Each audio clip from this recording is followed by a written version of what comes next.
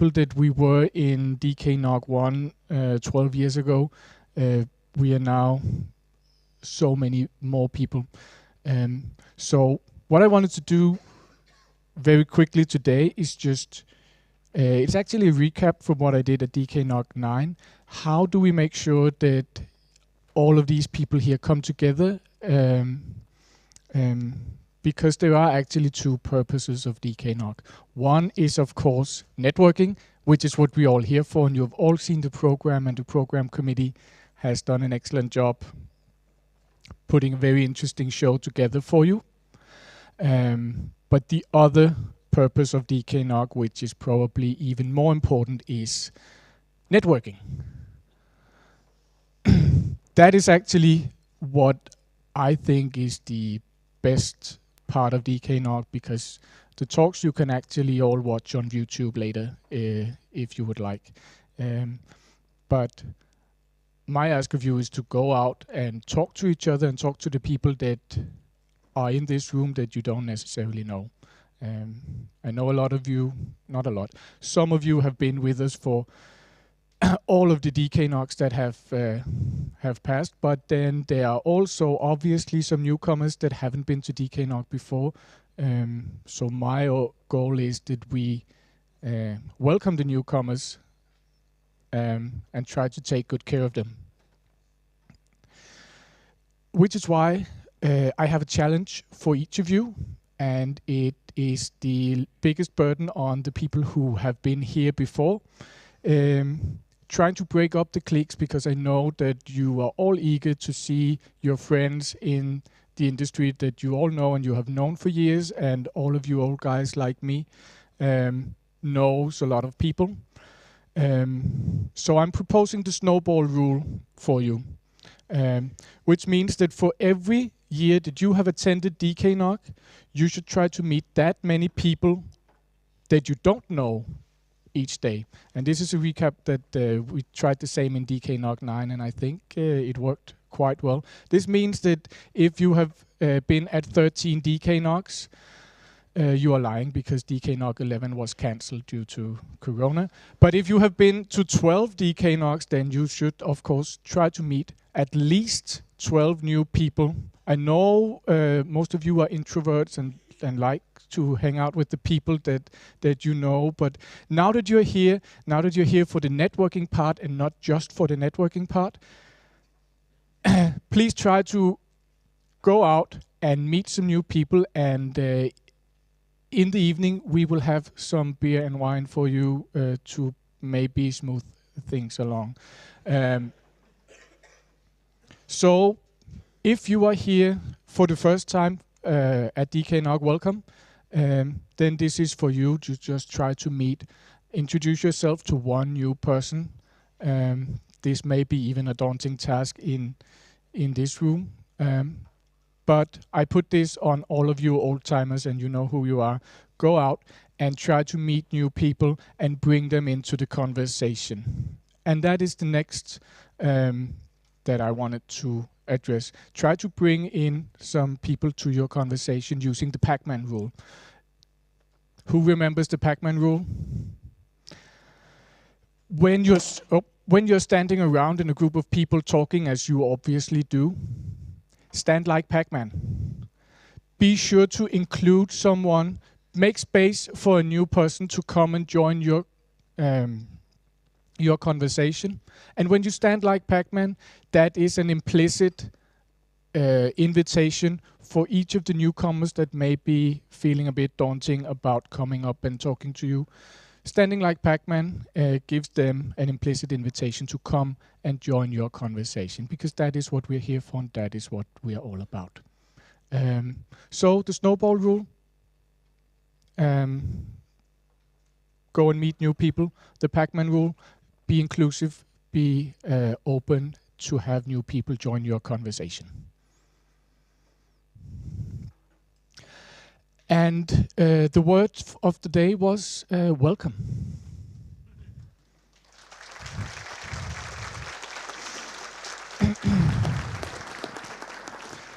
And so, don't stand up quite yet, Alan, because we have some housekeeping or all of this is, of course, not cheap, and all of this is made possible by our sponsors.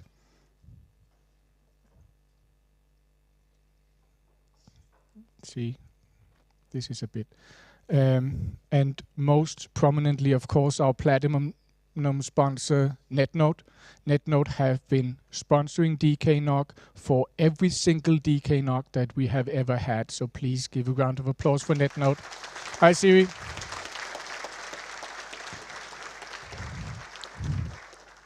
The primary sponsor for every single DKNOG ever. That is quite an achievement, and we are very happy to have DKNOG13 with us here. This year we have many gold sponsors. We have Etectra, who have also been with us for quite a number of years. We have Juniper, we have NetNordic, AVM and NLogic. So thank you very much to all of the gold sponsors as well.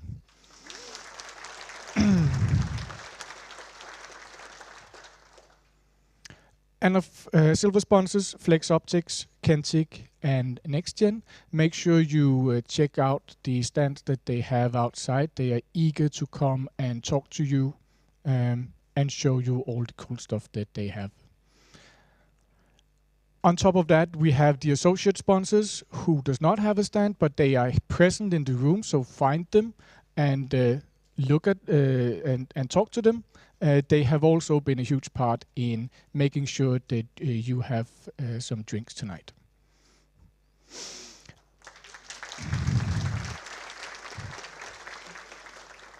So with that, thank you and welcome to DKNOG13. I will give the floor to the program committee, who have an excellent show for you. Thank you very much, Lasse. And yeah, welcome is absolutely the word. I'm really looking forward to showing you this great program we have for you today. My name is Alan Ising. I'm going to chair the first half of today's program. And it's my absolute pleasure to introduce our first speaker of today. And we're going to start out with a talk by Melchior from Juniper, who's going to talk to us about quantum technology for networking. Please give him a large applause.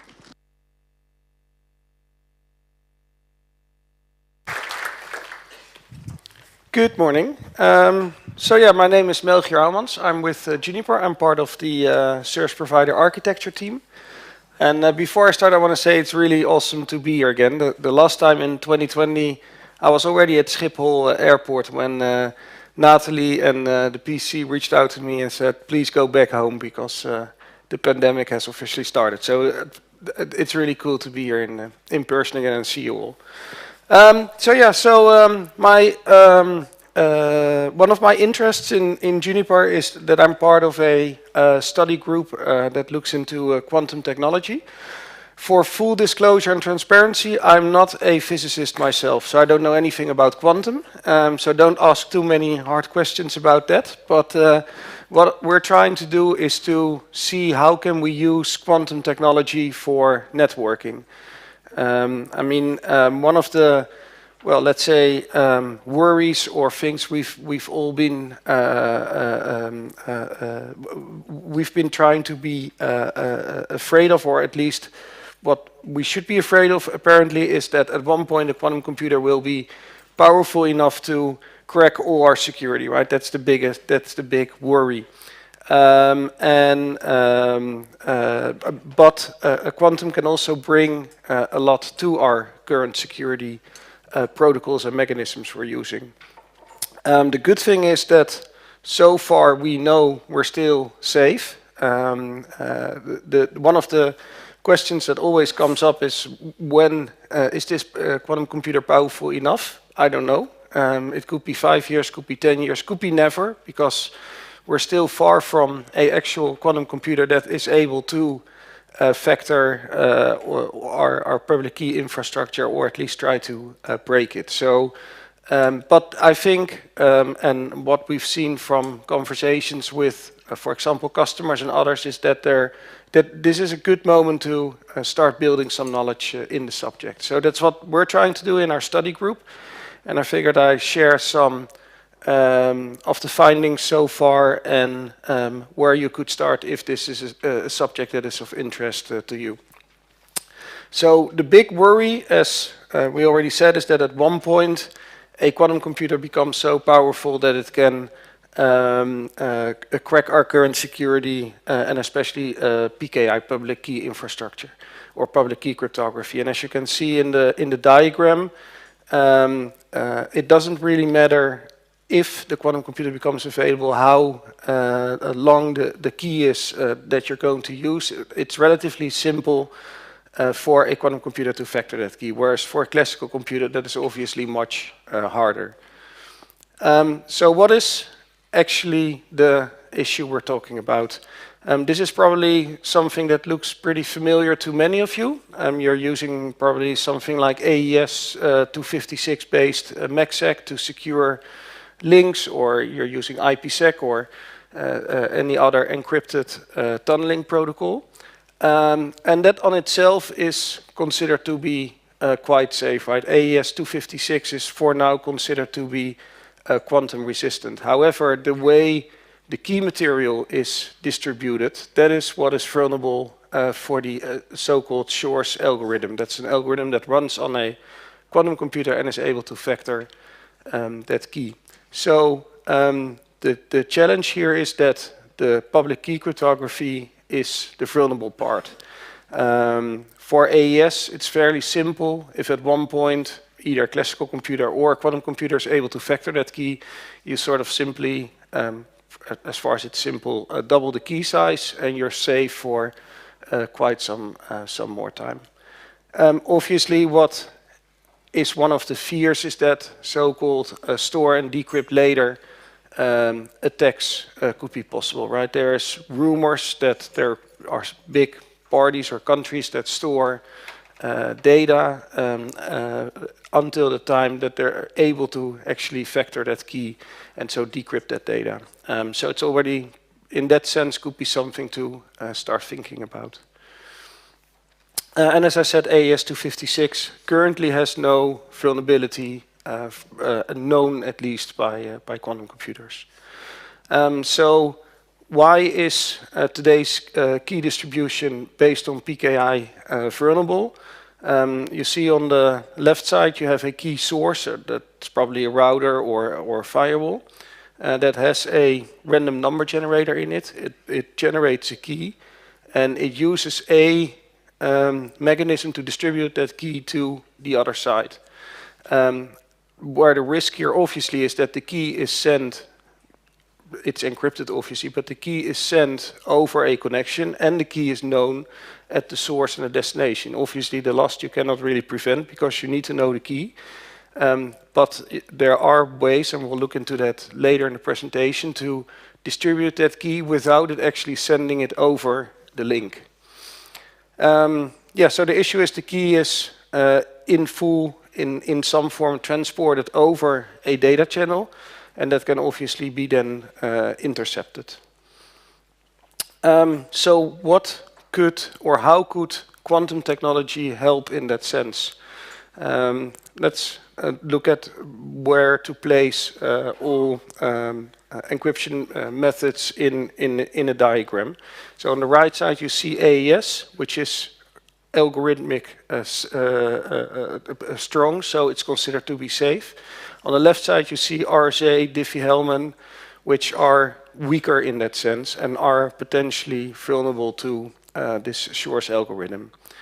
Why is AES safe? Because it's a symmetric algorithm, right? You don't need for AES itself to do a key distribution. You need keys, but for AES you don't have to distribute them, or at least not per se using Diffie-Hellman, for example. So Diffie-Hellman RSA, vulnerable to a potential quantum computer attack. And then there's PQC, you probably heard about it. There's lots of discussions going on in NIST, for example. What is a post-quantum encryption mechanism that is considered to be safe?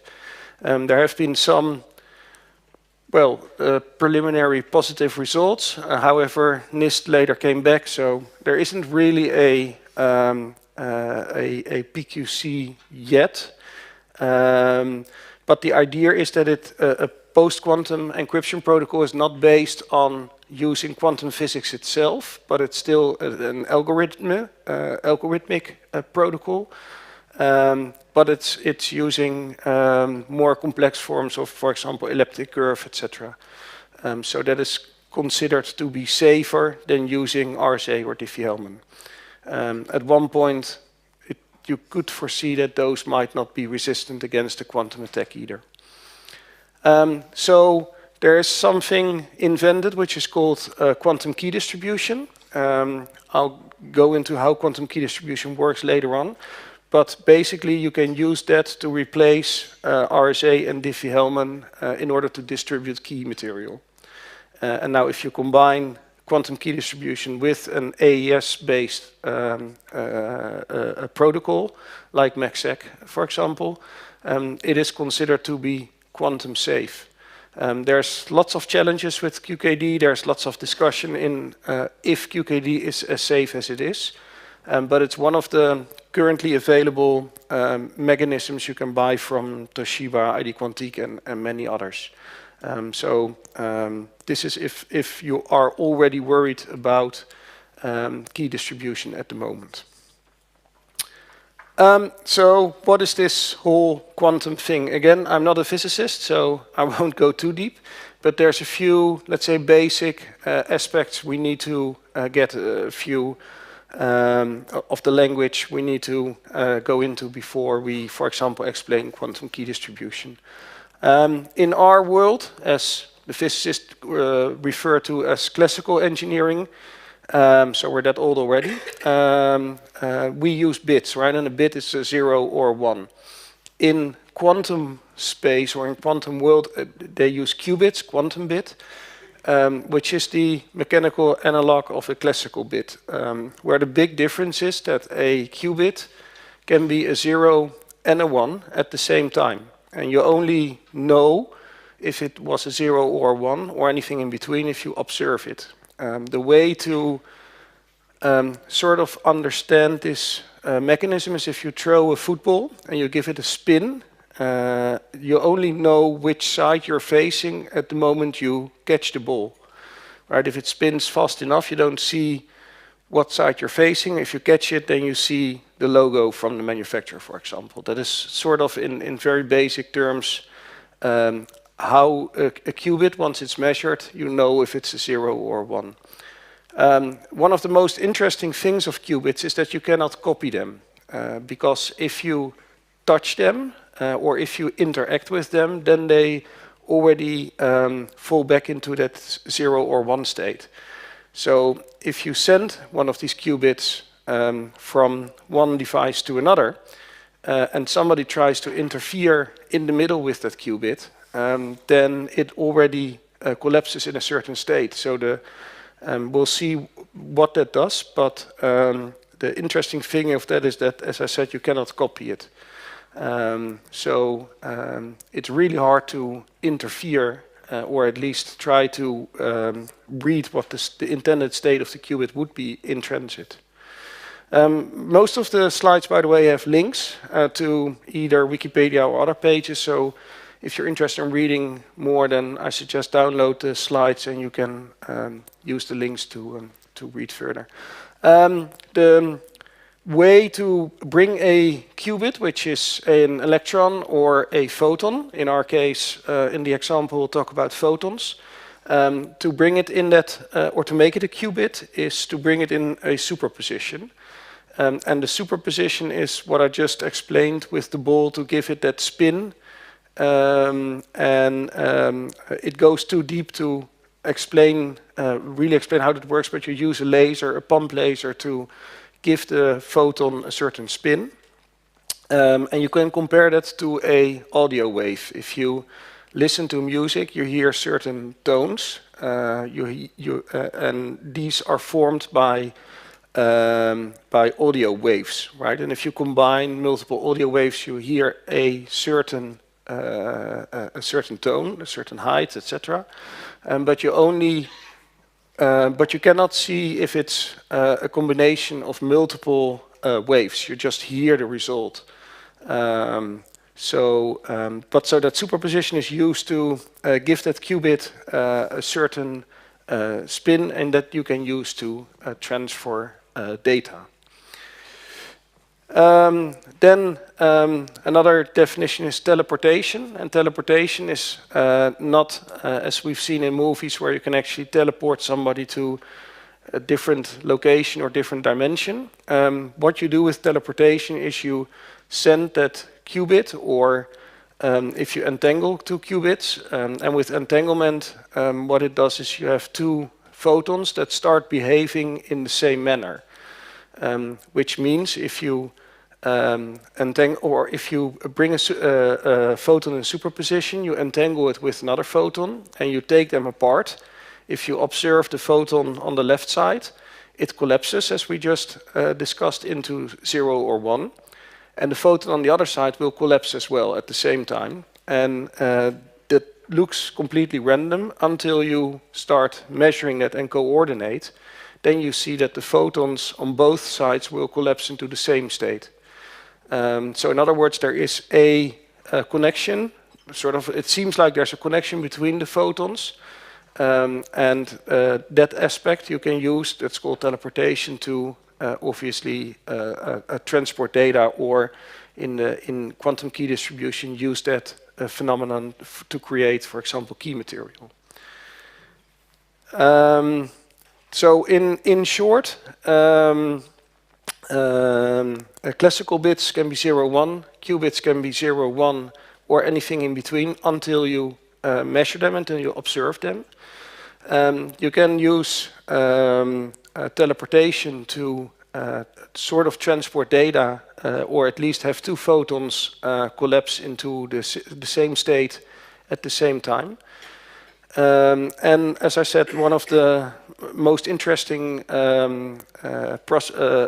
interesting facts about a photon is that you cannot copy it. So that makes it really a nice feature for security, for example.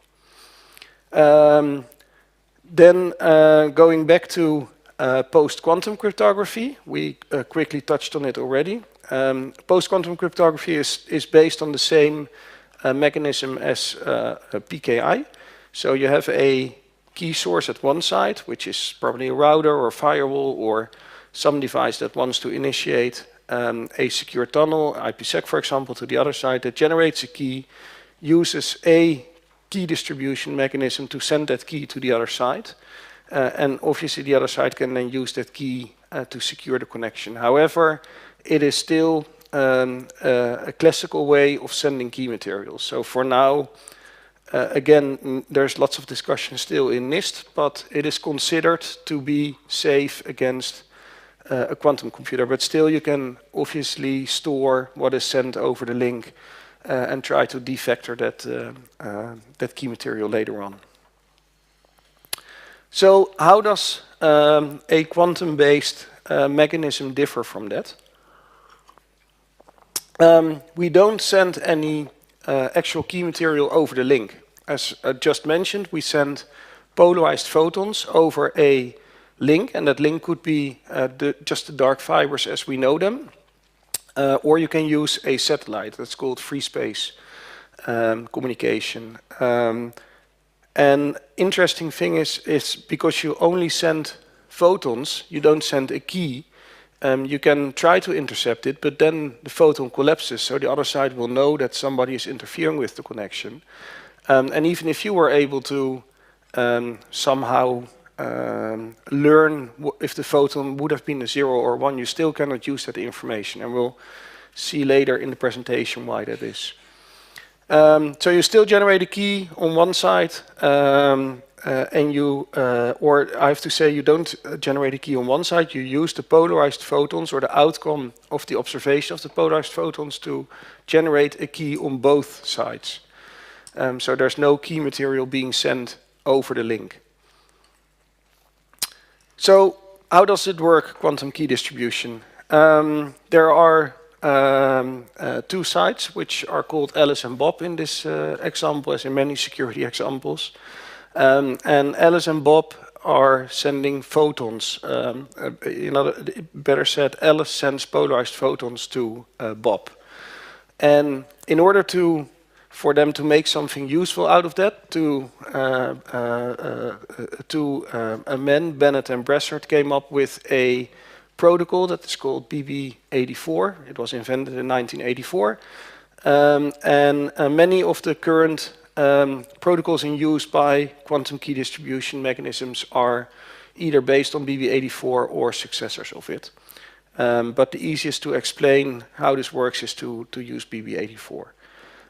So Alice has a source and is sending photons to Bob. As you can see, the photons are, in this example, represented by arrows.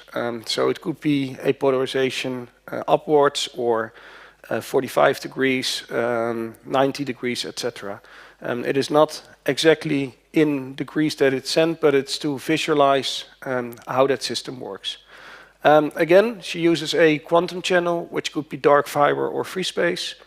By the way, one of the limitations currently is that you can only do this over about 100, 120 kilometers, because, as I said, you cannot interact with the photons while they are transported, so you cannot regenerate them or amplify them. So you can use passive DWDM, CWDM systems, but you cannot amplify on the way. So that's one of the biggest practical limitations. Bob receives those photons. He has a photon detector, so he can read or observe what the state of the photon is.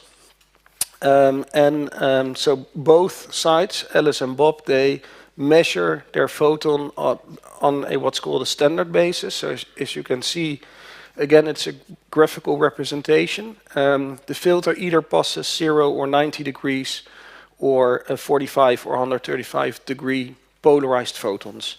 So as you can see, some of the photons, like the first one, will match the filter.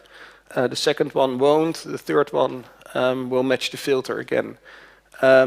The polarized photons Alice sends are completely random. So she uses a random source to decide what the polarization is. And the random filters are, or the filters are random as well. So both Alice and Bob choose randomly what filter to apply to which photon they receive. Based on that, they do a measurement. And as you can see, again, the first photon matches. The second will give a very random outcome because the polarization didn't match with the filter. And the third one will match again. Now, Alice and Bob will use a classical channel to synchronize the filters they've used. And you might think, a classical channel, yes, that's just IP. But with just a filter, you obviously cannot really do anything, right? It just says, I've used this filter and I've used this filter. But interestingly, if you overlay those filters, then you'll see that in some cases you have a match, like in the first and the third photon. They've both used the same filter, and so the outcome is a match. And now you could already see why, if somebody starts interacting with the photons while they are in transit, there is a certain error rate you can get from here, right? And that error rate in QKD is around 50%. So if somebody on during the transmission interacts with the photon and it collapses in a different state, then the error rate will increase. So this is why it is considered to be more secure. So going back to this protocol, if you then sift through the examples, you'll see that a key is forming, and in the end, by just sending this string of photons, a key of 0101 has appeared on both sides without them actually sending key material between Alice and Bob. So this is why QKD doesn't transport key material. That's a fundamental thing that is different than by using any a protocol like Diffie-Hellman, for example. Again, you can do this over fiber or free space. Obviously, with free space, you can cover larger distances, but you need satellites. So it's probably a bit tough for many to launch satellites to do this. And this is pretty early stage. As I said, one of the challenges is that you can only span a distance of about 120 kilometers. So within a metro, this could work. Within Copenhagen, you could probably deploy this. But if you want to connect to, I don't know, how far is Aarhus away from here? Or Berlin, take an example. That's much farther away, right? So there are challenges. There are also companies building systems like this, but with trusted nodes in between. So with trusted node, it's basically Alice and Bob and another Alice and Bob system with somebody or something in the middle that is considered trusted, because there obviously it is not quantum anymore. But as an intermediate step, you could use a trusted node to span larger distances. Now, coming back, as we already said, one of the things, for example, we've been building proof of concept with, and others as well, is MACsec and IPsec. Those two protocols are obviously widely used, and they are relatively easy to adapt to using key material from different protocols than Diffie-Hellman, for example. You could use obviously with the data link larger distances because you can generate the data link. The MACsec and IPsec protocol on itself are just working as we know them. The only way that changes in this case is the way we distribute the key material. But obviously you can foresee if you cannot transport the key material further than this 120 kilometer. In practice, the link will only be able to span that 120 kilometer as well. But yeah, this is something that many vendors, including Juniper, but also Cisco, for example, have built proof of concepts with. And the QKD solutions, as I said, are already commercially available from a few large companies. So this is something that could work. However, there are, as I said, limitations. So we've tried that. We've built proof of concept, as I said, and the way that works is both. You have two locations, again an Alice and Bob location, and on both locations you put these quantum key distribution devices. It's basically a few box that fits into your standard 19-inch rack.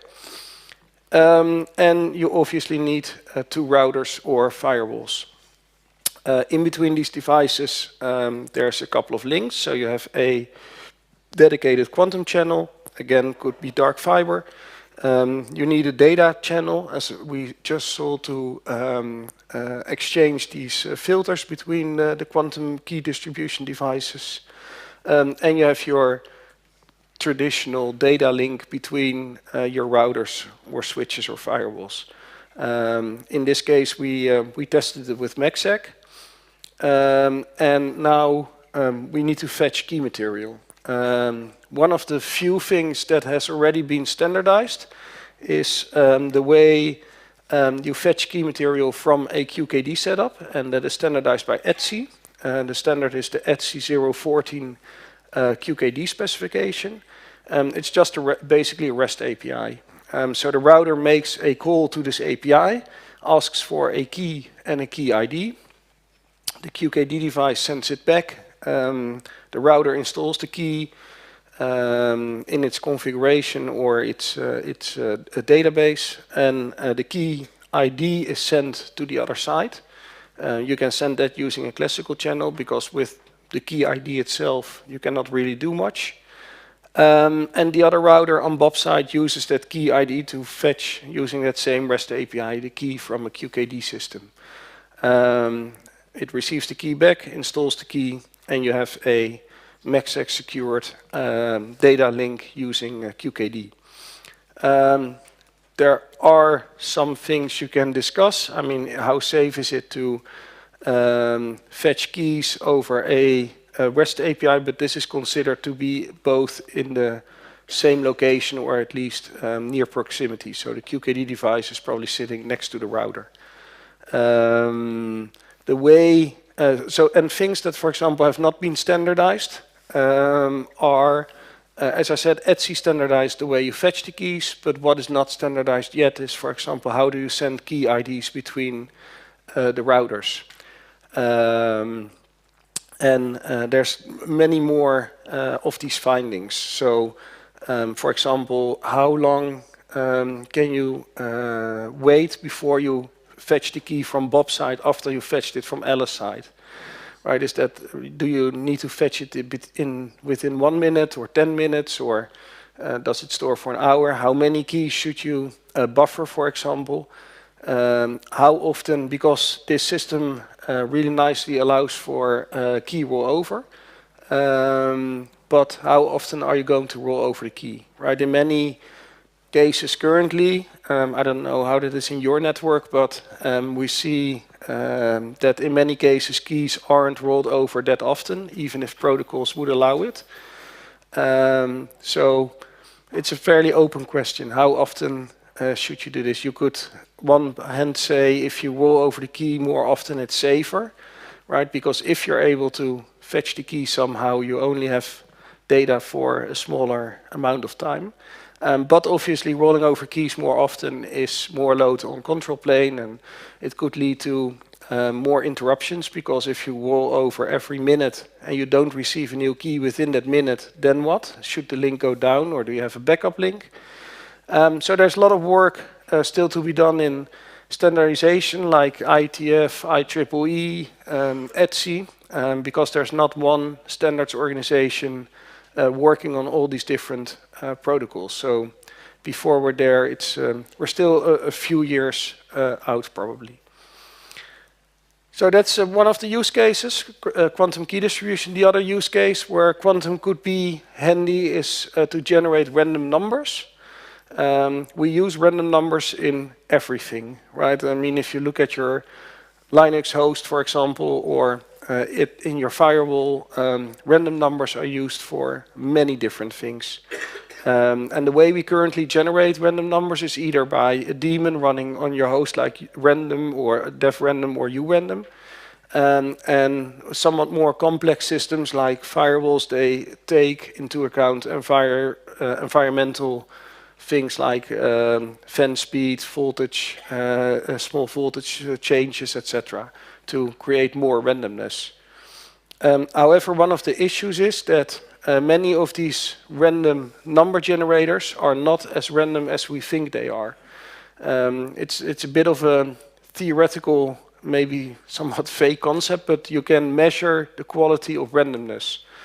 And if you look at how in many cases random these sources are, you are probably going, especially for example on VMs, the quality of the random entropy is relatively low, but we rely on randomness for many things. So to come up with a source that creates better random entropy, you could use quantum properties. In this case, again, this is a very simplified example, but you have a light source that produces photons and sends that photons towards a mirror, the green mirror. And that mirror is 50% transparent. On average, about 50% of the photons will bounce off towards photon detector 1, and about 50% of the photons you send to it will be passing through the mirror to photon detector 0.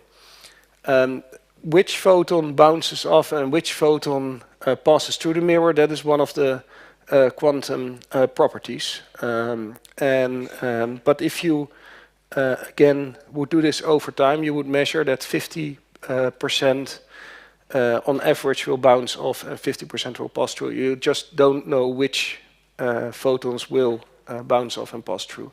So if you do that and you measure the photons that arrive at the detectors, you see that you will end up with a random stream of bits as well.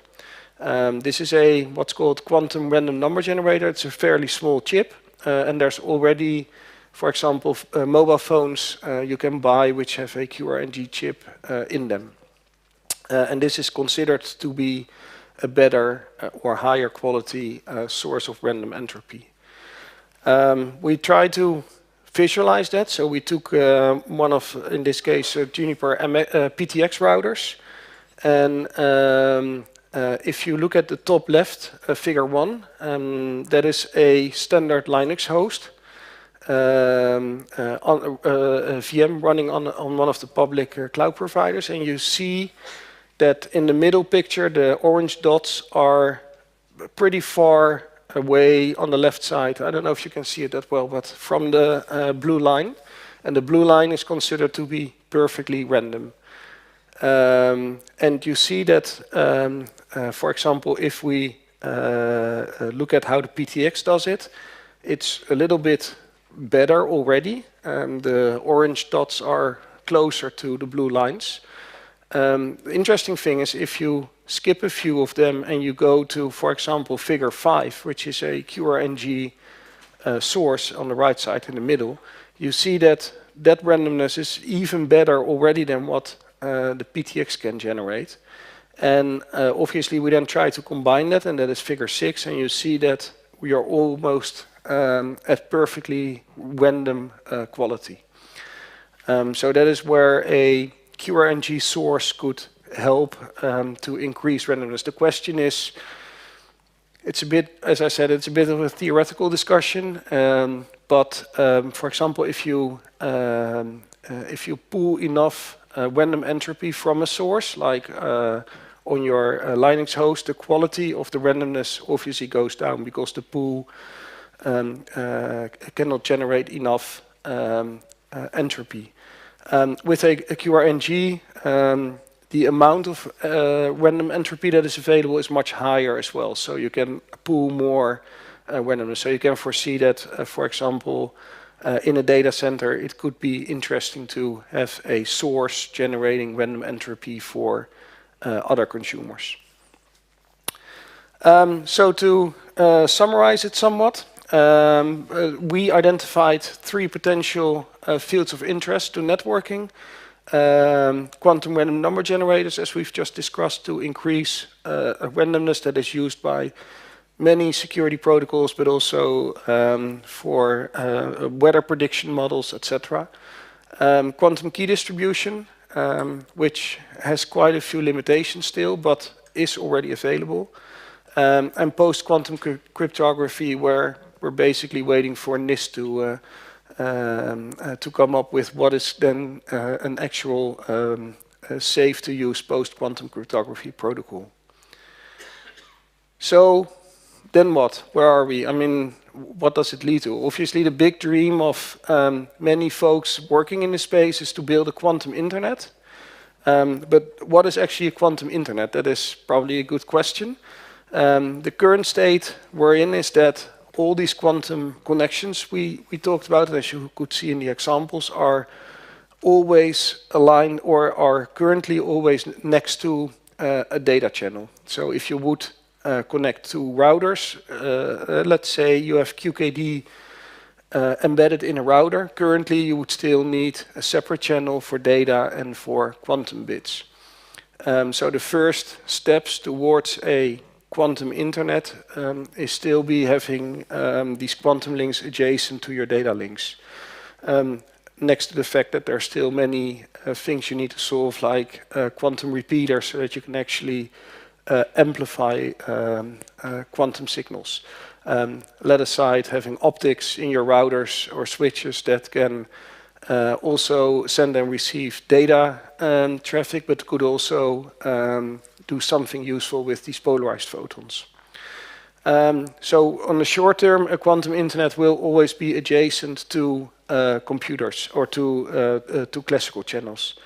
The idea is, at one point, if we have repeaters or if we're able to span larger distances with these polarized photons, that you at first will see something appearing like we're familiar with, right? So you will have a transport layer that's just forwarding these polarized photons. And on top of that, there will be protocols next to, for example, QKD that will use those polarized photons to either transport data or do something useful with it. But yeah, I cannot look into the future, but this is probably still pretty far out. I mean, IETF in the Quantum Research Internet Group, there are some drafts being worked on that describe potential use cases for quantum internet. But looking at where we are now, this is at, I would say, 10 years out. There are some test setups being built. For example, as you can see on the right top side, in China, they're building a quantum internet based on these trusted nodes, but they use satellites, so the satellite is the trusted node. And for example, BT in the UK, they're building something like that with trusted nodes in their own data centers, offering QKD to some of their test customers, trying to span also larger distances.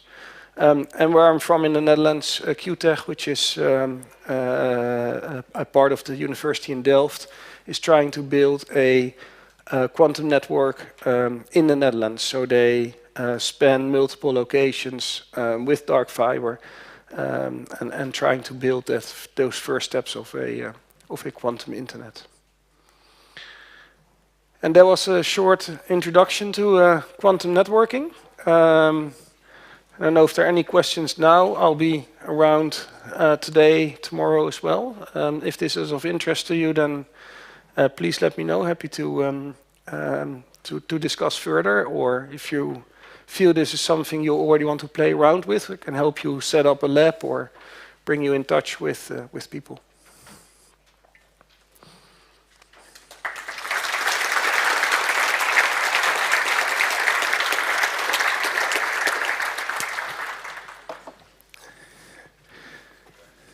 No questions, everybody fall asleep again already.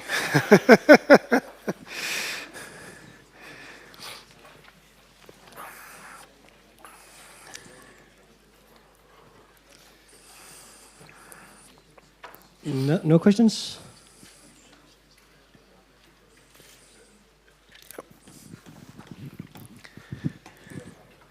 Anyway, Carl Peterson from Intembus. I was just asking, I don't know if you can answer, but the quantum key generation, I think, might take a bit longer, since maybe you can get unlucky with the quantum filter distribution, and then there are maybe not many bits to use.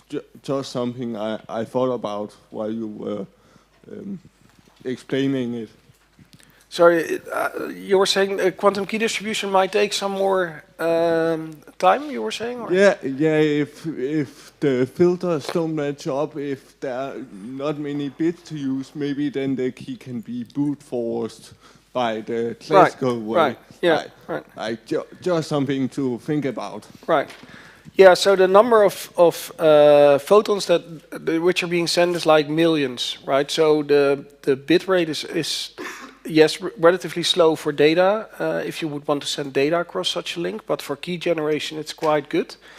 But yeah, if you want to, let's say not per se intercept polarized photons, but you want to just disturb the system, then yes, you could start sending on that fiber polarized photons, and obviously then the error rate will increase, and so the speed of which you can generate keys will drop. Yeah, obviously, yeah. I mean, every system is vulnerable to like attacks. But the interesting thing of QKD is that yes, you can bring it down or mess with it, but still you cannot get the key material just from the polarized photons. Oh, there's a question on the left side.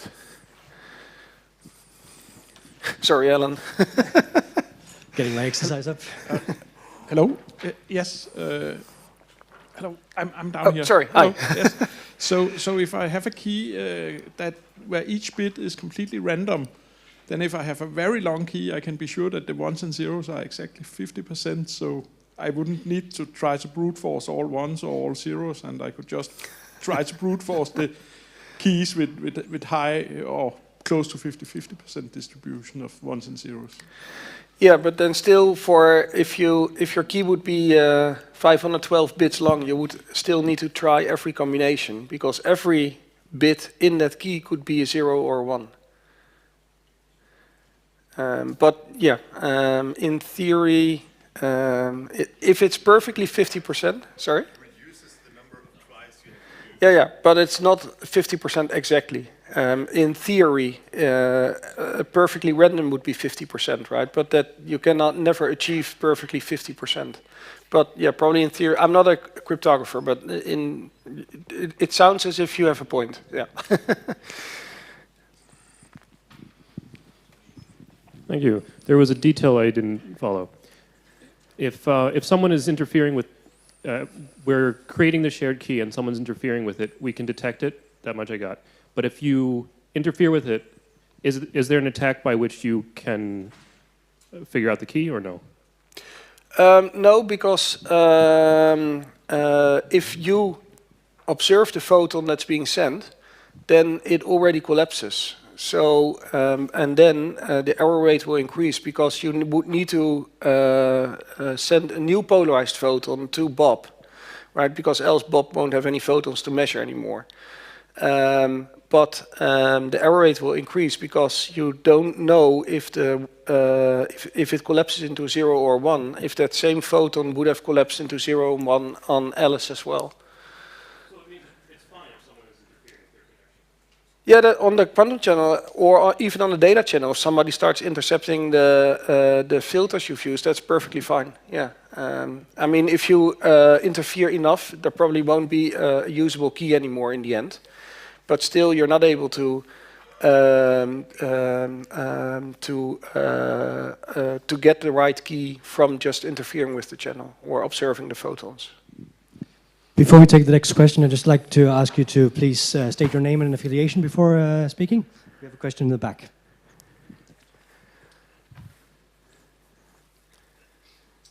Or not. So, my name is Alex Sonen, I'm from Finland. So do Alice and Bob take turns in sending the photons? No, or no. it's always in one direction? Yeah. Okay. It's Alice is the source. So she has the pump laser, or it can polarize the photons, and Bob has only a photon detector.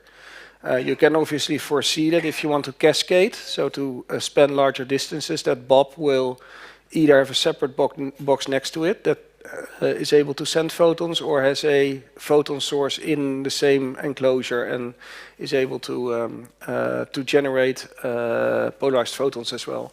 But it's always Alice, or at least one device sending photons, and the other one having a photon detector and observing the photons. I think we have time for one more question, if there is one. All right. I would like to thank you very much, Melchior, for coming here. Here's a little present nice. For you. Thank you very much. Oh, chocolate. Nice. Thank you.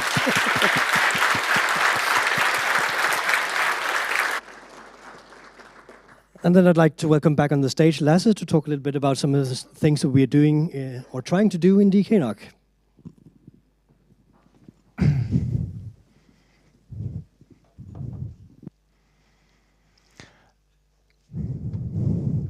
Hi everyone, I'm back. I'm here before the break to talk a bit about DKNOG and how we work, or how we would like to work. As I mentioned before, DKNOG is now becoming a teenager. Growing up also means trying to do things a bit more structured. So what we're trying to do is to expand the operation of DKNOG to see what can we do to further the community in Denmark actually. So how can we work with in a more structured way? Because right now it's only the board. We are 5-7 people trying to do this one time per year conference, and we have a lot of ideas on what else we want to do. But the thing is, we need people to help us. We need someone to help us, because None of us are getting paid to do this. It's all on our own time. And we would like to invite every one of you in the room and everyone here to join in doing work for DKNOG that can help the community. So we've defined a number of working groups, and I'm going to talk a bit about each of them. But as always, if you want to contribute and if you have any ideas of your own, then please contact us or grab a hold of any one of us during the coffee breaks or at the social tonight. We very much welcome your input, even if you don't have very much time to put into it. If you have some ideas, then bring them. But if you also have some time to put into it and want to work a bit with us, then reach out to us. The first and foremost thing that I want to talk about is the targeted community outreach that we want to be doing. And this is really in a broad sense of communities. This is about yesterday we had International Women's Day, and I think actually at this conference we are now slightly above double-digit women participating, so slightly above 10% women, which is more than we used to, which is still not a lot, but for this industry, I'm not impressed, but at least we are going forward with that. And what we want to do is create a working group to see how can we try to improve on that, how can we get more women attendees, both in the room and on stage here representing. So that's part of it. The other part, as I talked about earlier, is the inclusivity. What can we do in terms of getting newcomers more involved, because we see year after year that we have a lot of newcomers who come to the event and then never come back. Why is that? We really want people to be coming back to this event, even if they are not an old-timer in the community. Then there are students. We really want to have an outreach to students, and we have some free student tickets. But we also want to promote that in some way, maybe by going to educational institutions and doing sort of pop-up events at those institutions. We have a lot of ideas. We don't have a lot of time. So if you have some time to invest into some of this, please reach out to us. Or if you have an idea that you think would be great, let us know about it. Then we have a working group to do with communications. Right now our website is very, very low key, and the event website is not very informative, I should say.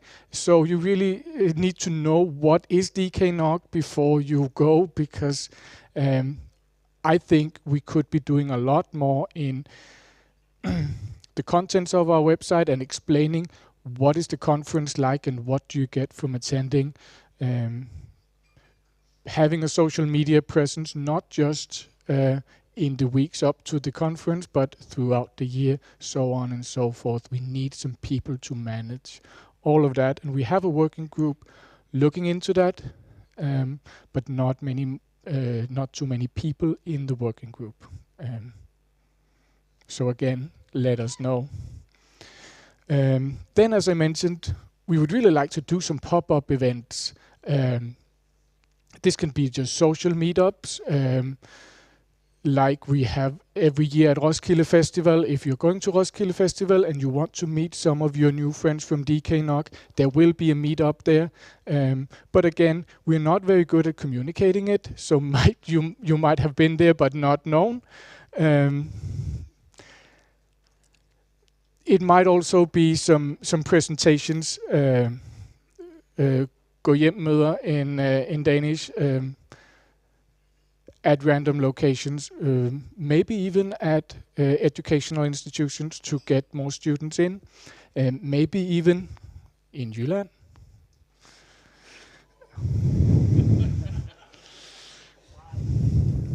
Not quite sure if I want to go there, but maybe some of you want to go there.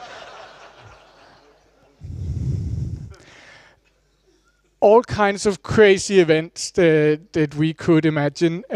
If you want to be part of that, DKNOG has some funding, and we have very good contacts to sponsors, so we can actually arrange some pretty good events outside of just this one time per year. Then there's the program committee. We have an excellent program committee. We have an excellent program for you now, but we always are looking for more input, particularly I think in terms of more a balance between the cutting edge technology like we just heard, which is excellent, but also some introductory talks maybe for those of you who don't really feel like cutting edge experts yet, but would like some introduction. And I think that may be part of how we can get some of the newcomers to stay. But that really means putting more work into finding the right content and having an idea of what should the balance be like. I don't know yet, but I hope some of you will bring that, bring some input and help us out with that. The next working group we have going on is the bylaws rewrite. Right now we're supposed to have a membership, but none of you I think are members, but maybe membership is poorly defined in terms of the association, and an association really isn't an association without members, and right now I don't think there are any members as such. So we need to rewrite that, and that will be up on the general meeting of the association. But we need some work going into this as well. And then we have the infrastructure working group, all of the technical infrastructure that has to do with our website, the event management tool Indico that we're using, mailing lists, credit card payments, all of that technical stuff. That is volunteer work as well, and I'm guessing many of you will be able to help with that. So really, anything that you might have, even if you don't have time, if you have ideas or inputs to any of these things or other things, reach out to us, write us an email, go on the IRC channel that we have. That is also very nice to have a discussion there. Or just grab us during the breaks or tonight at the social to have a discussion.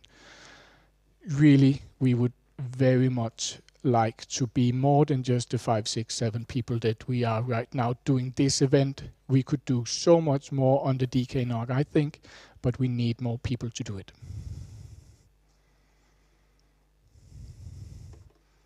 And again, this is the details of the IRC channel that we have. That is probably the most activity that we have throughout the year. So join that and stay on that throughout the year, because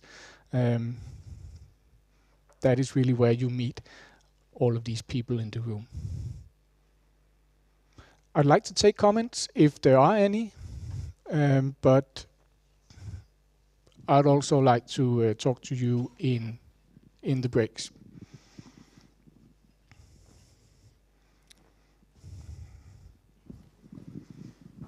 Alexi.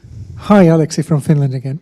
Are there any perks to DKNOG membership, like cheaper tickets or something like that? I will defer to the DKNOG bylaws, which are currently being rewritten by a working group, and the bylaws will be up on the general meeting, and the general meeting of this association is every year in May, so there will be a general meeting being physically here somewhere in Copenhagen, but also possible to attend remotely.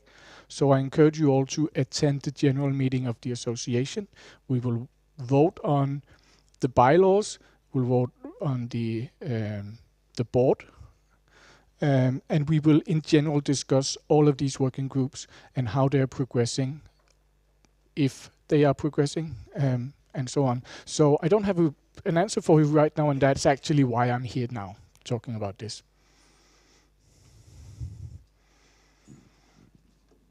But it's pretty cool to be a volunteer DKNOG. Yep. Yes, let's.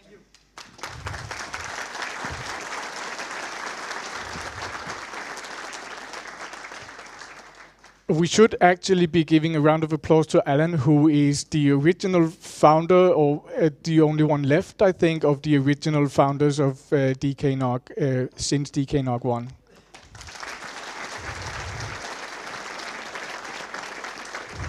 Thanks. So if there's no more comments and questions, I think we can head to our break. We have half an hour of break. So 11:30, not half a minute, half an hour.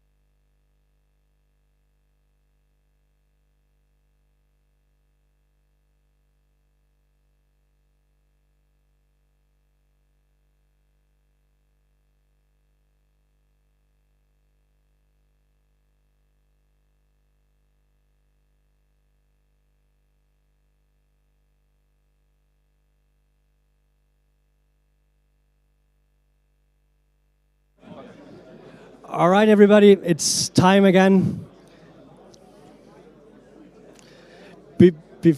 Before we start with the next presentation, I would just mention that we have a photographer running around. It's Sophie over there waving.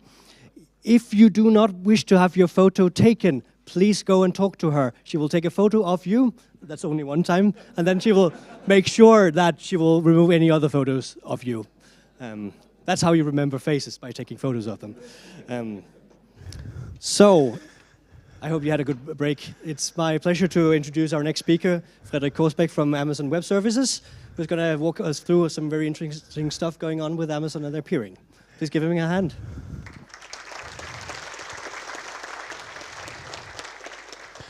Thank you, Alan. Yeah, I think this is my 7th DKNOG, and I think I've presented at all of them.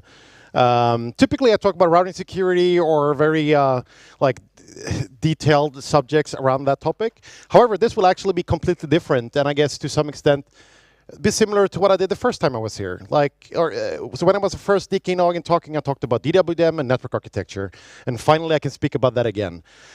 Typically, it's a topic that my current company does not talk much about, but starting from this year, we will actually be a lot more open on what's under the hood of AWS.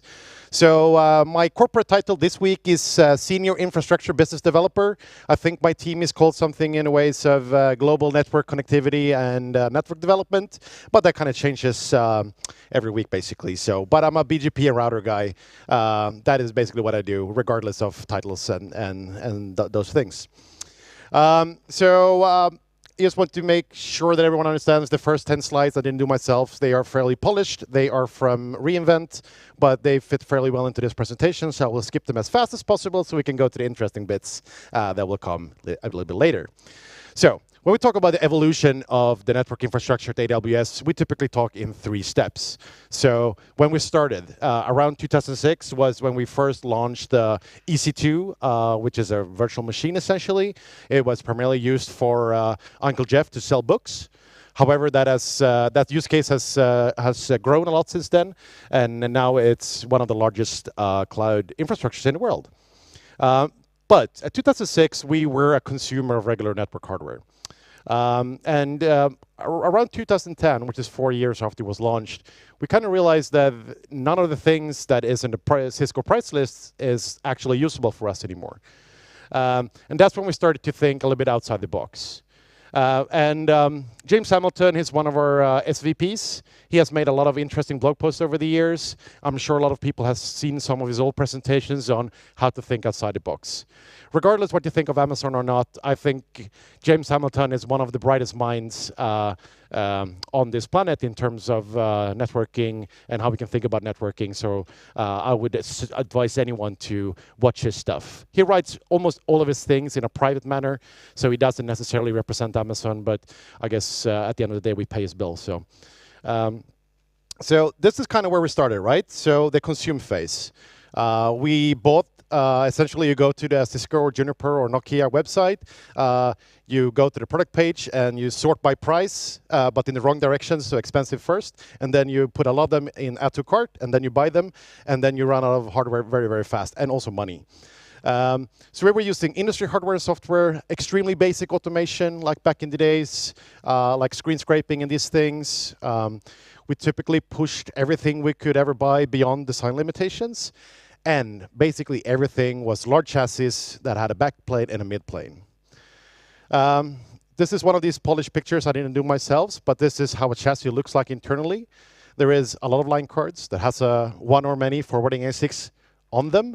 They have a whole bunch of ports. They have a whole bunch of PSU and fans, and they are connected with a switch fabric in the back. And they typically have 2 or even more control plane and CPUs. Today, we have not a single of these devices in the Amazon network.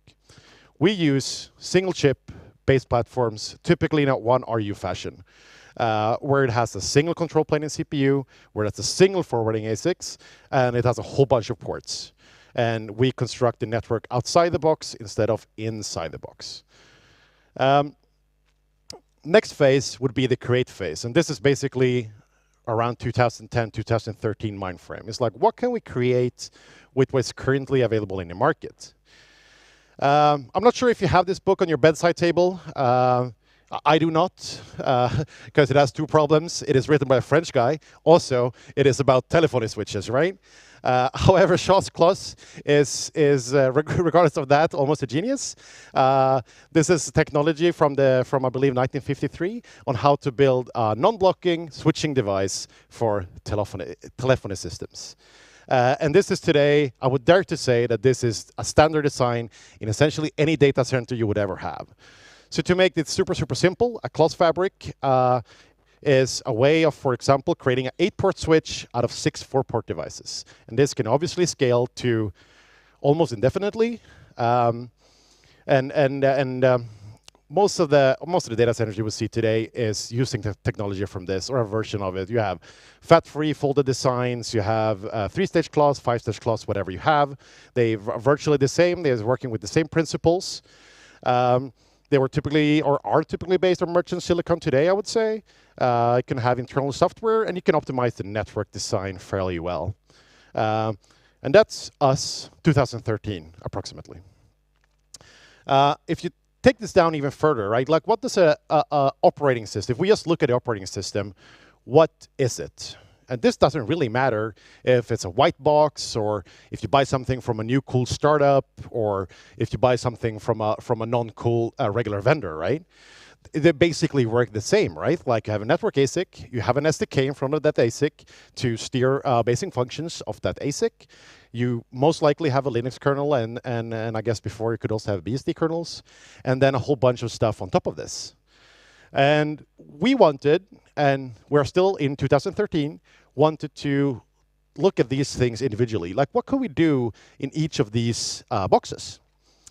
So we started out by the routing protocols. We have been running OSPF way above OSPF's limitation for 10 years. And the only reason why we could do this is because we wrote our own OSPF. That's really the only way we could scale. There was probably purists in here that was like, oh, why are you not running ISIS? Or why didn't you invent your own? Well, OSPF is actually a pretty good product. It's a great protocol. So building small things on top of that to make it optimized actually solves all of our problem, and still does today. Same with BGP. BGP is the foundation of everything we build. Everything internally in our data center network and everywhere in between is using BGP and OSPF in combination.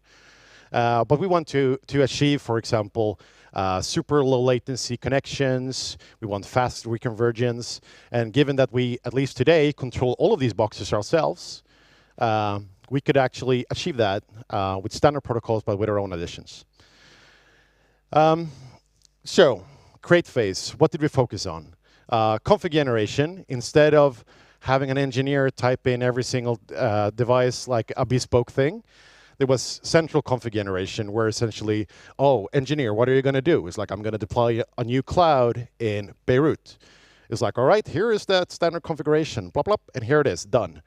Deployment coordination, like, obviously, we don't want to deploy things globally at the same time. That could potentially create a global outage.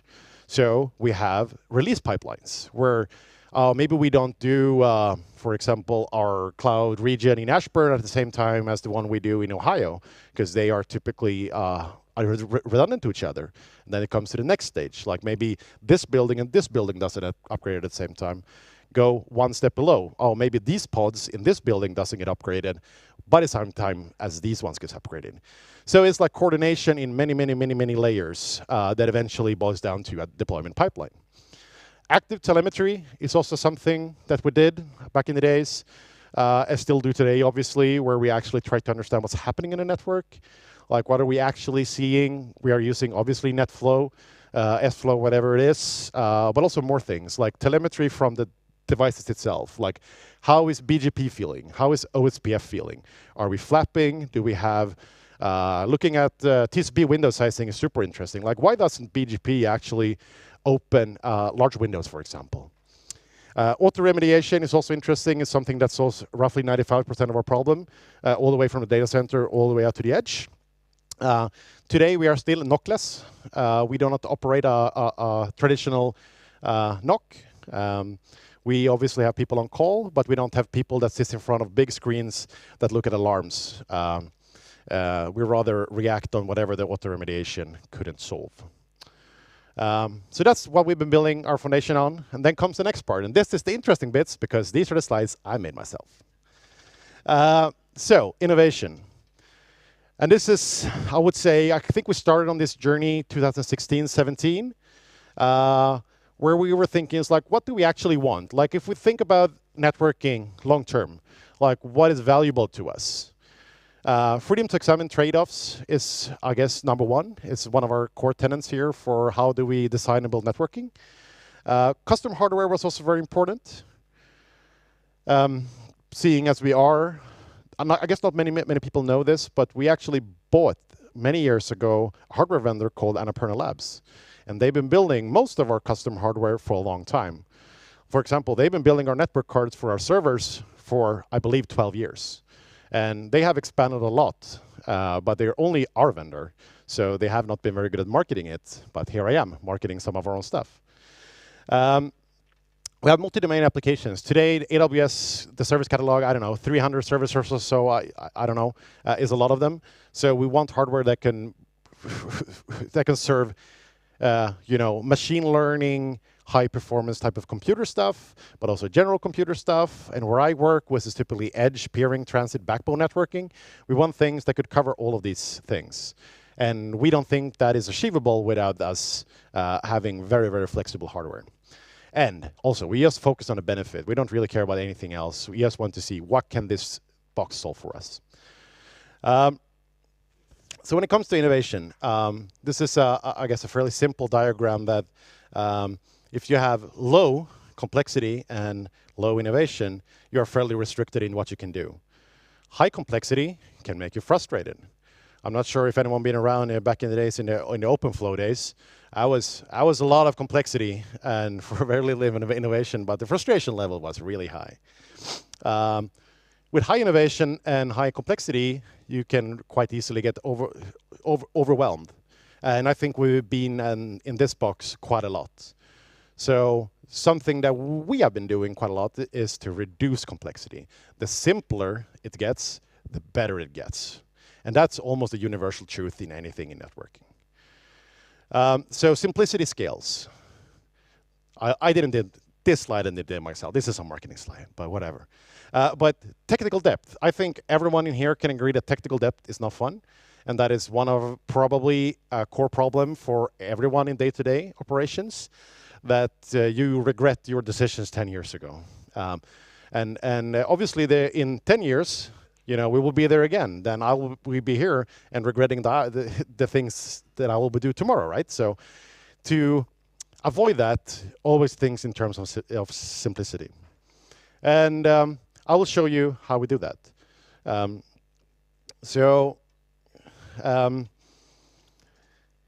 One of the things that we started to do was to have one device for everything. And this is actually our device. So it's green. It is a type of white box, but it's actually green. It's, as you can, so you can actually go back. So it is designed by us. The red card you see up there is the CPU. It's our own stuff as well. So it's a Graviton-based controller. So it's an ARM-based CPU. It's the same thing as we run in our ARM-based instances in EC2. It's using our own custom front plate. Yeah, the whole device is our own design. It's using a 12.8 terabit chipset as a networking ASIC. It is multi-sourced, so we can buy it from multiple places, and we can pit these vendors against each other, which is also very important to get the right bang for the buck. So this device is, I wouldn't say 100% of our network, but it's, at some point it will be. We've been using this type of device for many generations inside the data center, but it's moving out. So it is coming all the way to the edge network. So unfortunately today there is no one in Copenhagen that pairs with this box, but I believe the first one will be Global Connect very soon. That will be on a 400 gig peering inside this green little box. So inside of this box there is obviously a networking ASIC. It's a single one. It's multi-sourced, so we use different vendors, but they have the same type of port density or port speeds. And in this case, it will be 32 by 400 gig for this generation. We put out vendors to silicon vendors, so you have Broadcom and you have a couple of others that can just answer our tenders, and we buy chips from them, and hopefully it's all of them. We control the CPU. It's our own little server, so it's the Graviton one. I would say that we have typically put in a much beefier CPU than what most people do, because we would like to offload most of the network functions to this device and not run it somewhere else. So the only thing now, I mean basically in planning and acquisition, right? So I decide where the network goes in the world. So whenever I go into my order system, nowadays I only have a single thing I can order. Actually I have two, but this is our typical 102.8 terabit router. This is what we has been deploying for the last 2 years, basically everywhere. So it's 16 leaf devices and 16 spine devices, although we don't call them like that, but that's essentially what it is. They are connected together in a non-blocking fashion, of course. And what we end up with is 256 400 gig ports for consumers. So consumers in our world, given that we operate the AS16509 network essentially as an ISP. So my consumers or my customers are everyone. It is my peers. It is my transits. It is backbone. It is, of course, internal customers such as the CDN, such as the cloud, machine learning services, whatever it is. Anyone that wants to use 16509 network for something are my customers. So if we have a lot of CDN on a site, you know, they will consume a lot of ports. There will be a little bit less of peering, and we obviously have an idea of balance here. Before we had this idea, we had a box that had any function, you know, or sorry, that had a specific function. So we had a specific core router, we had a specific PE router, we had a specific aggregation router, a CDN router, a management router, a blah blah blah router, you know, a lot of discrete components where we had to right size it every time. It was like, oh, how much backbone do we need on this site for the next 5 years? It's like maybe 7, and then we figured out how many boxes that would be, and we were almost always wrong, so we ended up having to go back, and it's like, oh, we needed more backbone or less backbone or more CDN or more peering or less transit, you know. And it was not very flexible. We had to do a lot of rack and stack and lift in a lot of boxes all the time. With this new idea, which internally is called basically a universal fabric, you know, we can just shift it by changing name on the port. And it's like, oh, now this is a backbone port. Now this is something else. And that's where we wanted to end up with. So, as you can see here from the slide, this is a 30 kVA rack. For the ones that have been acquiring colocation, it's not very easy to get this type of rack. I wouldn't say public colo very rarely offers this. There is a couple of new players on the market that actually has these capabilities because you typically need in-rack cooling in these things. But our version of that is, this is the same router. This is also a 102.8 terabit router, but we spread it out over 4 racks, and then we can fit in typical general public colo, which is great because we also want to be where the customers are or the consumers are. So that we can connect with them. So this is virtually the same. And of course, we have an out-of-band switch and a management switch inside the rack. And every time we want to scale this out, you know, it scales almost indefinitely. So if we go to 4 racks, we build them separately, right? Like we convert some to pure spine racks, and the bricks, they have all the consumer-facing ports. So this would be a 204 terabit router. And we go today all the way up to 3.2 petabits, which is for us 32 racks.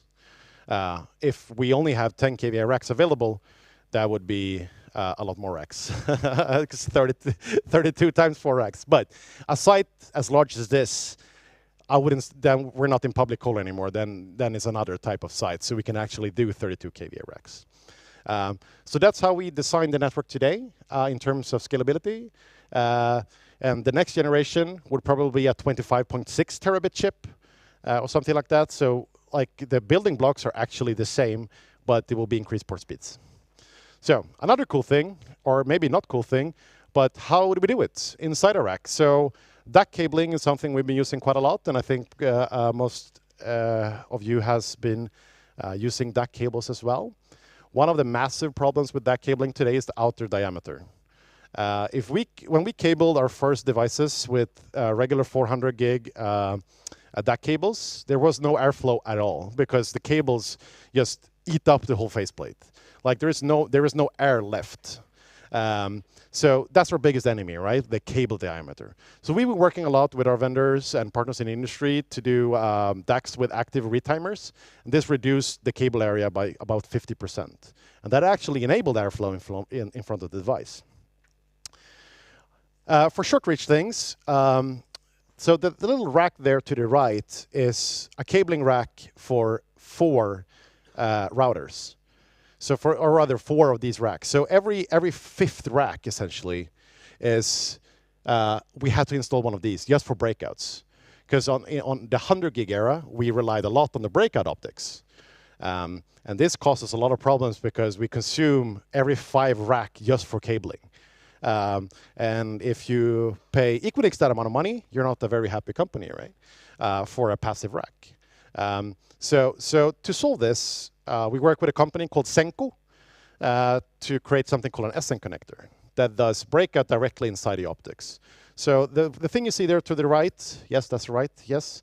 It's a 400 gig DR4 Plus with an SN connector, where it does break out to 100 gig because obviously, even if our networking device are 400 gig, most of the consumers of the network are still on 100 gig.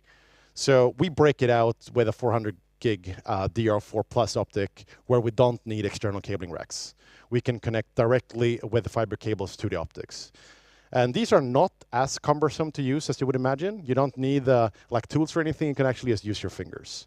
There was another standard, I can't remember the name, but that required you to have a fairly advanced tool to get the actual connectors out. And this technology is not only for Amazon. Like you can buy it from probably any vendor fairly soon with the Senko connector, SN connector. So we're quite happy with this. This is the largest building block inside the whole Amazon network, and we consume these in the hundreds of thousands. So this is our main component. Okay, so short-haul DWDM, sometimes called data center interconnect DCI.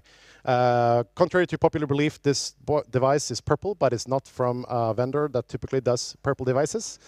It's our own design, and it's relying on the 400 gig ZR technology. I'm sure there will be another talk about that today, or maybe tomorrow. We use this for anything that's sub 400 kilometers. It has integrated routing, and it has DWDM and encryption in this case obviously means MACsec. Because every time we leave a building, we have MACsec on the link. Like internally inside our building where we consider them to be a red zone, we don't need encryption, but as soon as you will leave a red zone, which is a cage or a building, it's gonna have MACsec on it. That's a promise we have to the customers, so that's what we do. And this device fits together with these green devices. This is my only other thing I can order in my internal ordering system. So I could order that 102.8 terabit router, or I can order this, which is Metro DWDM. And this has 8 of these switches, and in the middle it has 8 of these DWDM switches. The reason why there are 2U is fairly simple. There is not enough cooling capabilities in a 1RU device, so it's a 2RU device. And hopefully in the next picture you can see that the cooling intake by the optics are fairly big.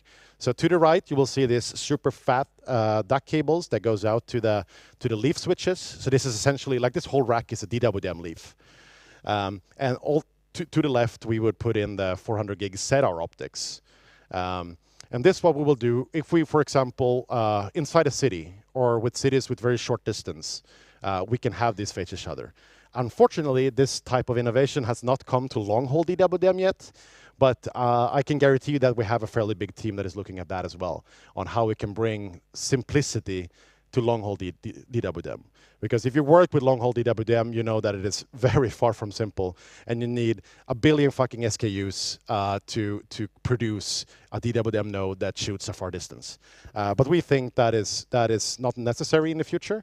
But for now, we still need to rely on these big service catalogs to be able to produce long-haul DWDM. So we have a small number of rack variations. We have rack cable switches for burn-in, which means that we actually cable the racks at our factories before we send them out. So whenever engineers come to the site, it's already built. They just need to roll it in and connect external stuff, and then it's ready to go. We also do a fairly cool system, which I was exposed to first time for 2 years ago, that we essentially use barcode scanners to make sure that everything that was ordered is actually there. So the first thing that happens when one of these racks arrives to a site, the engineer will take a regular barcode scanner from like Netto, and like beep, beep, beep, beep, beep, beep, beep, shoot all the devices, make sure that it was the right devices, and that everything is there, and then release the rack for production. So I have about 5 minutes left, I believe. This is a picture I made myself, and that explains how does the software work in this type of site. So I will walk you through it. So when you peer with us today with a 400 gig, or at least in our 400 gig platform, which in Copenhagen is no one for now, but very soon it will be. Hopefully I have that site ready in like a month or so. You will actually not peer with our router. You will peer with a container inside a little local cloud that we run on the side. And this is being done in a very simple way. They will essentially grab the BGP signaling traffic from the link, encapsulate it, send it into the container, and that's what you peer with. Today is a mix in that container. Sometimes you peer with externally supplied software, and sometimes you peer with internally supplied software, a little bit depending on requirements and what you are. If you are an IX, for an IX, it would be externally supplied software, and if you're just a regular PNI, will probably be our own software. Because we are still a little bit afraid of the scaling issues that we have with our own software, so we want to take it slow and steady. This container would of course only have that single, the route view for that peer. So it needs to spread it to a route reflector. So in this case, I had an example how it could look like in Copenhagen. So Copenhagen has a view of everything Copenhagen, because we would have 16 leaf routers and I don't know, 100 peers. So we need to collect all that data into a single route reflector. We do the traffic analysis, we do traffic engineering, we do RPKI, routing security, filtering, blah, blah, blah, everything like that over there. We send all of this to what we call a road programmer that takes a lot of internal business intelligence or technical intelligence, both from NetFlow or from TE. We have a whole bunch of different TE systems that looks at the traffic. It's like, should I do something else? Should maybe perhaps this traffic be in Hamburg instead of in Berlin, etc. We have overrides, and we have CDN data, which is a mix of GeoIP and user data from clients. And we try to figure out what would be the right way to actually program this route. Because the thing is, our devices cannot take full tables. So we need to be selective how much routes we fill into the fib of these devices. So we have something called hot routes, where every single metro has their own view of what hot routes are. Our goal is to achieve 99% plus of hot routes that is locally programmed. And so far we built about 100 metros like this. And so far we have achieved 99% on all of them. For the 0.1% that is not a hot route, we actually do have our very regular full table router that sits on a stick in the back. So it consumes essentially a consumer port. And even for a very, very, very large site, we could just do that with a single 100 gig to that router that's on a stick. And then, of course, we will tunnel everything back and out to the consumer, which is people in this room or internal services that is using the same system. I believe I have about 1 minute left, which is perfect timing because this is my last slide. The red dots are where we are going to build this stuff. The yellow dots are the ones that are finished. We hopefully have about 400 or so of these sites by the end of next year. And when we're done with that, I guess we need to start migrating to the 800 gig again, right? So it's like a never-ending circle of things you need to do. That's everything from me. Thank you very much.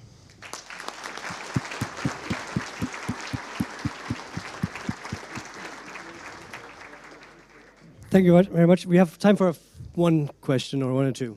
Please. Tom, Cloudflare. You mentioned that you put out a tender for silicon vendors to give you silicon that doesn't suck. Correct. The problem that we're encountering with this is that the SDK on top of it sucks. Yep. Is that something that you're actively pushing your vendors towards more a system like B4? I know I'm making... Aaron isn't here, so I need to do the P4 talk. So is that something that you're actively pushing for, or do you currently still have software developers that just need to deal with like the gazillion different SDKs and then just integrate it for yourself, or? Yeah, I think I can't. Unfortunately, I can't write an NDA with the whole public here, so I couldn't be able to answer that question. But surely there's a lot of interesting innovation in specifically the SDK there, because today that's a $10 billion market to protect. So to challenge that is not an easy. It's not an easy feat, but surely it's very interesting. Hi, Rory from Google. Nobody gets fired for buying Cisco. Will I be buying from Uncle Jeff anytime soon? Well, unfortunately, as far as I know, we do not have any intention of basically making this a purchasable product. Maybe that changes soon, I don't know. Jeff bought a new boat, so maybe he needs more money, I don't know. But I wouldn't think that, but rather the idea, right? That obviously not everyone can go out and build this super complex. Well, they're not complex, they are simple, but it was a lot of complexity getting there. So we'll see, I guess. But hopefully the industry in general can focus on core values and simplicity. We'll take one final question. So basically you said that I'm Alexei from Finland, Axel. Hi. So you said that the brick node basically has its own little cloud that does the processing. And that raises a question: how long does the bootstrap process of a brick node take? A bootstrap? How long until, if you power it on, how long until it's actually going full speed? Roughly a minute. The devices are super, super quick to boot because they have very, very few protocols. Like, if I go back, I can't go back, whatever. So these devices, right, like you could look at them as a Linux computer, right? We essentially have our internal packet manager where you install things such as LACP, or you can install ARP, and you can install these things. And these devices have like less than 10 packages on them because we typically do LACP, ARP, IP and IP tunneling, and like 5 more things. Like they do not have any other processes installed. So they do not have like multicast installed. They don't have protocols you don't need installed. So all of these things are ripped out. So it's a fairly specialized computer that's also a switch. Alexei has a follow-up. But what about having the full routing table or whatever the hot portion is? Well, full convergence obviously takes a bit longer, given that we also have a whole set of route reflectors behind it. It takes, I don't have a good number for you. It depends a little bit on the site. Like a couple of sites are really big. That's like, 150 route reflectors in tandem working. That's a couple of minutes of total convergence. But smaller sites such as Copenhagen, I would imagine like 5 to 6 minutes before all the route reflectors converge. Because also they are our own BGP software, right? So they are very optimized for our use case. I think we're out of time, right? Yes, we're out of time. Thank you very, very much, Fredrik. Oh, choklad! Tack.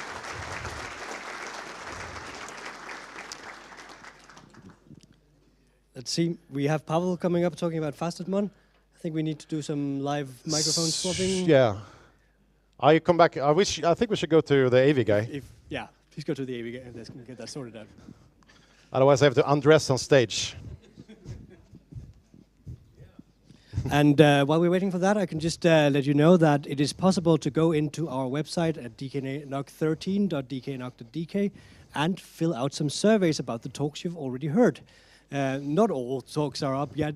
Some will come during the event, but there is for the talks we've had now, and for some of them that's going to come later today. But we will have surveys up before the talks have actually been held.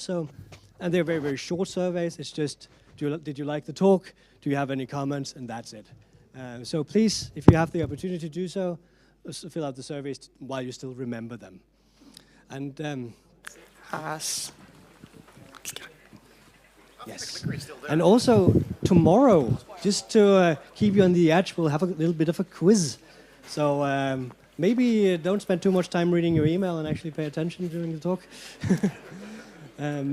And now, again, it's my pleasure to welcome Pavel to the stage, talking about Fastedmon community. Please give him a hand.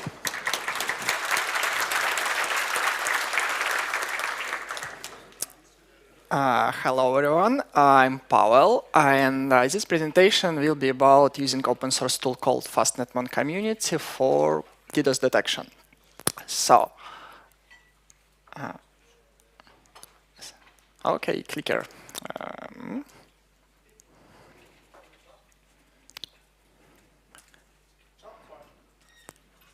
Yes. So, who am I and why I'm talking about it? My first passion was in my life, it was software engineering. I got formal education and I consider myself a software engineer. Now I run a company called FastNetMon Limited in the United Kingdom. I'm co-founder of this company and I'm chief technical officer of this company. So I'm in charge of product development. I started my career for domain name registrar. It was a great way to get into the industry of running internet. It was one of the components of the internet, numbers and resources. After working many years for this company, I switched my interest more into focus of running real Linux systems, and I co-founded with my friend company in cloud compute. At some point of time, I get bored, and I got second job. It was part-time job, and that was a way how I get into telecommunications. I worked as network analyst for one of the actually largest internet exchange points. And finally, I decided to completely change my career, and instead of working mostly for operational part of networks and computer part, I started work for a large CDN provider. And now I run a company called FastNetMon, and we 100% committed for running and making DDoS detection more affordable. What is FastNetMon community? It is cross-platform application. It's program, it's not hardware. It never was hardware, and we have no plans in making it hardware. FastNetMon, when I say cross-platform, I mean Linux, FreeBSD, macOS, and we have some plans about Windows soon, so it will be 100% cross-platform. And it implemented in language called C++. Many of people can find it scary, but it's actually one of the key components of FastNetMon success because it's very fast and allows us to develop our product quite fast and without any impact on performance. You know this feeling, because DDoS it's not something you well prepared. It happens right now, in the middle of night, or in the middle of your date, or in the middle of your night out, and it's here. And if somebody was watching my presentation in the record or just found my slides, that's a way how you can install FastNetMon right now, if you want. We spent a lot of work for making it possible, because getting software into official repositories of distributions such as Debian, or Ubuntu, or FreeBSD, or Fedora, it's complicated and lengthy process. And we didn't do it alone because we had great support from community. And I would like to thank you to every single maintainer of our packages, because otherwise it will be impossible to do. And if for some reasons you are not running latest version of Ubuntu or Debian, you can use our install app, which supports plenty of different distributions and different platforms. And officially, this one is a product presentation. Every single product presentation you heard previously starts from things you can do. And in this one, we will start from things we cannot do. For example, one of the first cases, you have issues with your personal blog or your corporate website. And you assume your website is down because of DDoS attack. Can FastNetMon help you? Nope, sorry. What is the best case? There are lots of options how you can move your website to a large cloud-based security provider, and they will help sort it out. For example, you have issues with DDoS attack against your Xbox or PlayStation. It may be your own one, or it may be your kids, and apparently it happened in exactly the same time of most important game of their life. Sad stuff, really. Not so many we can do in this case. And different option if you use managed service provider. Managed means that somebody in charge of managing for you. And it's very unlikely that you have access for inspiring network policies, that's very unlikely that you have access for BGP backbone. You just rely on somebody else to run it for you. And if you experience DDoS in this case, what is the best option? Call them, ask for help.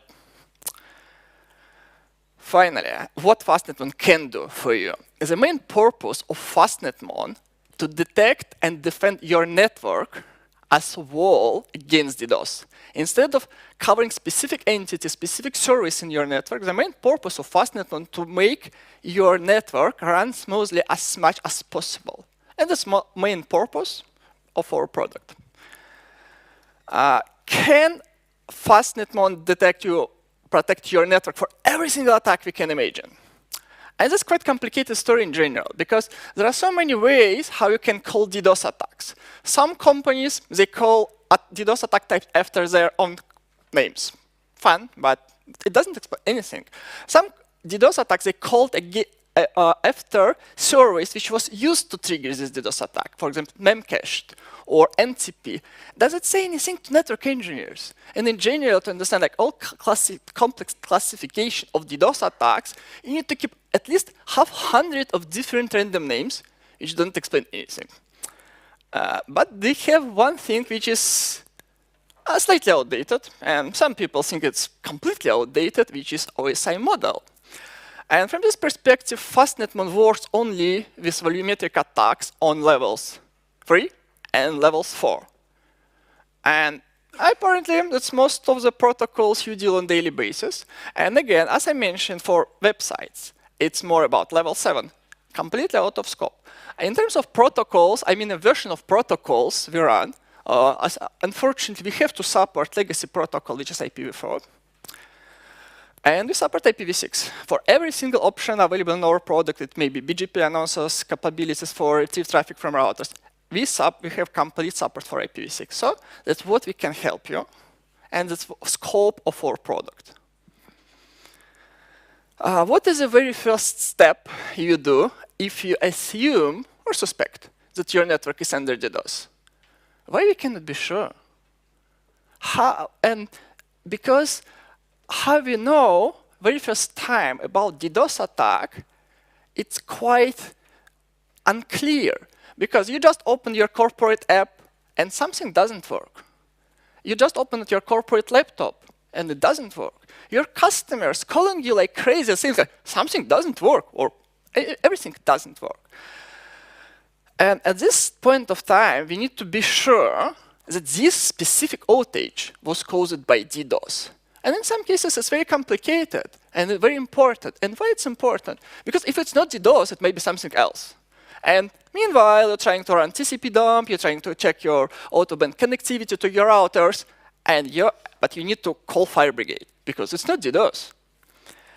And if in the same time you receive an email notification about improvement of your network, of course, every single time it's to improve the reliability of your network, you need to do some kind of maintenance. And exactly the same time as scheduled, something happens and your network is dead.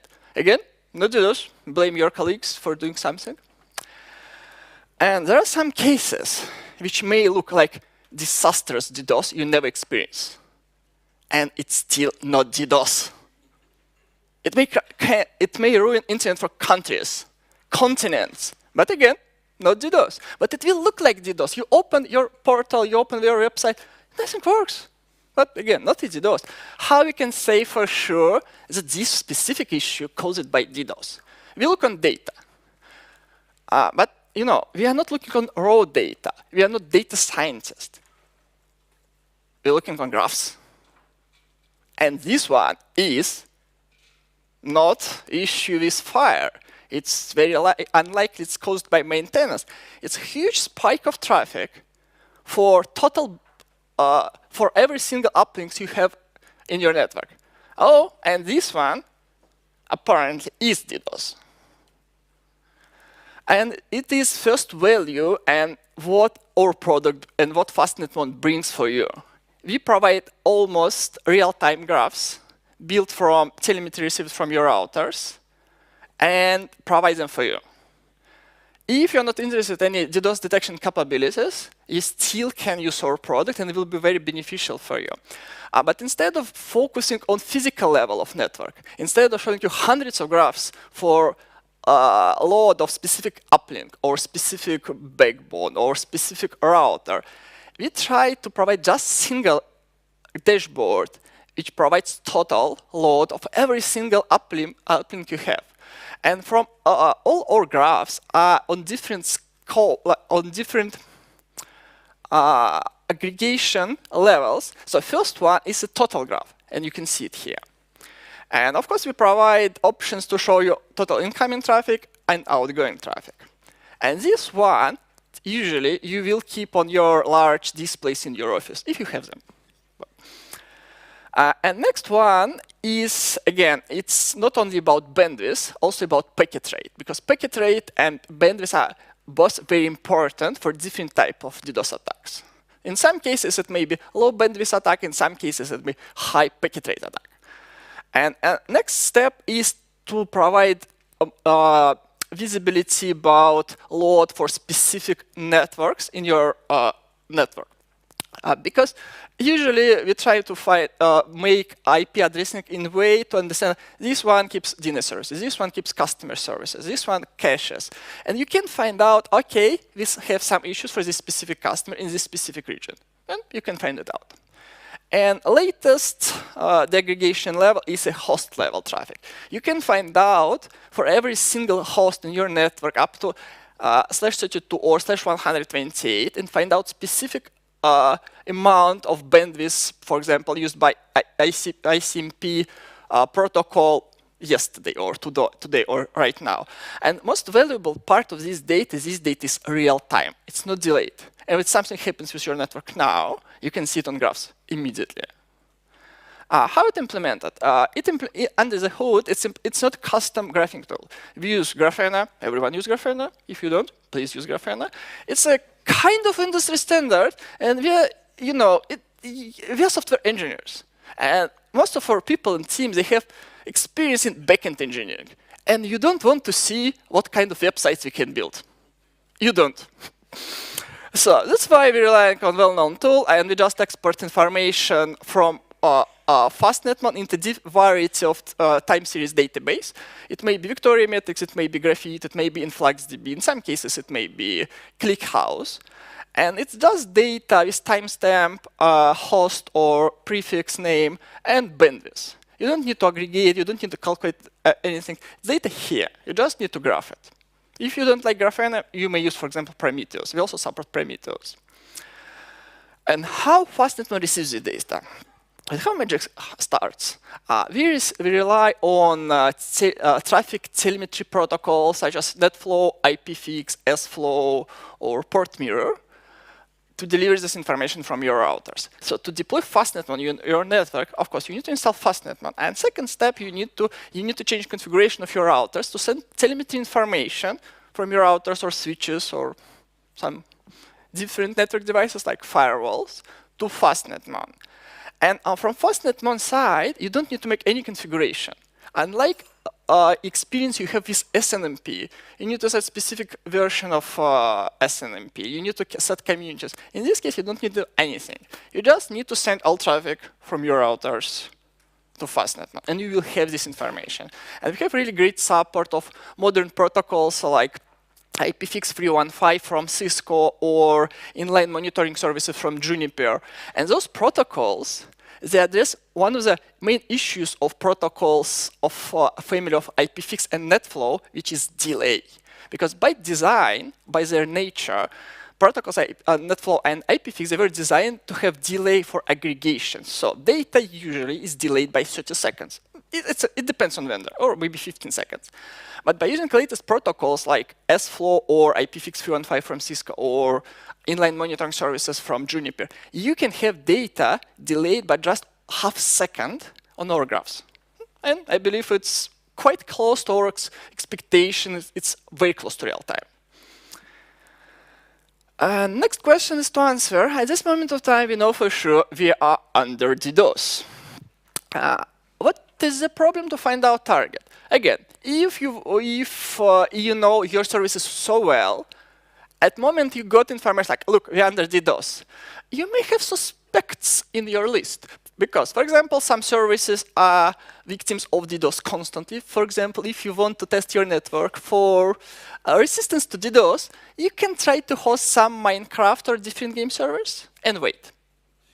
It will not end well. But when it happens, you will know for sure that this specific service was targeted. And problem is, there is an abstract map of United Kingdom. And you may see there are a lot of interconnections.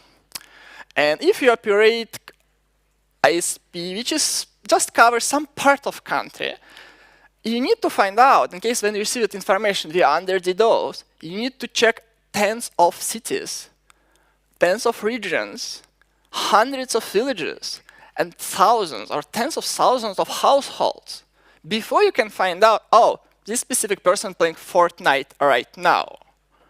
You know, it's complicated.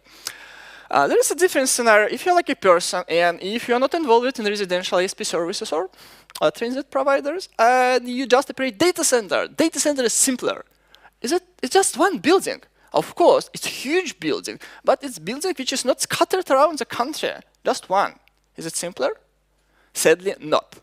Because in the modern data centers, you may have more services and you have eyeballs, for example, in the United Kingdom, which is 72 million.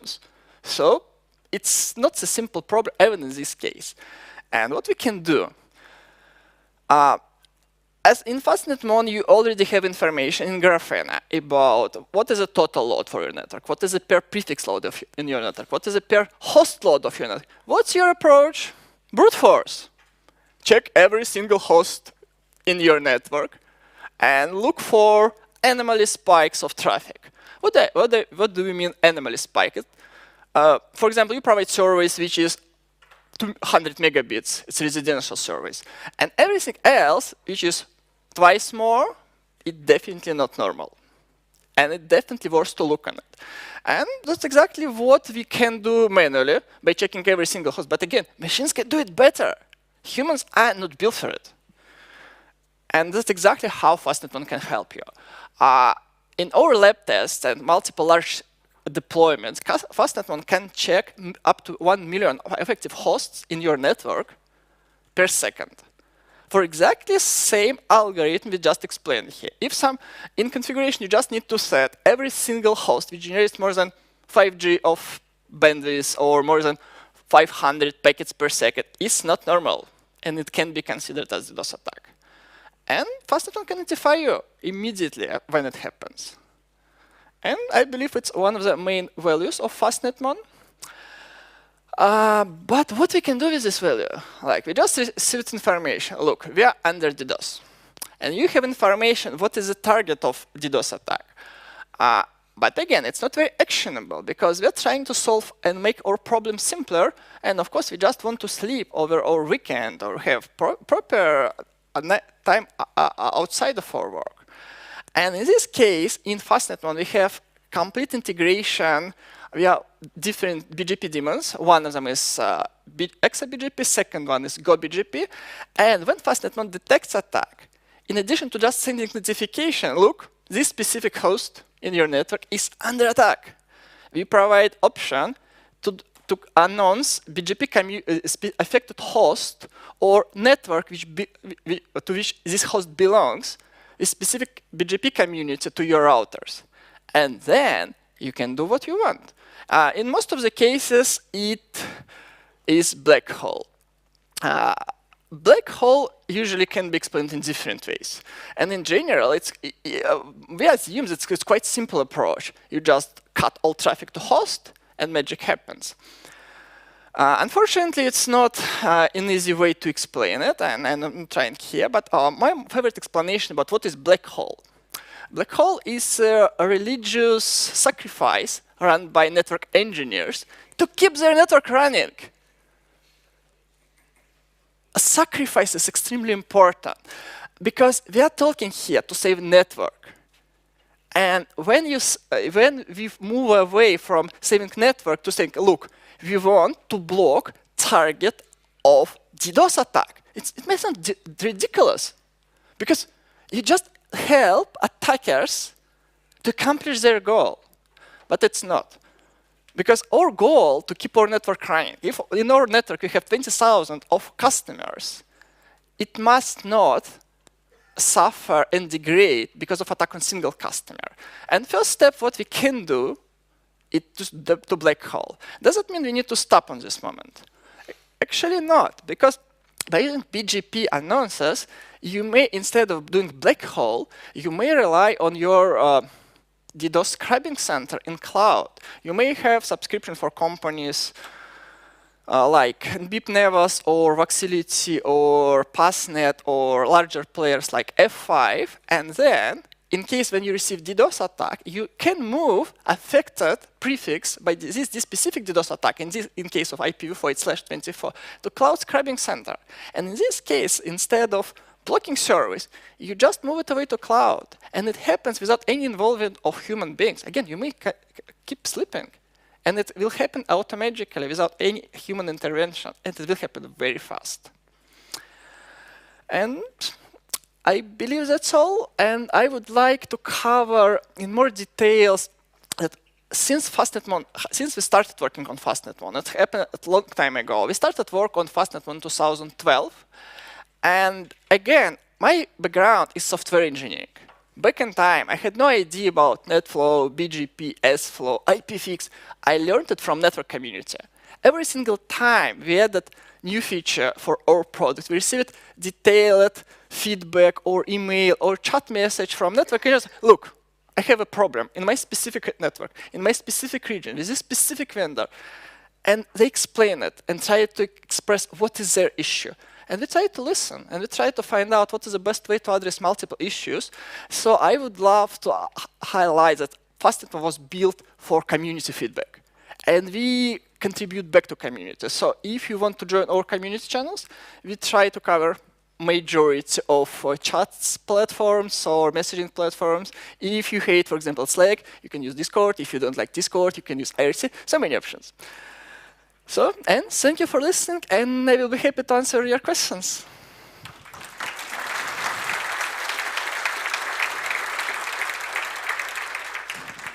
Thank you very much, Pavel. Do we have any questions from the audience?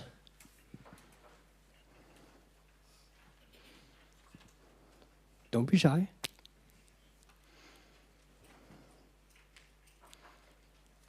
Ah, you're hungry, that's it. Yes, exactly, lunchtime. Oh, question.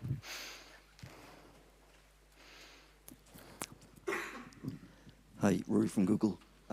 You talked about DDoS detection. Like, when you're going through the point where you are looking at the traffic, how sure are you that there's a DDoS? Like, is there some kind of statistical probability this is or is not a DDoS? That's a great question. So question was how we can show that this specific spike of traffic is DDoS. Unfortunately, we are not sure. It may be just high-speed download, or somebody in your network just introduced a new service and started downloading, for example, files via torrent. And one of the main points when we started building FastNet1 was to make it simple. And baseline approach, it may sound so simple, but if you know your network very well, you can have in mind what is the level of traffic when your network starts degradation. So it may be completely valid traffic, but for example, if it causes congestion on your upstreams, it may be considered DDoS from this perspective.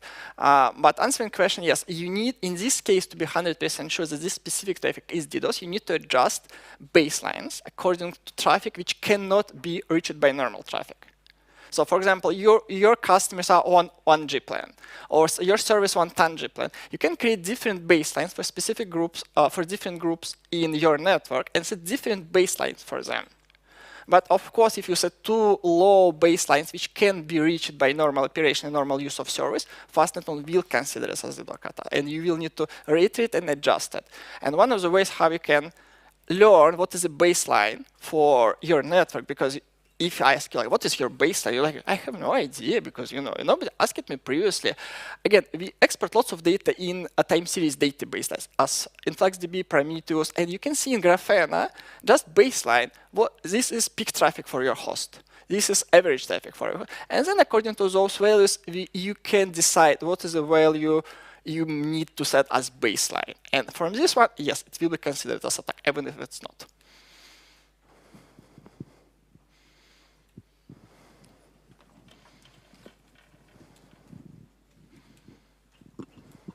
Hi, I'm Morten from SmartShare Systems. Excellent answer to that question. So I have a follow-up question. You said that a host that has traffic that might be legitimate traffic might affect the other network, so it should be treated like a DDoS attack. Yes. Can you make that in that decision? Do you also consider the total traffic or the other points in the networks? So if it generates a huge amount of traffic, but it doesn't really degrade the other network, you still allow it and say, okay, it might be a DDoS attack, and it might be valid traffic, but it doesn't cause any degradation. So let's just let it go. It's a great point, and I think it's because in FastNetMon, when we started building FastNetMon, it was built for making automation simpler. So you may create quite sophisticated scenarios when FastNetMon detects attack. Because when FastNetMon detects attack, it can call Bash script, Python script, or Perl script, or Java app. And then you may implement more complicated logic, what you need to do in this specific case. There are multiple projects. One of them was created by a company called Zendesk. It's called NetHailer. That's exactly what it's doing. After getting notification about spike of traffic from FastNetMon, they check what is the status of their upstreams. If it's all right, no congestions, no overload, just ignore it. But it's not part of our product, but it can be implemented by our product.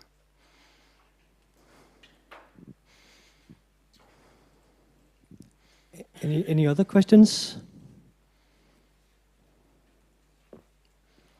No? Then we have reached the lunch break. We have an hour's lunch break, so please be back in time. Thank you very much, and give Pavel a hand.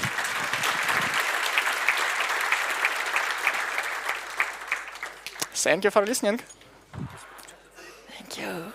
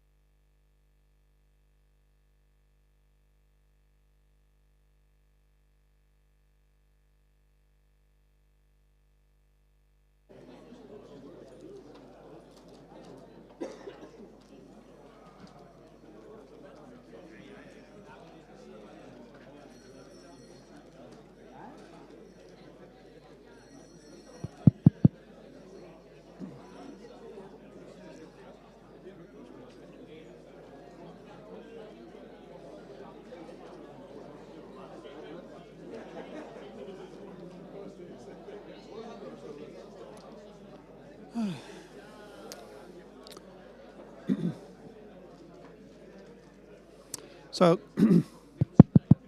good afternoon, everyone. Hello.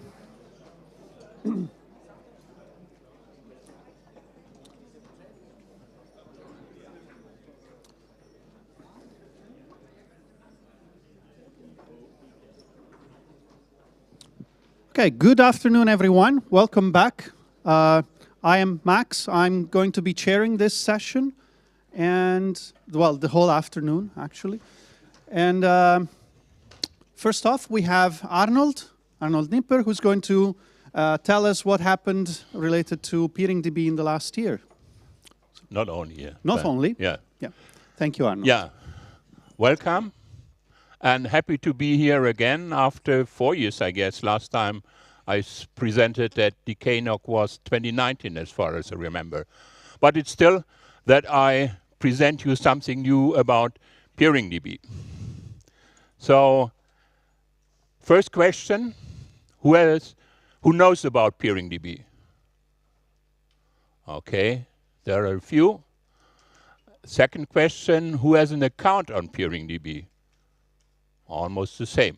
But there are still some who have never heard of PeeringDB, neither they have an account of PeeringDB. So what is PeeringDB actually? So as the name says, it's something which we store information about peering.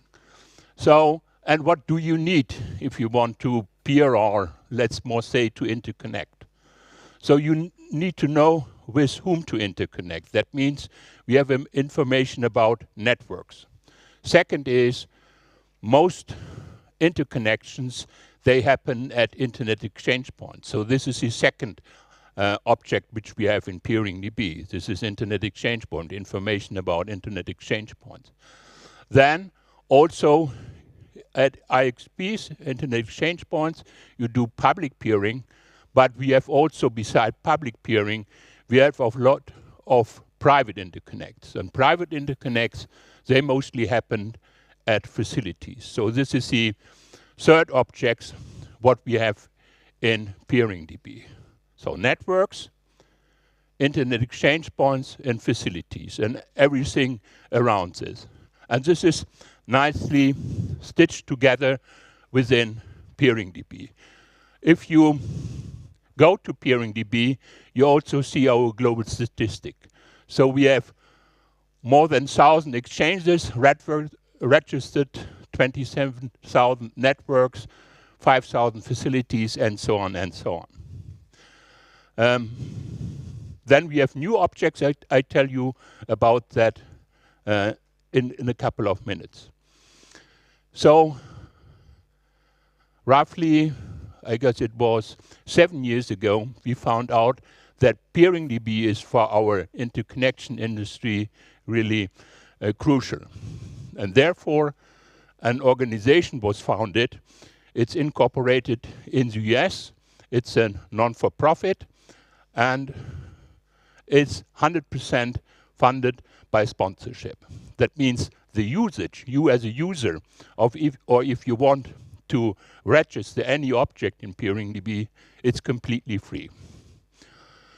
Meanwhile, this organization is a healthy organization. We have building reserves for the last 2 years.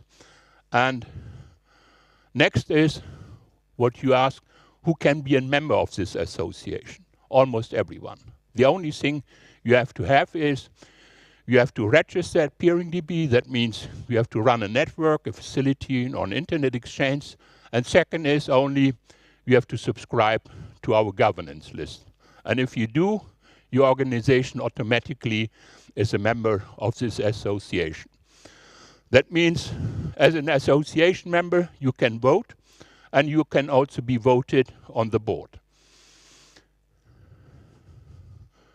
So, I should go back and point to this one. As an association, we also have annual general meetings, and the next annual meeting is in 1 month's time from now. So if you are a member, please don't forget to also attend this annual meeting and also to vote and have your say. PeeringDB, although an association, it's almost run 100% by volunteers. We have different so-called committees which take care of several tasks. So first of all, we have the so-called admin committee, which you could compare with a support department in a regular company.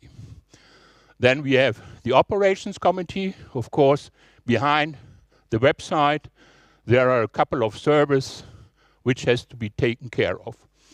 Then we have the outreach committee, which more or less is our marketing department. We don't have sales, but marketing. And last but not least, it's product committee. So PeeringDB, it has bugs, but what we are more interested in to develop features. And if you have an idea which should be in PeeringDB, please send an email to product committee, or even better, open an issue on our GitHub. So I'm not the only one from PeeringDB here. So we have a board. I already mentioned it. Over there is Joop. Please stand up. Joop is a board member, and he is also taking part, or you are a member of the Ops committee as well. So we also have Christopher over here. Christopher, where are you? He is there. And Christopher is a member of the admin committee. So as mentioned, our work relies on volunteers, and we are currently looking for more volunteers in admin committee, outreach, and operation. If you are interested in, please send a short email to stuarts@lister.peeringdb.com. So this is what PeeringDB does. So meanwhile, the admin committee have to work on an average 30 tickets per day. And you see the steep increase in 2016. In 2016 was when the association was founded and when we also moved the website to a new version. So since then, we have a steep uptake, and more than even before, PeeringDB is really crucial for our interconnection industry. So, I've said, the product committee, this gathers information on new features, but what we also have done is we try to involve more volunteer contribution. The old source is on GitHub. If you want to contribute, you can do that. And for example, we have incorporated security changes from Amazon. We have also incorporated user interface changes from Google and other things as well.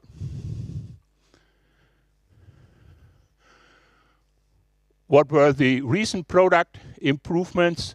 We have better support tools. So there's a so-called IXF JSON import. What's that? So there is a special format where the internet exchanges may report their participant list. And we are importing this participant list and are matching what we have in PeeringDB. And if there is a mismatch, we send an email to both the network and the internet exchange and say, hey, there is some mismatch, please resolve it. What we have also done is on the user side, we have enabled multi-factor authorization, which is really important. It's more or less should be standard nowadays. You can also enforce that users only are able to register from a special email domain. You can put in a list of email domains, and also you can force your users to periodically revalidate their accounts.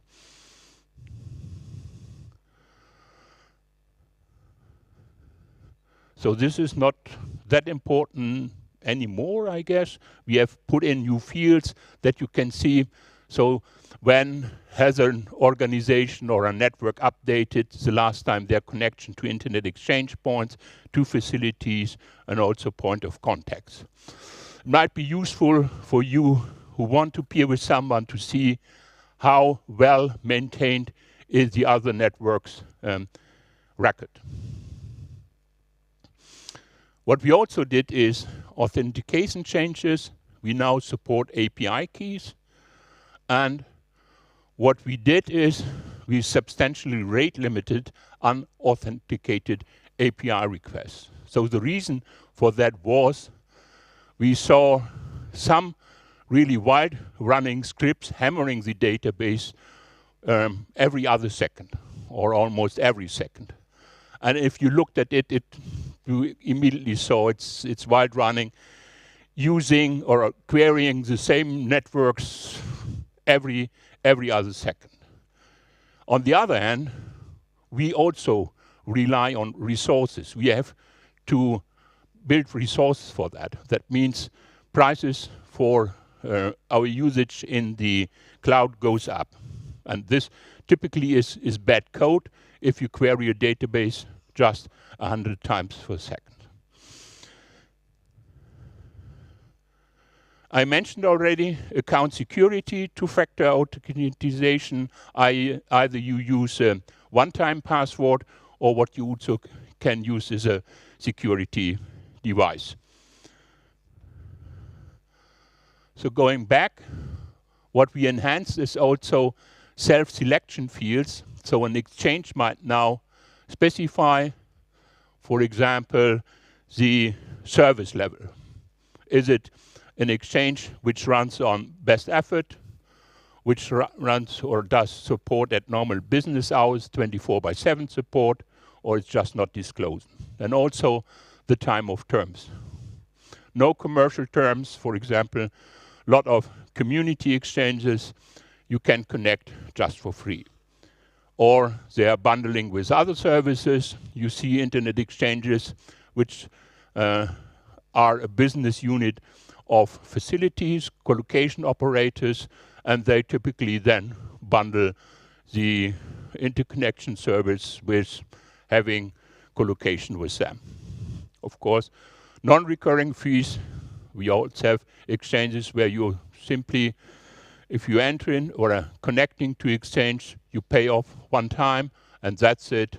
And the standard model, more or less, is that you have recurring fees. The same we have for facilities. A facility may specify whether it's the owner of the facility or it's a lessee. Then the information about substations. Does this facility have diverse substations? That means, is there redundant power? And also the available voltage services. Another item we are really working on and still working on is searching peering DB. So finding the right information heavily depends on how to query the database. And this sometimes can be cumbersome. So for example, if you only want to search for a substring and then you get hundreds of thousands of matches, that does not work very well. And also to combine searches with an AND or an OR or something like that. So we are still working on that. Same is what we introduced, I guess, a couple of years ago already is, so for every facility, you also have an address. And what we did is we now match the address to geolocation data. That means if we are able to find the geolocation data, it's in it. You are not able, or a facility owner is not able to change this, but we derive this information from the facility address. And with the geolocation data, we are, for example, able to do or to answer complex queries. For example, show me all other facilities in a radius of 50 kilometers from this facility, because you as a network might, for example, want to have a backup connection to some other facility.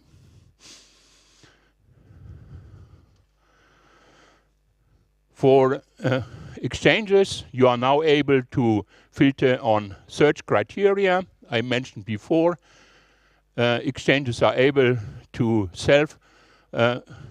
categorize themselves on terms, on availability, and you can also query on these criteria.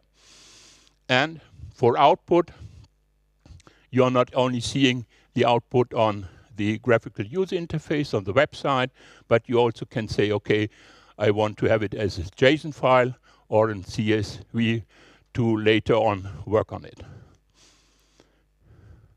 A big issue where we still have to work on is on documentation. As mentioned, PeeringDB is running by volunteers, and you know the last thing you have time for is to document it. Even if you do it yourself and write a little program, or even in a bigger program, the last thing you do is to document this. And then your next colleague is writing your code and he says, oh shit, what is that? And here on PeeringDB, it's even if you are used to work with PeeringDB, it's easy. But for newcomers, it's a steep learning curve, how to use it, especially also for the API, for example.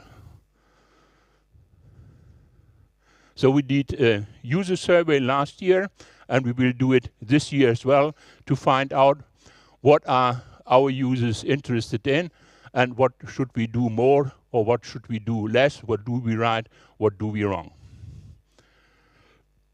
So last year already, we decided on having a new object. So I mentioned in the beginning that PeeringDB has information about networks, IXs, and facilities. But for interconnecting, you need at least one other object, and this is carrier. So a network operates on layer 3, it's on IP. And carriers, they operate on layers 1 and 2. But what do carriers? They, for example, provide bandwidth between facilities. They can transport you to an exchange port or to facilities. And that was the reason we introduced these object facilities. And this is really that we want to bring more value to our users to see how can you get from one carrier between different facilities. That means for the API, you have two new objects. This is carrier and this is carrier facility. Carrier facilities means this described which carrier is in which facilities. Unlike the networks who can just say, I'm in this facilities, the facility admins or owner must approve the presence of a carrier in their facility. And this should be also easy to do because if you are a carrier, this means you have layer 1 or layer 2 transport, and the facilities should know about that. So how do you add a carrier to your organization? Just go to your typical manage section of your object organization, and there is a tab where you can see add carrier, and then it's only a few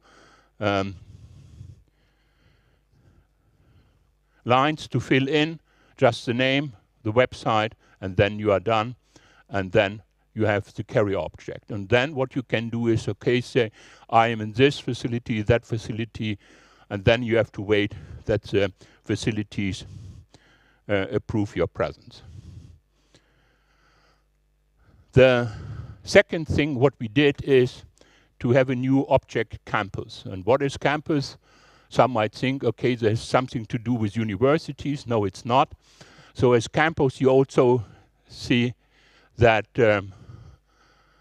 some collocation operators, they have a lot of one or more than one building just nearby. So for example, if you look at Interaction or now Digital Reality in Frankfurt, they have meanwhile 17 buildings on a large campus. And that's the reason we want to have more structure into these facility objects. And a campus, only an owner of a facility can create a campus and put in facilities of the same facility owner. So you cannot build a campus with facilities of different owners.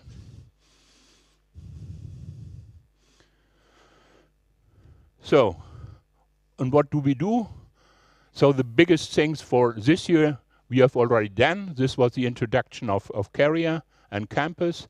This still needs some work, but we are waiting also for input. Do our users like this new Carrier objects? Do they find it useful? For example, what we still do not have, you can only register as a carrier, but you cannot say, okay, I offer wavelengths, I offer dark fiber, I offer MPLS, I offer, you know it. Typically, we do one update per month, and if you go on our website, you will also find the dates for our releases. So what we do is we always have internal testing, then we have a beta release. There's a beta website, beta.peeringdb.com, where we have the new features, and then after 1 week, you can see we put it to production. And these are the days.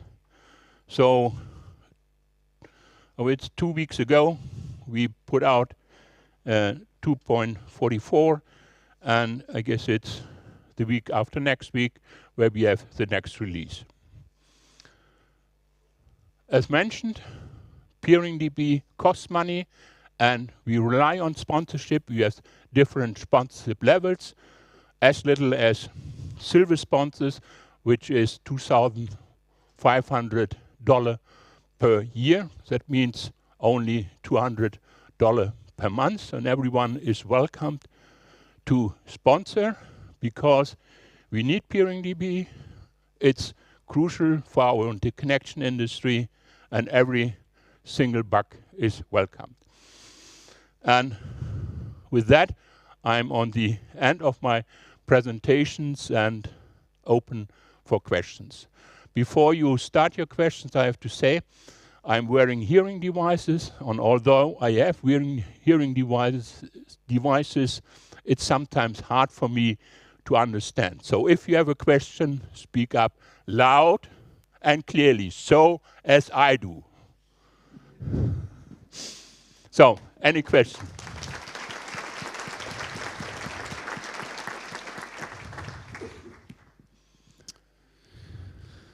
I don't see any question. So everyone is still working on their lunch internally, I guess. So there's one question.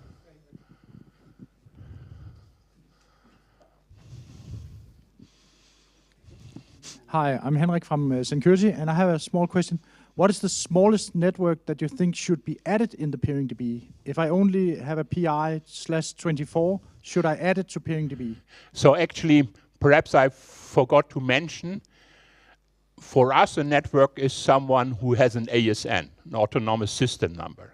So and if you don't have an autonomous system number, or other way around, if you have an autonomous system number, please register. There was a question there.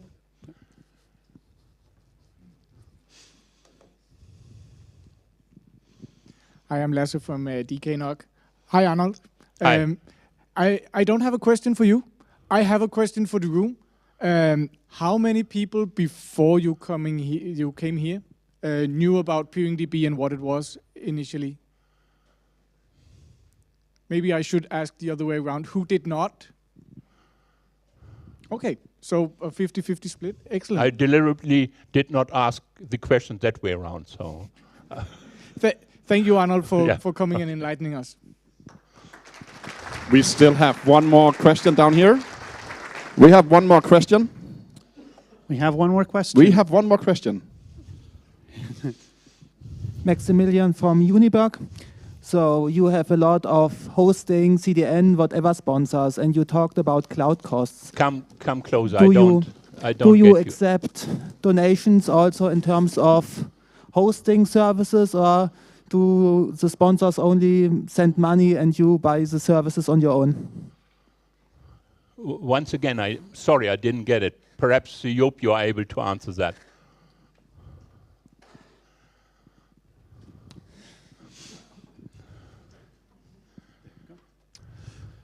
I'm Joop Snijders, one of the directors of the non-profit association PeeringDB. We do not accept offers in kind. The trick for PeeringDB to remain neutral is to take your money and then let the volunteers decide how they want to spend the money, which vendors they want to pick and work with. So although I understand the intention and it is generous to offer hosting services or other facilities, good old cash is the best way to contribute. And we do not accept Bitcoin. Besides alcohol, huh? Wait. Before you leave, a present for you.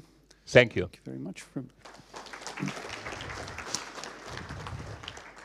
Now, next on is Alan, telling us about how bad we can make automation go. Yeah, thank you very much. This talk is about 9 mistakes I've done while building network automation. Really because this quote says it all. You guys simply don't have enough time to make all the same mistakes, so let's try to learn from each other. First, I'm Alan Ising. I have worked for about 17 years in this industry, and I work full-time with network automation these days in Telia, and there I'm responsible for network architecture, network automation architecture, and the services we build for Norway specifically, where I also live now. I used to live here in Copenhagen. I was part of founding this wonderful event. If you're curious about what I'm up to, you can try and follow me on these social media things, but I'm not very active there. But my primary claim to fame is that I've made a lot of mistakes. And is that a bad thing? Well, you know, you can make really bad mistakes for sure. You can crash a production network. That's a bad mistake. But usually you can fix your mistakes. You can't necessarily fix your own mistake always. Sometimes you need some help. But most mistakes can be fixed. And it's really my experience in this industry that, well, mistakes are fixable, temporary solutions are often permanent. So let's head into it. I have 9 mistakes here and some possible solutions to them. And really the first mistake I've done while building network automation is not testing it on real hardware.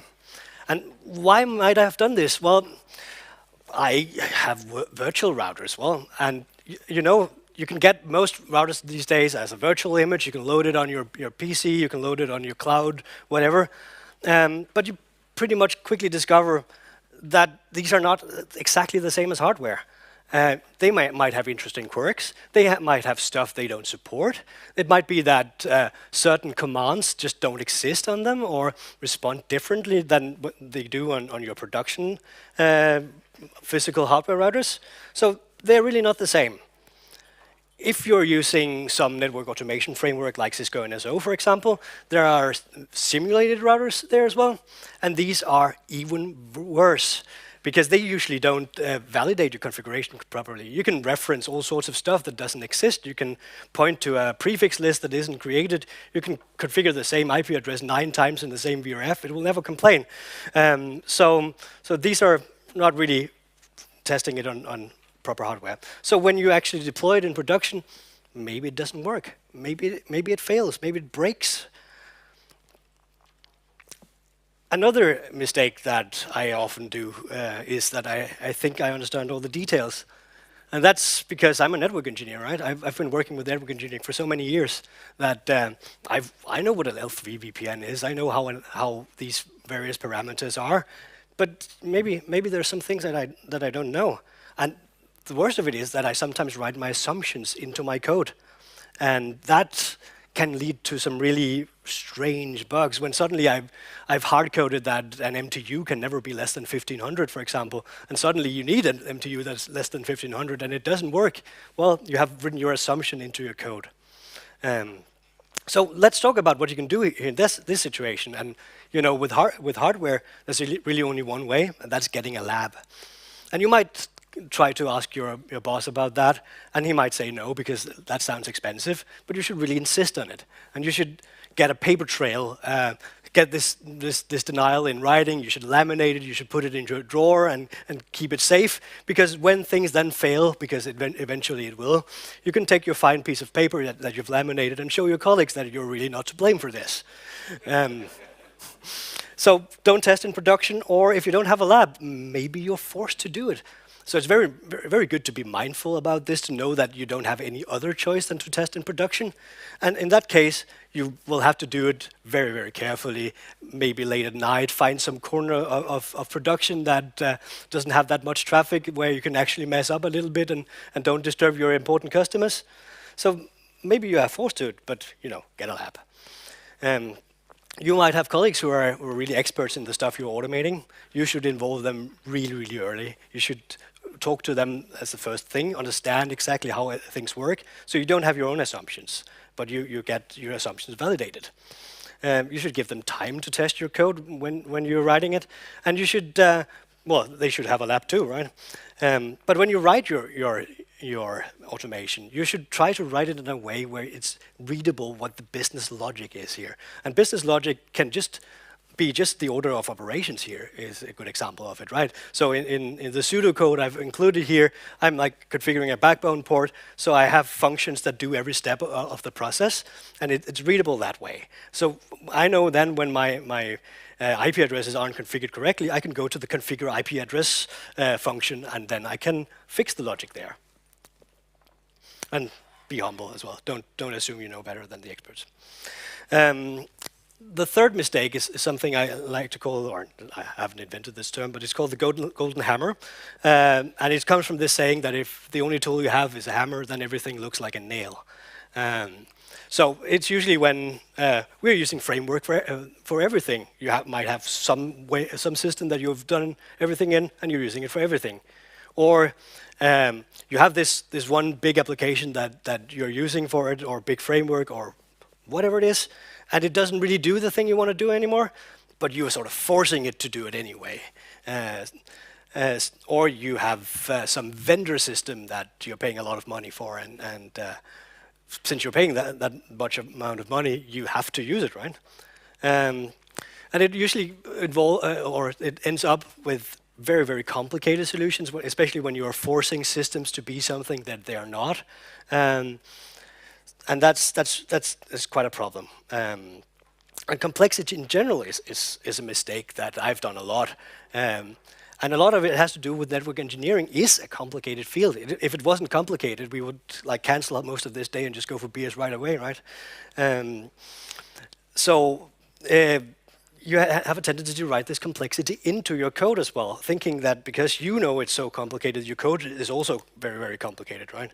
And you might have a system that suddenly needs to do 10 different things, and you're writing these workflows into one application, and it just goes out of hand. Or you have a corner case in your services, something really, really complicated that, well, isn't very common, but it's still complicated, and suddenly it's the majority of your code that's just handling this one corner case. And suddenly your colleagues are avoiding you at lunch.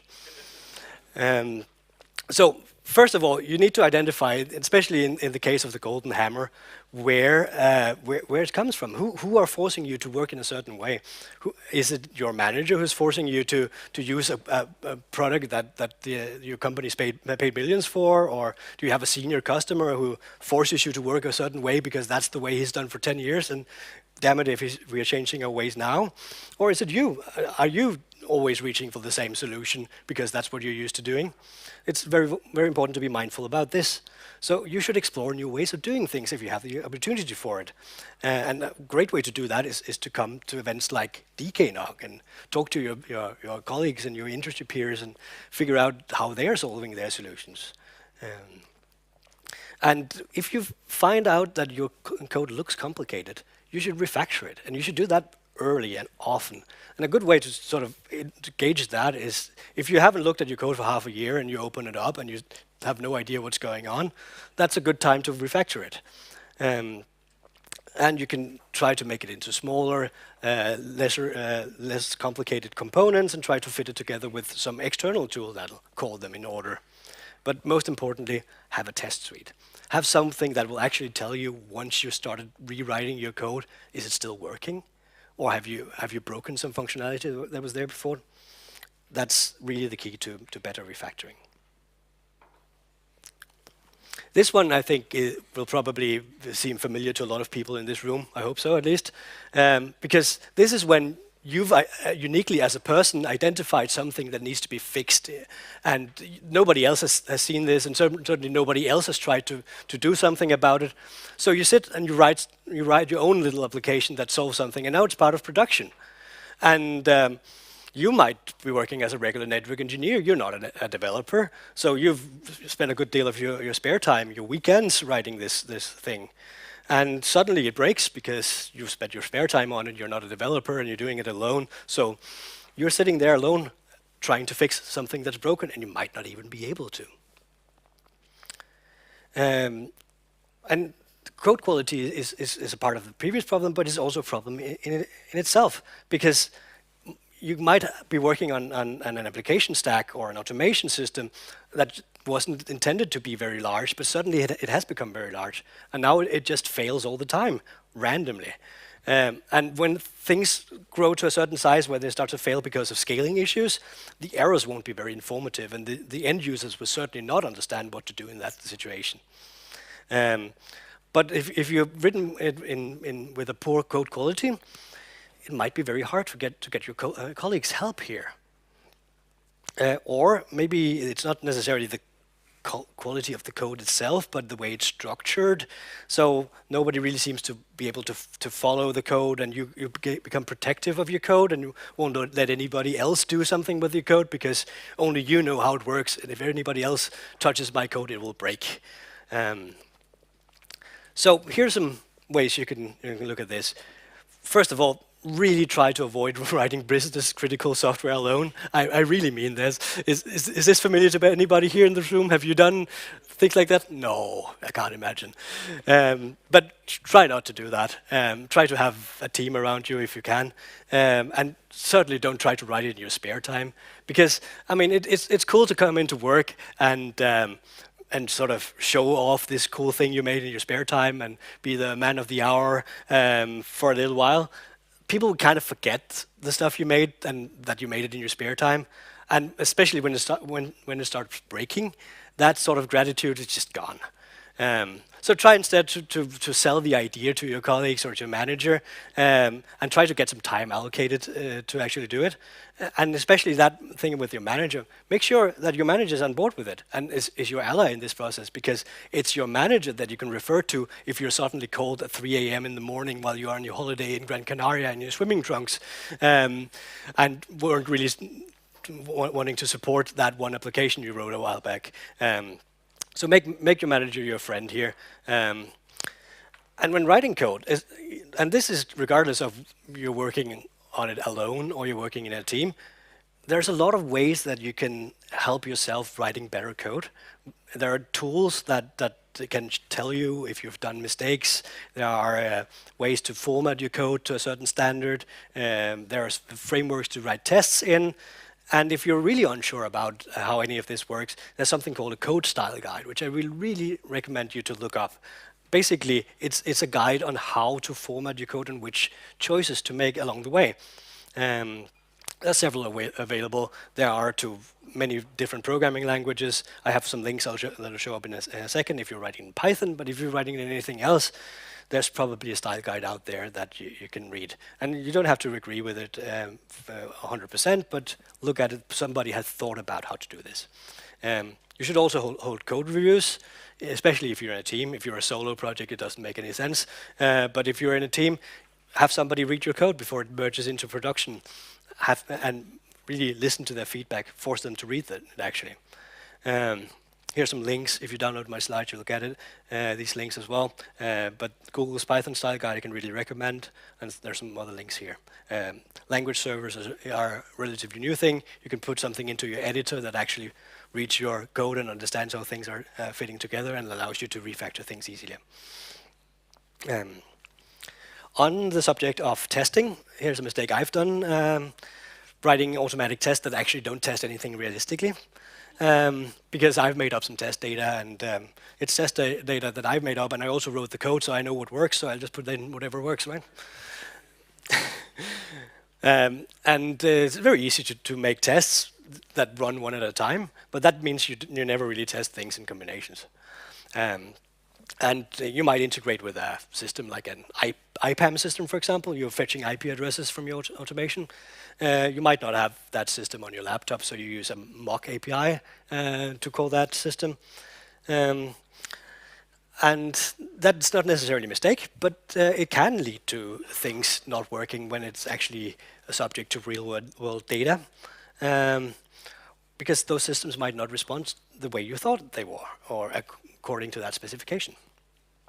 So some things you can consider here, have an environment where you actually test these integrations, preferably also with a lab attached to it. That would be cool. And that environment really needs to have a copy of all the systems that talk with your systems and all the systems your systems talk to, so you can actually test if it works. And when you have a system, you should actually talk to your users and hear how they're using your tools. They might not use it the same way that you thought it would be used. So you should try to replicate those behaviors in your tests. And you should also get the data that you're using, like production data.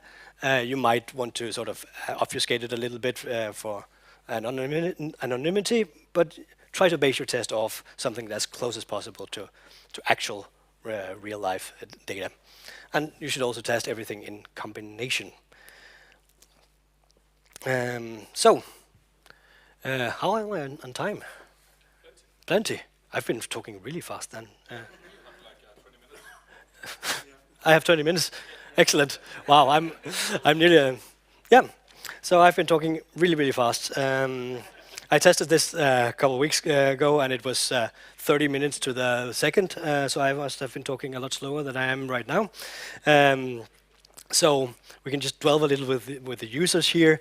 We can, because you should really listen to your users. And I think it's really important to get their perspective on it. And it's really, really easy for you as sort of the architect of a system to say, I built this thing, right? I know exactly how it's supposed to be used. So my users, they just have to accept that there is only one way to use it. That's the way that I figured out, right? And then you might wonder, as the next thing, why are they not reading my mind? And why are they not reading all that documentation that I wrote for them, right? And you just have to accept that documentation is something that is a little bit optional. I mean, it's good that you write it, and you must absolutely write it, but your users cannot be expected to actually read it. Especially, you can be 100% certain if your application is of a certain size. There will be one user who will never read the documentation and also never read the warnings. So that user will most likely break everything at least once, or maybe at a regular basis.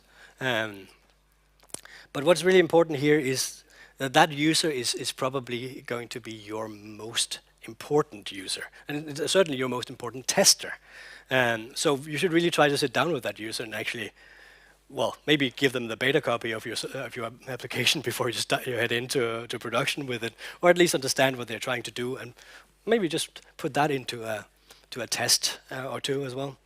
It's very important when you do any sort of network-facing automation that there is a way to roll back. There is a way to revert the stuff that broke when your user didn't read the warnings, or just because you made a bug. That might also be the case. Or maybe just somebody typoed something. There needs to be a way to revert your changes, and you also need to log all the interaction, at least so you know what has been done and by whom. Your users will not necessarily contact you with other than complaints. Your users might have a lot of ideas, but think you're too busy to listen to their ideas. So try to organize something where you actually talk to the users in a sort of more structured way, where it's not just about them complaining about something that isn't working as they thought it would, or bugs or whatever, but something where you can actually talk constructively around how to use automation. Because users, especially network engineering users, they will do the automation for you. We will do our own automation if the systems don't exist, and you want to avoid them becoming the lone cowboys themselves. You actually want to listen to what they are needing in their everyday life and see if that actually fits in with your own plans as well. When you do documentation, consider also doing something in a video form as well, because people will put that on, and at least they will pay attention to half of it, whereas the documentation might not even read some of it at all. We've been living through a pandemic now, and we've been doing everything over Teams chat or video conferences. But for training, I would really recommend you to actually go ahead and do that in person, if at all possible. People will ask more questions there. There are people who will never ask questions at all on video trainings. They will just shut their webcam off and take a nap and then come back afterwards, or so it will feel to you. So classroom training is really the thing to do. And I think I will be done very soon with this. But my final mistake here is not making mistakes, and I think that's probably my main message to you tonight, is that if you don't take risk, you won't achieve very much. So take risk. So don't be afraid of failing, but and don't worry too much about failing to even start. And don't overthink your solutions. That's something I tend to do very much. And sometimes I'll never finish anything because I'm just overthinking the complexity here. I think a lot of us are guilty of that. I think that's a thing you end up getting very used to in this industry. Or maybe you've just read this slideshow and you've sort of blinked out a couple of times and missed the part where I tried to come up with solutions. Or maybe you just were overwhelmed on how quickly I went through this presentation. So when you start on a project, whether it's your own solo project or it's a big thing, try to figure out what is the minimum amount of functionality I can get away with building and still call it a success. And it might be much less than you actually think it is. It might be, the simplest iteration of the simplest customer service you have. And that's just good enough. Get that out, get that in production. And then you can start building the complexity on top of it. If you just think about how you are going to test your solution before you start actually doing anything, then you're a good way already. Then you don't have to have fully written tests from day one, but just as long as you consider how is this going to be tested, who are going to test this, is it good enough that I install these virtual routers, or can I get a lab now? Do we have a lab? Do we have some old hardware I can use? Something like that. Think about that from the beginning. And one of the ways you can sort of overcome this periodization you can get from overcomplicating things and from being afraid of really delivering because you're afraid of all the consequences, the failures, or the complexity, is try to make yourself accountable here. And that could be like trying to promise somebody that you're doing it, or trying to come up with a timeline, like I'm gonna do this thing and I'm gonna be done in about 3 months' time. It's easier to say, well, I got delayed, but I'm still on track, than rather than just to sit with it yourself and nobody knows that you're going to deliver it. So you will eventually be in a situation where it doesn't really matter too much. You're too far behind, and you didn't find the time anyway. So and nobody's expecting it from you, so you won't deliver it. Make yourself accountable, then people will hold you accountable. And allow yourself to fail is important. If you know about the ways it can fail and keep these failures I've listed here in mind, you will have a safe way of failing, because you have already thought about lab testing, you've already thought about how your code is supposed to be structured. So your failures are sort of anticipated, or you can anticipate in the general direction you'll be failing, and you'll certainly learn from it no matter what. Important again, go to NOG events, go and talk to your colleagues, let's talk during the social tonight. Let's exchange war stories, times where everything failed, and let's celebrate all those failures and try to get something positive out of them. And do also yourself tell about your mistakes at NOG events, like I'm doing here, because that's really the only way we get moving forward with this. We need to learn from each other's failures and learn that it's not dangerous to do so. I thought I would be completely out of time by this, but maybe there are some comments or questions. So we are actually 10 minutes ahead, so it's perfect. Yeah. So you have 10 minutes for questions.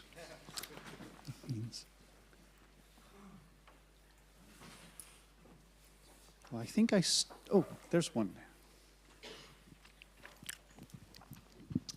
Hi, Wilhelm from Via Europa.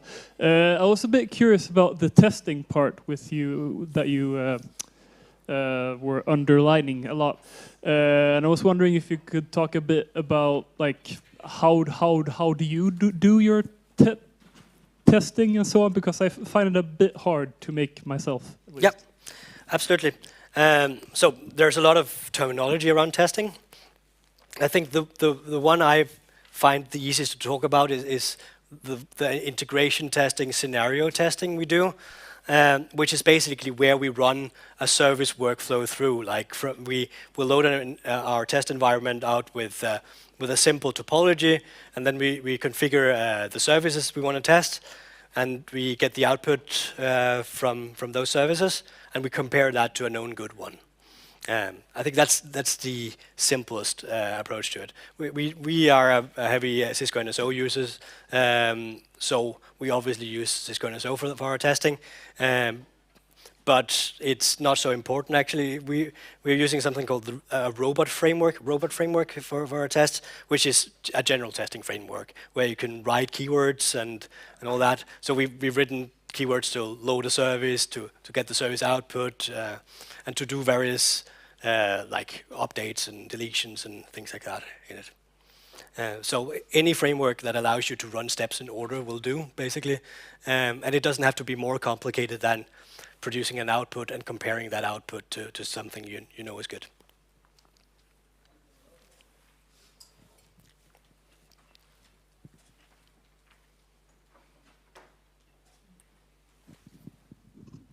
Tom Klaffler, first of all, thank you for that talk. It's always good to see people talk a bit more about like software engineering excellence in a networking conference, so thanks for that.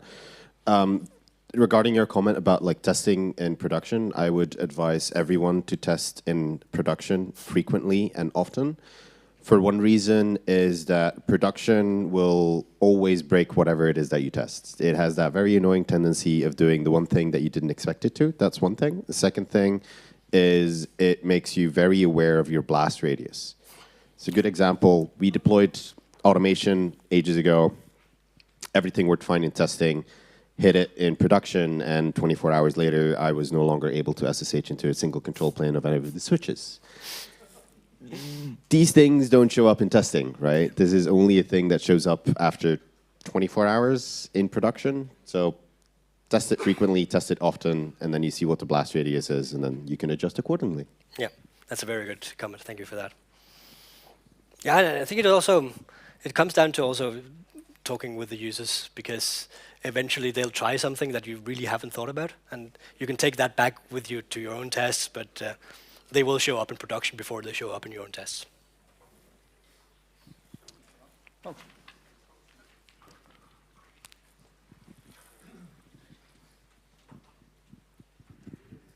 Thank you. Jan Ferry from Forskningsnettet. Some of you might work places where they have a real development department, and they have, of course, everything set up for making a project, describing a project, and doing some code, doing some colleague help, and especially saving the source code. Some of us do it, as you said, some late nights on our home computer, and then we just bring the compiled code or something like that to the office. And when things happen after half a year, then we never know where the source code is. Do you have any good suggestions to what should be done, at least to be able to do some decent rework? Yeah, it's complicated, because I think it varies on where you're employed, right? If you're employed at a university, for example, then it might not be a problem to open source your application. If you work for Jeff Bezos, then it's probably harder to open source your application, I imagine. So it really depends. You could ask your development department if they have something you could use, because usually they have, like everybody's using JIT these days, so maybe they have their own GitLab instance or whatever it is. But there's a lot of tools that are easy to install in that regard. But I would also advise you not to write too many software projects at home and bring the compiled code back to work the day after, because that sounds like a problem in many other ways. Morten, I'm a CTO from SmartShare Systems. We develop network products, appliances, virtual appliances. So I'm basically a software guy. What you said about errors occurring only in production, that happens especially if you do something in volume and you test it, and then there's always some customer that does something weird or extreme, and then errors occur. Some of the things we do, if we have the time for it in the roadmap, if we envision a feature in some future version, we try in earlier versions to collect information like debug logs and so on, that we can use to determine how would that feature behave. So it's a kind of preemptive use of debug logging. So we try to collect information that we can use later on. So that's also a tip. Yeah, that's a very good tip. I think it's hard to think concrete on how to use that in network automation specifically. I think that applies a lot more to an appliance than network automation in the broad sense, but I think it's a very good tip.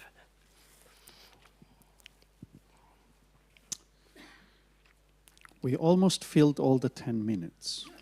We are at 8 minutes now, so we still have a couple. Where you go?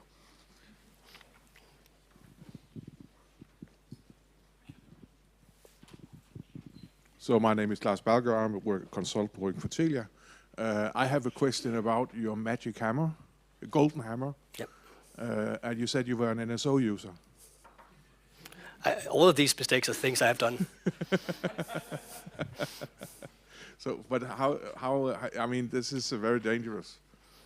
This is a very dangerous situation when your entire framework is built up around a single vendor tool. Yeah. Because that's complete buy-in. Yeah. You're absolutely right. But you listed as a mistake and we can overcome mistakes. But I feel like this is one of those you sort of. Yeah. Well. Not all mistakes are easily solvable. Let's put it like that. But it is possible to work around it. I can't go too much into detail, but one of the things I would suggest is if you find yourself walking into that area, try to see if you could put a small layer in between you and the end users, like some small API gateway thing. Even if it's just proxying everything that comes in, at least that allows you to, in the future, put more functionality in it, so you can redirect to another application you have. So you're not so you don't necessarily have to rewrite your whole API, but you might have to. And that's the kind of direction I'm looking currently. But again, it's extremely hard. As soon as you've first gone into this direction, you're kind of stuck.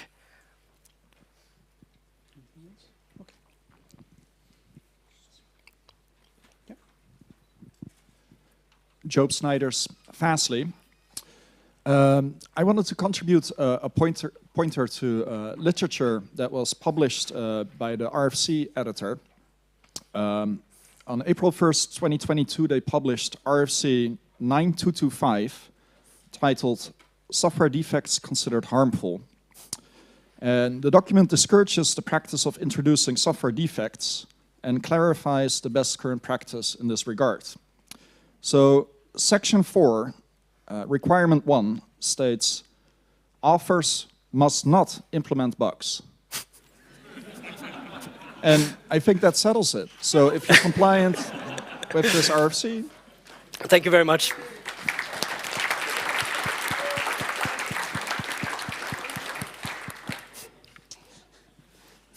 Okay, we reached the end of the slot for the talk. I don't see any other questions coming. I'm calling it. So, well, thank you, Alan. We don't have a chocolate for you for now. Well, I know where they you'll are. get it later.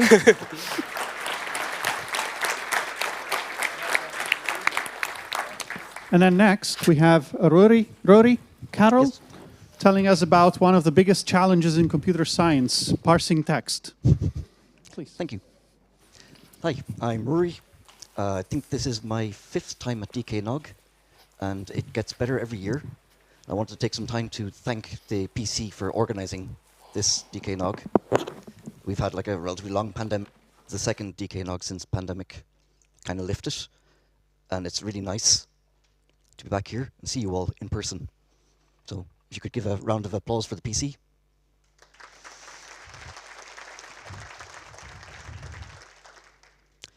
So, I'm Rory. I've been a network engineer for 20-something years. I am now in recovery. I am an SRE. So, I apologize to the PC. I titled the text, or titled this as boring as possible to see where the threshold was for what's accepted. Sorry. This isn't really something formal. It's more like a cookbook, ideas, recipes. There's a GitHub repo accompaniment that is linked in the slides, I believe. You can see the code there. I have better comments in there. I followed the Google style guide. Thank you, Alan, for bringing that up. So let's get into it. A few phrases first. These are some things you'll be seeing during the talk. It's regular expressions, it's regex. It's a kind of a meta language to describe a pattern you're looking for. A parser is basically a way to get, or it describes like how language is put together, like formal text. It needs a lexer. A lexer is basically a way to describe what a word looks like on input. Grammar, combo of both. And a DSL is a domain-specific language. This is just going to be like vendor CLI. We've all been there. We've all been in networking. I mean, there's still devices managed by hand. For whatever reason, it is generally regarded as a bad mistake. Sadly, intentions don't fix this. There was very little automation in the past. As we can see from like previous slide by Alan, or previous presentation by Alan, that we have a larger focus on automation in the networking space. And this is a really good step forward. But we're not there yet. And to paraphrase somebody who's a lot smarter than me, database to network is easy. Network to database is very, very hard. So there is a lot of protocols you can use to get structured text from devices. We've seen them all, like netconf, restconf, gRPC. Oh my God, what the barbecue. They're great. I use them at my job. Brilliant, amazing, but there's always the edge case. So, like I was saying, I'm just going to outline some options, have a chat. I mean, if you want to stop me during the presentation and ask questions, please feel free. Save them for the end. I don't mind. Hopefully, somebody in this room gets some benefit from this talk. And that would be really nice if it was the case. So the first strategy is very, very simple. It's just substring matching. It's like, is this phrase in this blob of text? There's not much to talk about really here. It's just pretty straightforward. It's simple and fragile, sadly. Very, very fragile to like white space changes, which vendors actually love to do. So generally wouldn't recommend this, but fast and simple, great. Regular expressions, like I mentioned earlier, it's basically a meta language. You describe what you're looking for in a very like formalized way, and it's great. They're everywhere, sometimes badly so. It is used as the wrong tool in a lot of cases. It's Perlesque in that it's write only, you don't read. So once you finish a regex, that's it, forget it, you're never understanding it again. Has a bad rep, I mean, yeah. You can improve regex with named capture groups, and this is just basically a way to like split up the match or the regex and actually makes it a bit more readable and gives you a bit more functionality. And yes, we know this beauty. Regex is used in places it should really not be, like parsing HTML. TextFSM, this is a project that is supported by Google. I'm not sure if it was created or not in Google. It's like named capture groups on speed. You write a template in a pretty easy to understand language. What's really nifty about TextFSM is you can tell it what command you ran on the device, and it will look up its table for a parser, which is actually kind of cool. And it comes and go in Python. Network to Code very nicely have a very, very large repo of templates, so you don't really have to do a lot of work, and you get structured text out of it. And then the last strategy I'm going to talk about is called Antler 4. And this one is very heavyweight. You describe your lexer, you describe your grammar, you compile that into a language, so it has multiple targets for output. It will generate Go, Python, C, Java. Like, it is very, very flexible. What you build on top of it is the framework for like parsing your text into like some structure. So, putting it all together, what I'm talking about, I mentioned a bunch of things. Hopefully, something's going to be useful here. So, let's go and take a quick example of how to build vendor-neutral code. And this is a wonderful follow-on from the previous presentation, because I am just about to make all the mistakes that Alan told me not to make. Why am I doing this? Like I said, I am an SRE now. In my life as a network engineer, I never really got shown how to build these things, despite being curious. So I decided to tell you guys. And hopefully, like I said, we'll get something good from it. So very quick setup. I'm going to use ABC, which is in the Python base library. It is called abstract base class.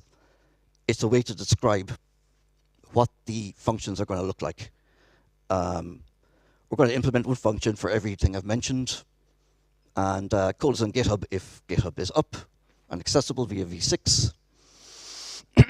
Sorry. Quick sketch of the API. Like I said, we take 5 interactions, sketch it out. There's no real rhyme or reason to this other than it was easy to write these functions. Go straight to the first one. Or sorry, go straight to ABC. So like I said, it's pretty straightforward. You import ABC. you inherited your class from ABC, as you can see there. And then every method you want to be configured will be tagged with the declarator of abstract method. Now this is important to note because you have to implement every function that you have tagged as an abstract method. Getting started with the vendor neutral code, just import your base class, inherit it, and start writing. So, like I said, first substring match is pretty straightforward. I mean, there's not a lot to say. Just is a string in a string. And this works. As you can see, we're returning a boolean here to see if the user's configured. It's fragile. It can break. But for pure ease of use, it's very straightforward. Next one is fetch the model name, and this is where we start to get regex and how pretty they are. You can see here I'm doing a group match on two strings, an MX or PTX, followed by numbers, 0 to 9, repeated multiple times. And then it's just a matter of searching, and you take the first group match. Next one is a description of the running version. You can see here I've broken the regex into multi-line. There is groups, so it is more readable. And the nifty thing here is the function on the bottom I'm calling group dict will return you a dictionary where key is the group name and value is the match. So it's quite nice to build quite rapidly.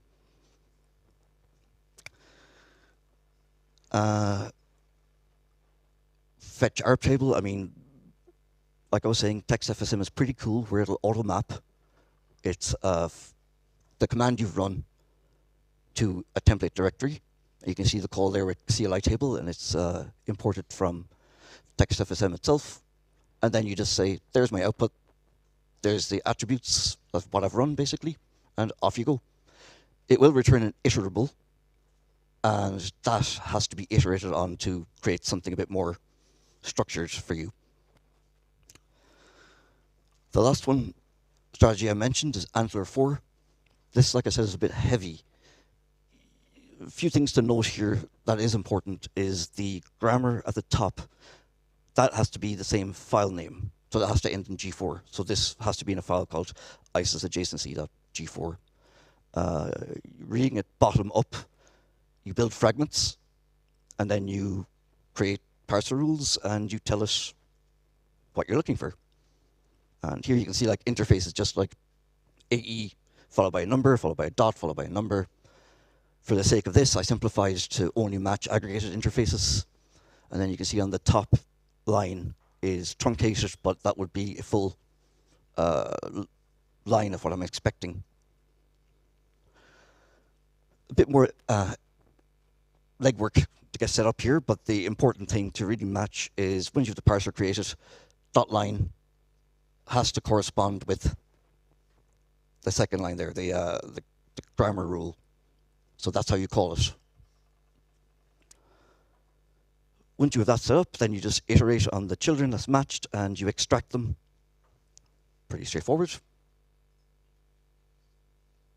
Build up your data structure yourself from the text and off you go. And then, as you can see, pretty straightforward. So, what did we learn? Do we have speaker notes? Sorry. You never know what you're going to expect as a input on your device. You're going to make mistakes. It's fine. You should give yourself enough time to like evaluate and think, am I doing the right thing if I'm texting or parsing text?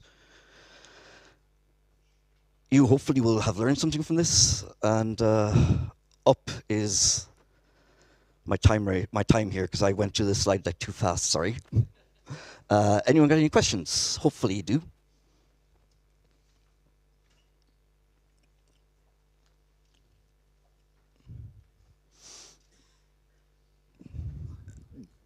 Yeah. What would you consider because you mentioned using Antler is great and it's very flexible, but there is a certain level of like overhead associated with it, or there's a certain level of complexity associated with it.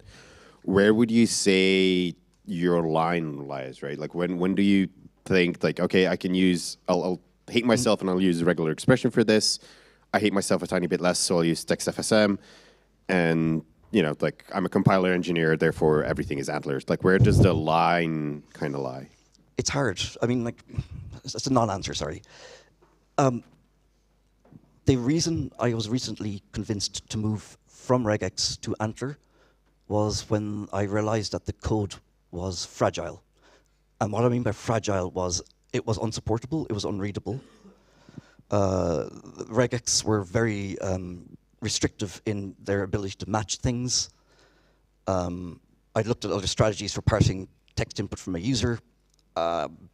Antler seemed like a kind of nice balance between describing the grammar and reducing the overhead. So I actually replaced, I think it was 300 lines of regex with about 100 lines of Go with Antler, and that was obviously a net benefit, and it's brought way more functionality and features to me. But you are correct, it is heavy. It might not be for everything, but when you get down to parsing like a lot of regexes, I would suggest that maybe you're doing the wrong thing.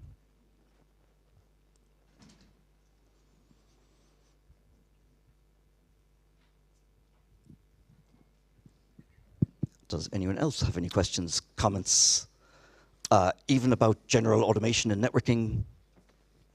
Because look, we still have 15 minutes until the break. So we need to make use of this time. Oh, there's a question in the corner there. See, when I say these magic words, like questions come in.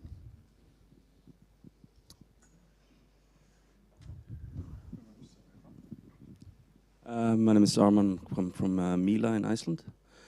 So what about strategies rolled around either parsing text or just parsing the XML coming from netconf into models instead of going just by the running config? Is asking the device for the structured text. Is that something? If I understand what you're asking me, is like, why don't I focus on like the using netconf and just serializing via lib? Not XML? why you don't, just have you thought of it, or yes. have you done it? Yes. What's your experience? Because I'm basically dealing with what you've been describing. Pros and cons of it, and then just figuring my next steps. The library for XML in Python is quite good. It's pretty flexible. I would recommend just getting a quick wrapper class first, where you give it a blob of text and you get an element tree back. I would suggest looking at, I forgot the name of it right now, but there is not a vulnerability, but a failure in the parser, in the default element tree parser that's suggested. If you remind me soon, I'll get the correct name for you. Just need to have a quick look up at it. Avoid using optional return types in Python. Strongly type, by the way, as well. You see the code examples I have, I always use return hints. It can get quite frustrating if you build a lot of code without typing, because it assumes everything's any, and you don't know what you're dealing with. There's another part of Python called a, sorry, name's escaping me again. I use it a lot. It's like a named tuple, but not. Data class, yes, thank you. I would create a data class when you get to serialize whatever you are from XML, and I would map the commands, but in a vendor neutral way. So, okay, there's a concept of ambiguity. So if I get a dict passed to me in a function, I don't know what's in there. It's just a blob of text. But with data class, you get typed and you reduce the ambiguity, so you reduce your blast radius for issues. The optional part I was talking about, avoid that because you have to check for none all the time. You will enter into a situation where you have runtime errors. You want to minimize that where possible, especially dealing with text. So that means like check, check, check, and use a data class so that you know what's in there. I would avoid, from professional experience, I would avoid pulling the rib out of a root reflector via XML. I believe I got a 64 gig server to OOM on that one. It took over an hour as well, by the way. So that maybe not the best.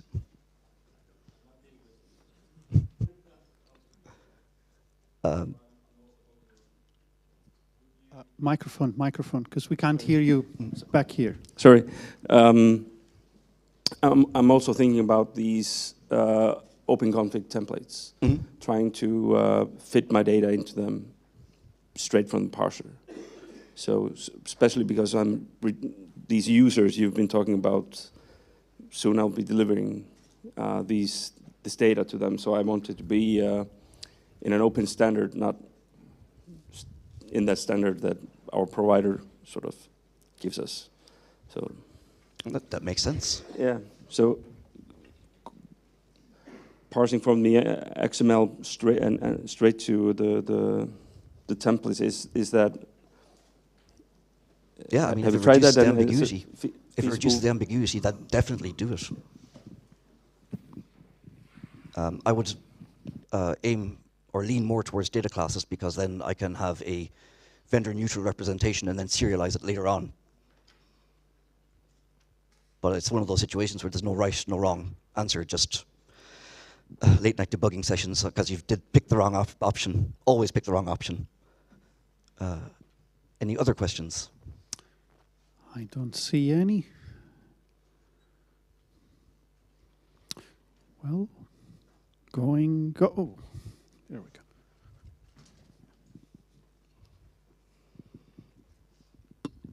Morten from SmartShare again.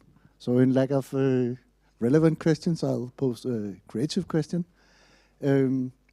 What's your favorite data format if it's not text formatted? Is it XML or JSON or what's your favorite?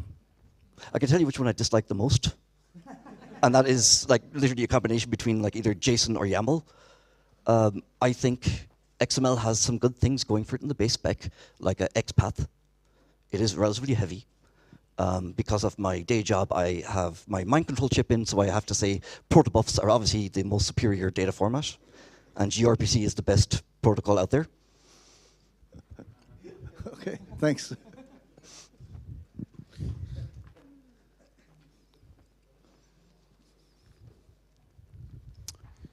No other questions? Coming. Going. Well, thank you very much, Rory. Then, if we don't have any questions, one moment, because I forgot to get the chocolate. And here you go. Thank you very much. So before we go into the break, we have two announcements. Like the first one is, well, it's a question for you. Did you pay attention to all the presentations? Because me and Fergus are preparing a quiz for tomorrow with prizes. So, and it's also about the content of the presentations to check how much you were paying attention. No, that's actually, you're laughing, but it's direct feedback for the program committee. Because then we get to know how much you were following the presentations and how interesting they were for you. So it's a way for us to pulse, like to get a feeling of how the presentations were received by the participants here. The second, and it's more interesting for you as an announcement, when you go out here, you have T-shirts you can pick up from the conference. So don't run. Don't rush. There's one for everyone. So get your T-shirt during the break. And then we'll be back in 37 minutes. Wait. Let's get the microphone. Yeah, thanks. I'm Timur from Breton. Actually, I tried to follow some presentation and follow the lean quiz materials and had no luck accessing them. Okay, so that's a question for Alan to check Indigo to see the presentations. Okay. Not okay. Not yet. Yeah, no, not all the presentations are available because there are restrictions from the presenters, apparently. Okay, yeah, I mean, I wasn't able to None of access, them. yeah. Okay, that's interesting feedback then. We'll have a look. Okay, thank you. Yep. So I'll see you at 3:30 with the next session.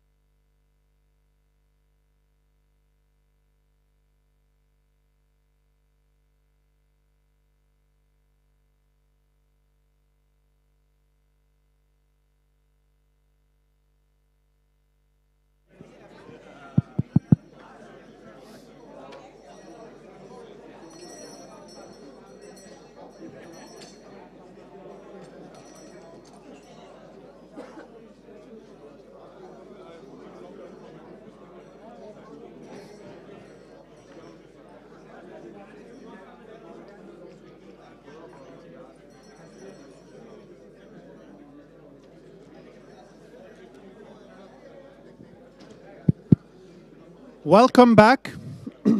Let's take a seat.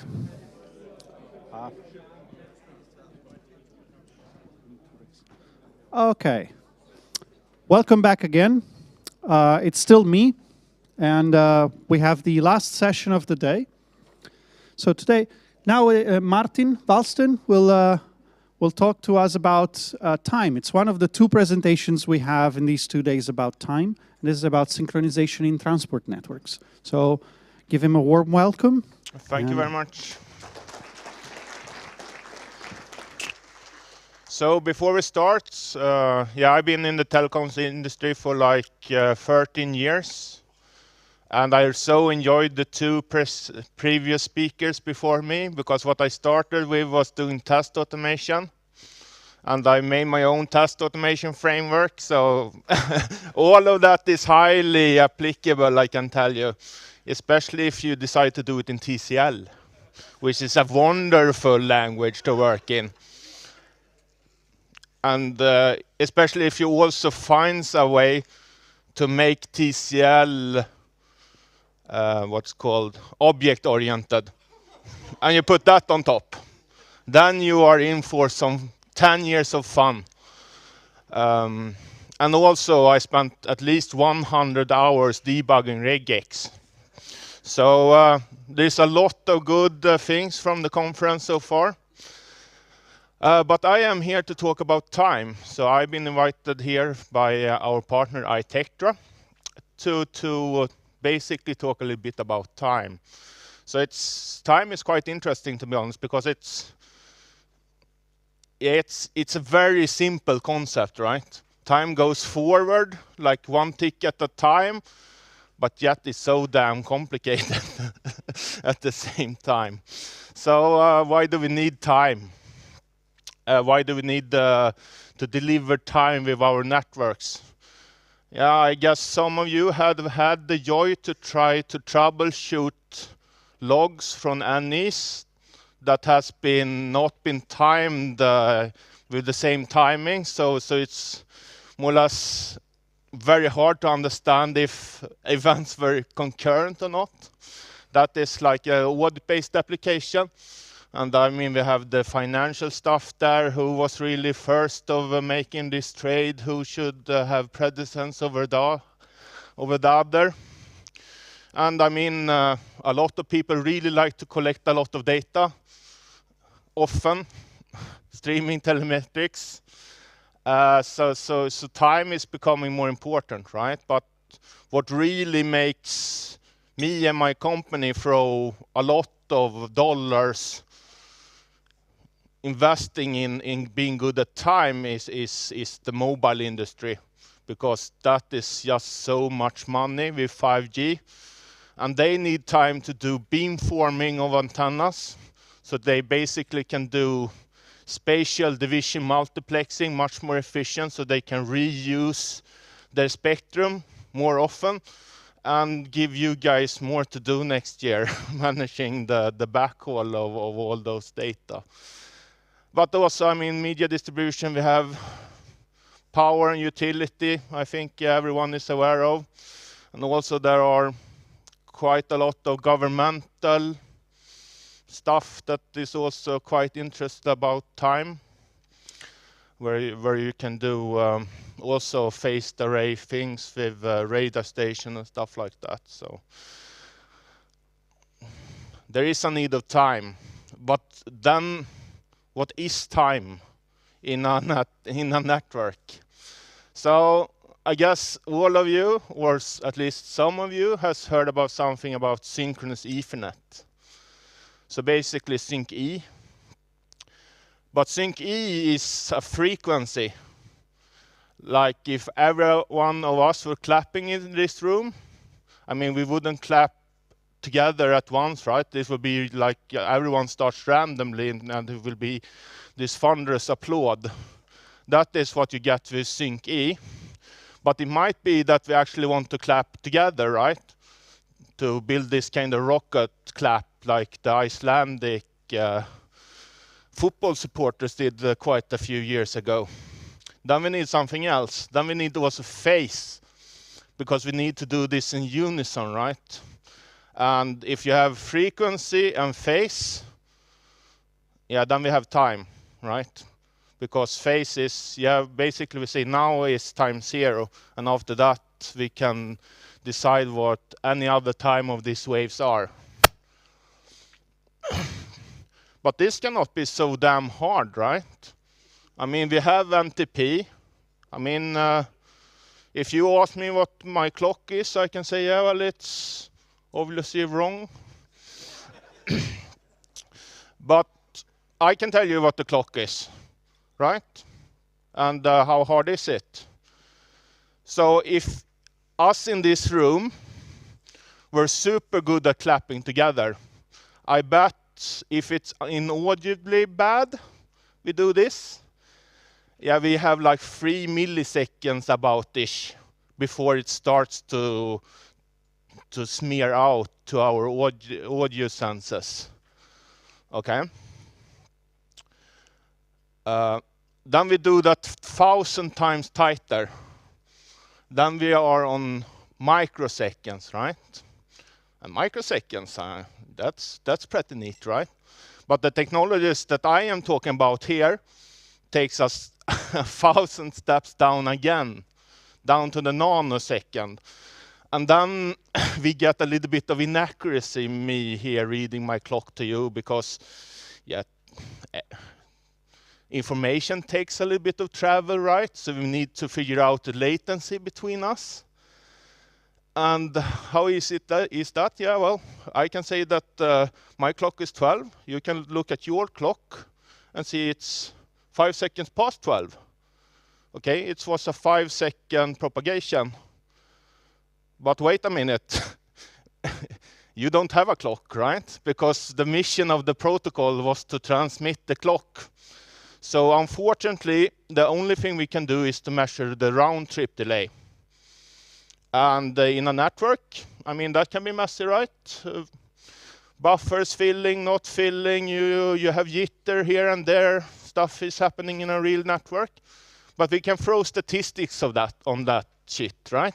Just measure a long time, get a nice graph over a long time, and we see some medium, and we can take that. Yeah, well, maybe our regulation becomes a bit slow and stuff like that. But that can be okay. But there is another core assumption here that is really nasty. That is, for this to work, we must assume that the latency from me to you is the same as from you to me. A to Z equals Z to A. Because we can the only safe assumption we can do is that me talking to you is half a round trip. And if this is not true, we cannot see, 1588 cannot see this error, and it's called an asymmetry. And that you can calibrate away, right? You can just manually add a little bit. But if some operational conditions change, you may need to go and recalibrate it. And what is the only way to find a calibration for this? It's 2 very expensive clocks on both ends of this that you need to run for a while and see the unidirectional latency. So yeah, I guess I've already been answering a little bit these questions, right? So it is not really solved unless you're careful. And I will give you some good examples of that as well. So I know you guys are probably happy with seeing routers connected to each other, but typically there is a transport layer underneath that can make your timing life really crappy. No, back. Hello? Yeah. So basically, we have contributions from the equipment that can be asymmetric in itself, and also the effects that we are using in the transport in order to go really fast, really long. Okay, this has some kind of auto move. And also we can have things in the line system, like the fiber lengths, they may not be the same, right? And just as a reference here, those 5 nanoseconds, maybe we would like to have. Yeah, that is equivalent to 1 meters of fiber, the distance for the light to go in 1 meters of fiber. So it's, you need to do this length matching really well if you're going to have it bi-directional. And also you have OTN mappers, and they have FIFOs. And I mean, there is in a classical OTN mapper, there is no communication between the ends on the buffer level fields and stuff like that. But when the line comes up, it comes up, right? So there you can get a buffer fill asymmetry that will never go away. So some of these are so-called fixed time errors, like the fiber. I mean, it doesn't change. It well, it can expand a little bit with temperature, but let's pretend that that is not the case. And then you also have this random CT time error components that basically is either different at each boot up or varies with time. So a lot of the technology that are in this domain is basically targeted to solve this transport problem. So a mobile network, depending on which units we are talking about, yeah, typically we have a time error budget of between 60 to 1,000 nanoseconds. If we are doing backhaul, or if we are actually in the part where the antennas need to do this very quick and synchronous processing. So I want to show you this picture because a lot of the technologies, as I say, is driven by this problem. In the 1588 protocol, there are 2 clock types where most people only get exposed to one of them. So you have the boundary clock, which is the normal one. It's the hop to hop, and you have signaling between each router hop or switch hop that you have. And there you process the full stacks as well. And there you have these performance classes as well. So yeah, that is also a wonderful pitfall, right? If you buy a class A boundary clock, yeah, the max time error here says 1,000 nanoseconds or 100 nanoseconds. But if you have an asymmetric transport system underneath, I mean, that is not at all the max time error. And then we have the transparent clock to the right, where we do not do the full stack processing, but we have in the ingress pipe, we just see, oh, this is a 1588 package. We timestamp it when it comes in and put that in a meta header that gets processed with the packet in the pipeline. And then the switch does its things, right? Or the router does its routing and see, okay, where is this going to go? And add a little bit of random latency here and there, right? But then at the very egress, we hardware timestamp again, and we deduct the difference and put that inside the frame, like a justification. So basically, the transparent clock can magically remove the jitter created by the packet processing in the switch or the router. So you see here for 1588 clock types, the boundary clocks have performance classes, but yeah, the transparent clock cannot really have a class of performance since it doesn't do the full stack processing and stuff like that. So it's basically what we state there is the resolution on how well we do the timestamping. So on the XH800 unit, for example, we have 1 nanoseconds max error coming in and 1 going out. So then we add maximum of 2 nanosecond error per frame. But also remember that this is very high frequency jitter, right? This error. So if you have a decent boundary clock, it will filter this away. It will low pass filter a lot of that noise away. So basically, yeah, a good transparent clock will not add any, more or less any noise on the end to end. So, but a lot of people is not that exposed to transparent clocks, and it's not that broadly implemented in the industry either, and a lot of people just doesn't really see this as a viable solution to a lot of problems. Also, another wonderful thing about the transparent clock is that through the NE we can run an infinite number of timing domains, because we do not really interpret the timing with us, and we do not we do not terminate the protocol basically with the transparent clock. But the boundary clock, there we can only have one clock domain, because we are adjusting a physical clock inside our NE based on this information and the output of the 1588 servo. So let's see some ways on how we can address things. So first of all, don't put in shit stuff in networks.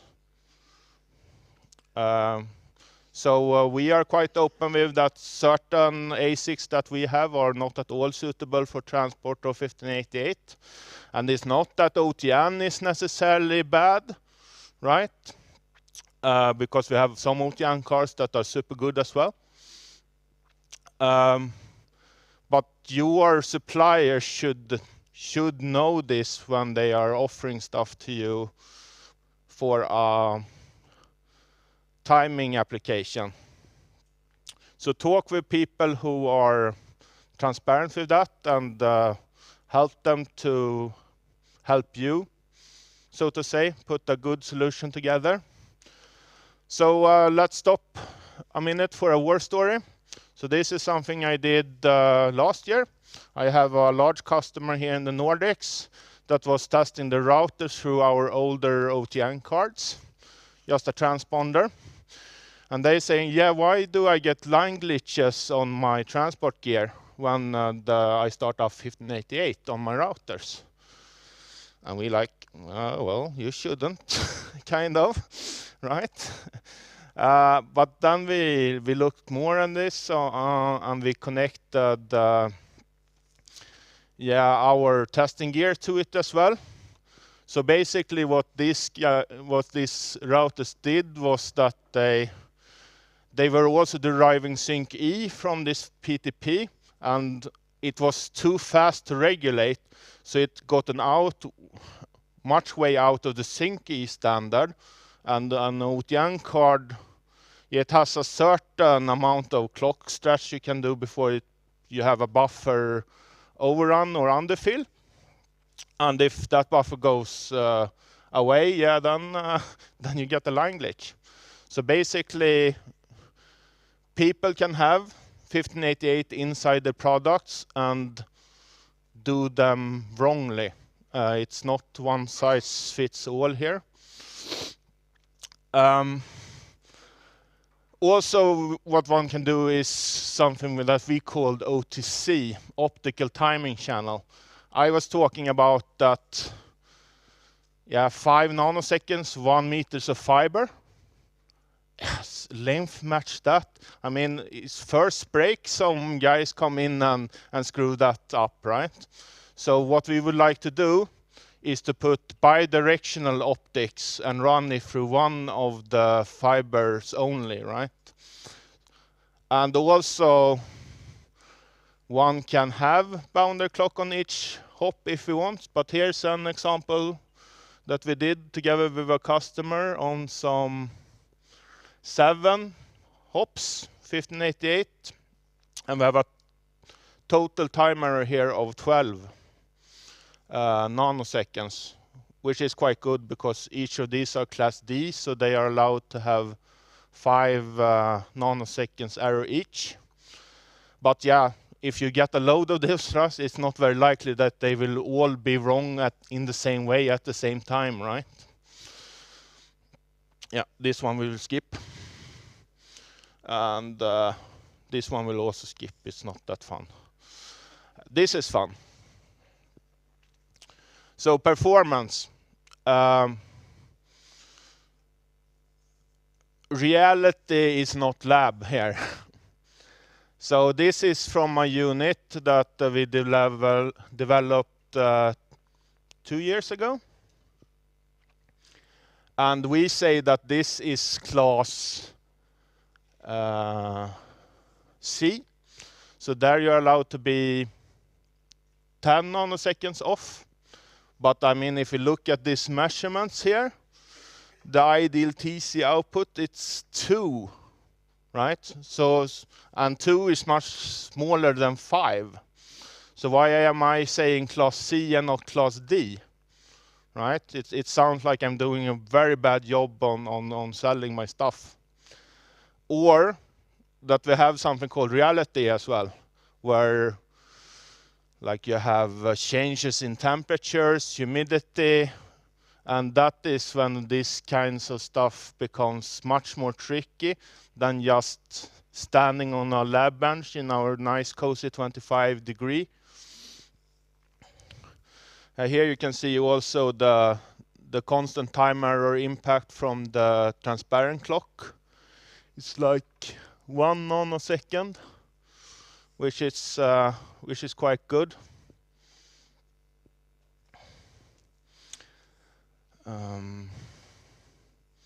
Exactly, and obviously the stuff that we sell to you, they doesn't only need to work well today. They need to work in like 15 years as well, after some kind of quite heavy physical abuse. So we are promoting 3 different ways of dealing with synchronization. The first one is wonderful because we can just okay,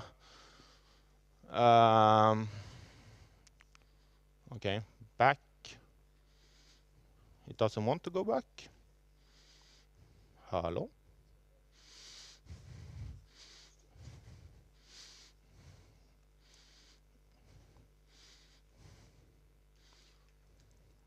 No, it doesn't want to go back. Yeah. Okay, fun. So the first one strategy is to pretend that this problem doesn't exist and just continue as normal. And if you pick out the right stuff and if you have the right sort of requirements, this is actually a viable strategy if you have the right vendors in your network, etc. Or you can put in this optical timing channel in, and that you can do with either dedicated boundary clocks or reuse boundary clocks from the network equipment. And also you can do this in hybrid, of course, which is basically what we have done here for our customer in forward one, please. I think this one is a little bit dead. What? Okay. Forward one then, whoever has the laptop.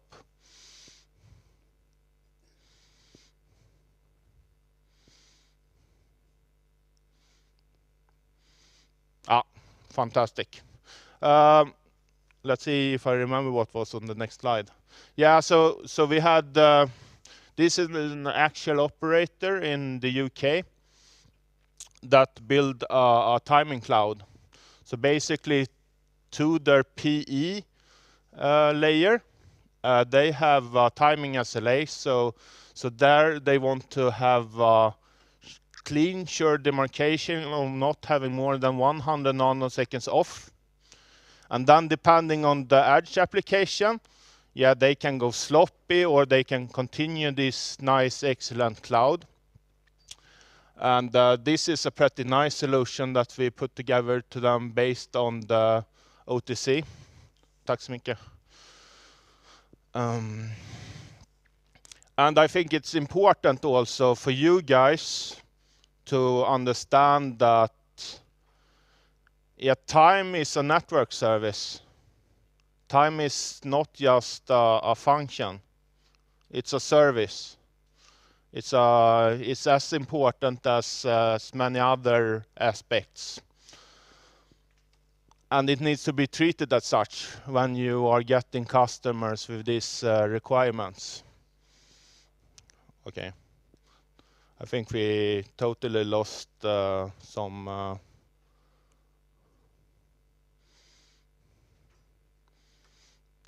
Okay, takeaways.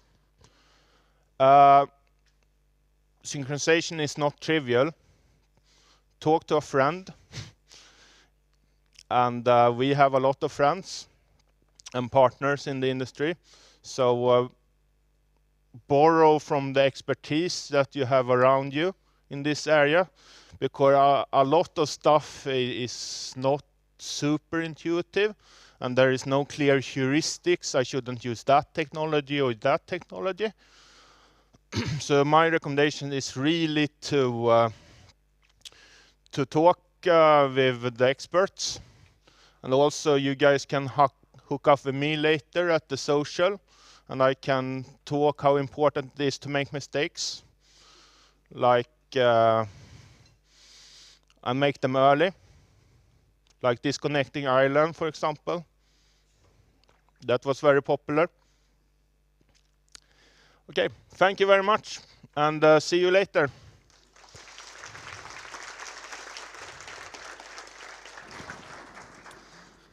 So thank you very much, Martin. And here is some chocolate for you nice. As a present for presenting here. Hans Christian Andersen, wonderful. He was my favorite author growing up. So next we have Lefteris, who is somewhere. There he is. But as Lefteris needs to get his laptop ready to present, I have a couple of announcements to make while he manages all that. So first of all, the social.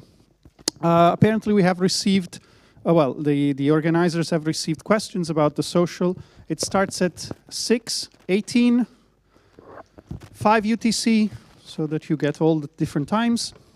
It's at a different Scandic hotel, just to confuse the enemies. So the Scandic, and now sorry, I don't speak the local language, Ködbien? Is that?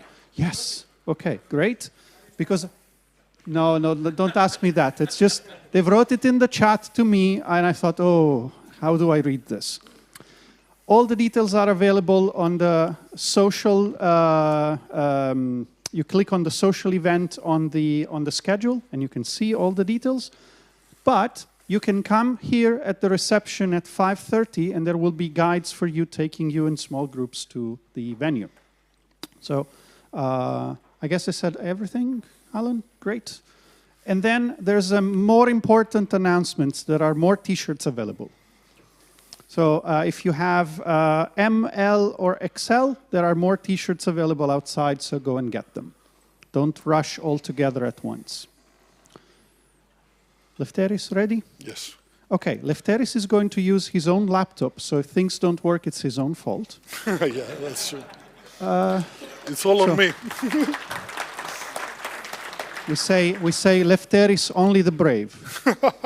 There you go. Yeah, but he's going to tell us about hijacks, about leaks, about how to detect them using his own platform, the platform he's working on and he built. Lefteris, all yours. Thank you for the introduction, Max, and for the warm welcome. I'm very happy to be here today, and I want to thank also the program committee for giving me the opportunity to speak today in front of you, and especially Max and Fiagas, who were my shepherds for this presentation and guided me through in how to make it acceptable for the committee. So I need to move my cursor a bit every now and then so that it doesn't go, sleep mode.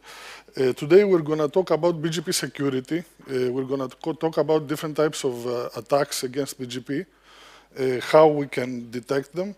And also, I'm going to do a demo. Hopefully, it will work. This is why Max is teasing me and telling me that I'm brave. It's actually something that I've done before, and sometimes it works, sometimes it doesn't. Hopefully, this time it will work. But I find it way more interesting for the audience to watch something that is live instead of pre-recorded. A few things about myself. I'm a network engineer for the last 20 years.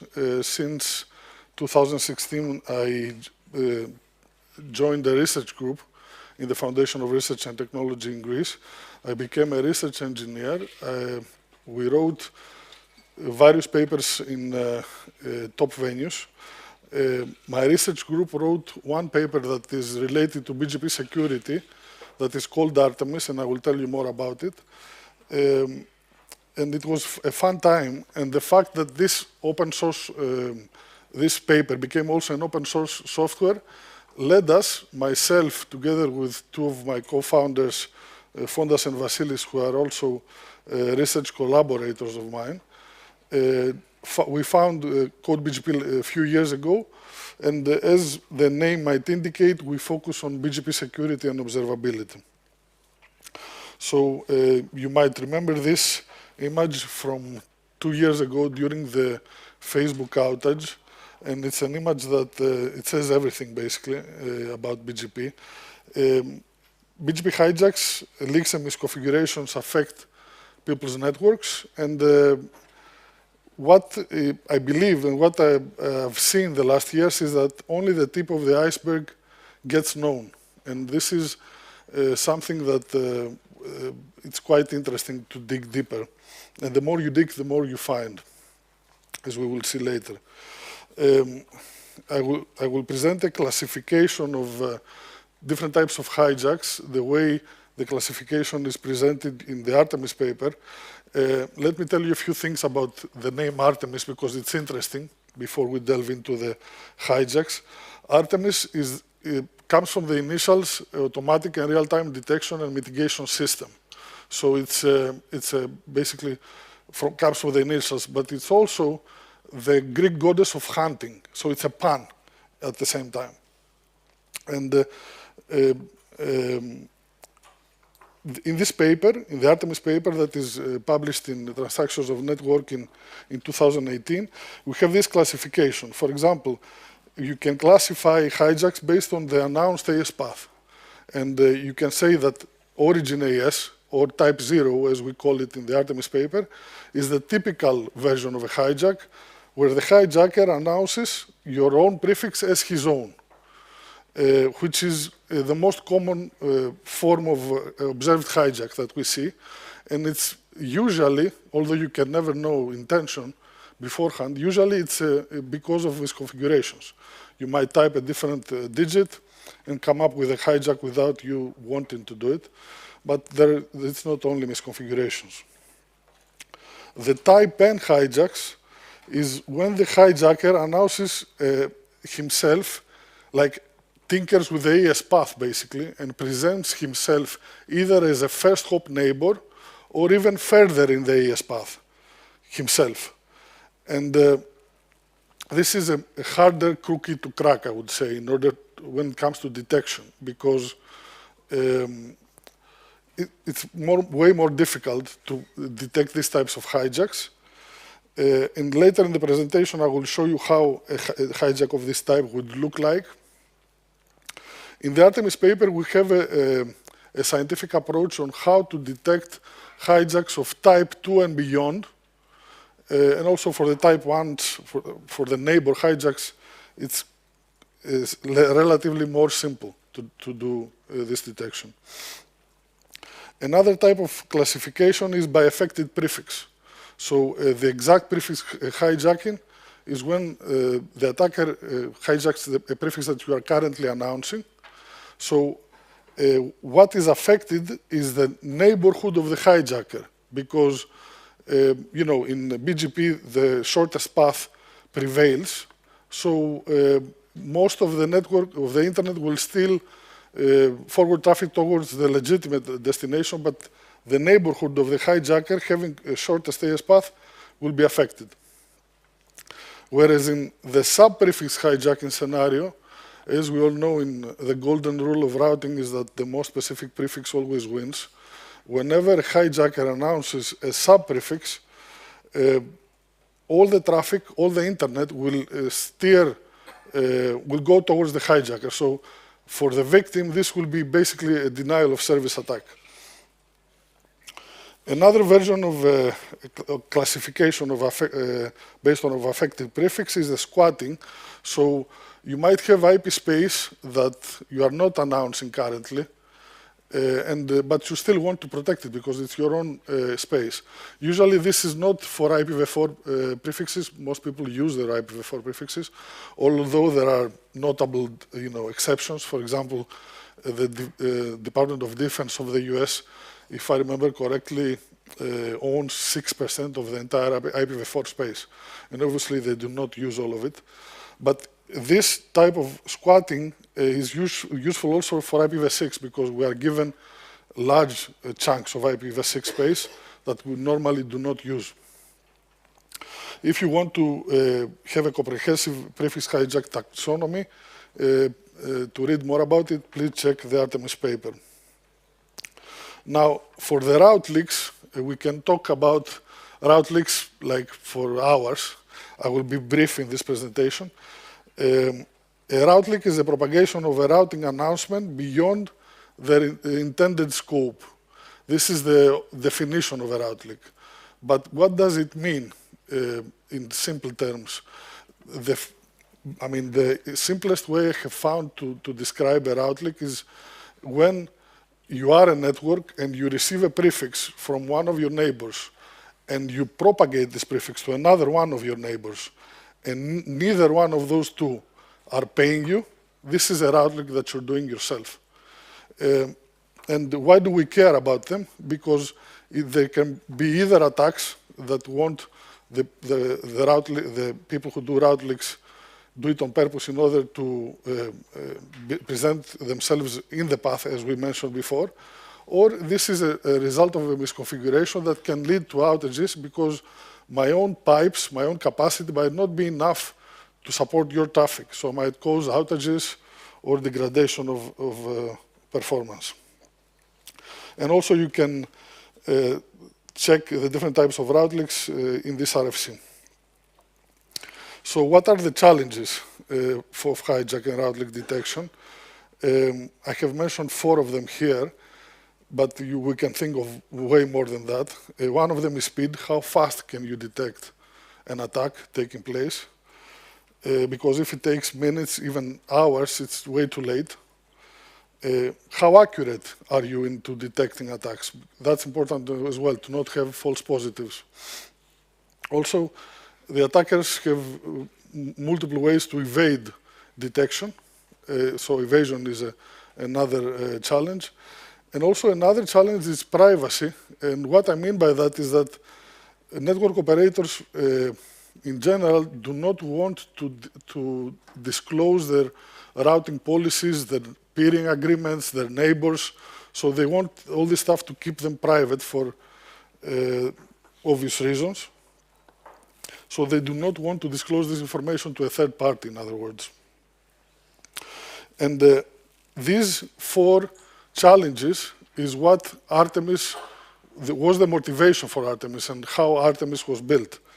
It's an on-premise open source tool we developed based on the Artemis paper that I mentioned before. We got funding from RIPE and we built this tool in 2018.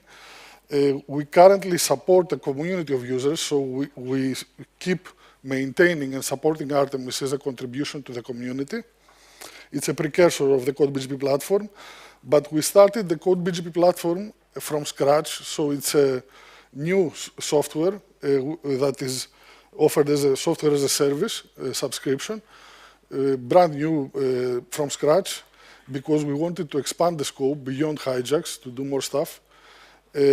But what is key in both software is that both are self-operated, leveraging the contextual knowledge of the network operator, and that's how we can avoid false positives, because the network operator, in general, knows the autonomous systems that he owns, the prefixes that he announces, what are his neighbors, and when you have this contextual knowledge, you can set whatever monitoring platform you are using to monitor and protect these routing assets. This is an overview of Artemis. On the left side, we see the data sources, which are public BGP feeds. And the trick about them is that they are streaming BGP feeds. That's why whenever you do an announcement, you can see the results of this announcement within seconds if you use RIS Live, for example, or BGP Stream. And also you can connect your own routers via BGP and BMP feeds. On the right side, we see how you can consume Artemis data via the UI, basically. And also you can receive notifications via Slack, email, or syslog. And you need to configure a configuration file in order to encode your own policies, your ASs, your neighbors, and your prefixes. And what Artemis does is the detection module compares what you have given in the configuration file against what it sees from the public feeds. And if it finds discrepancies, it raises alarms. It's a very simple approach, very simple idea.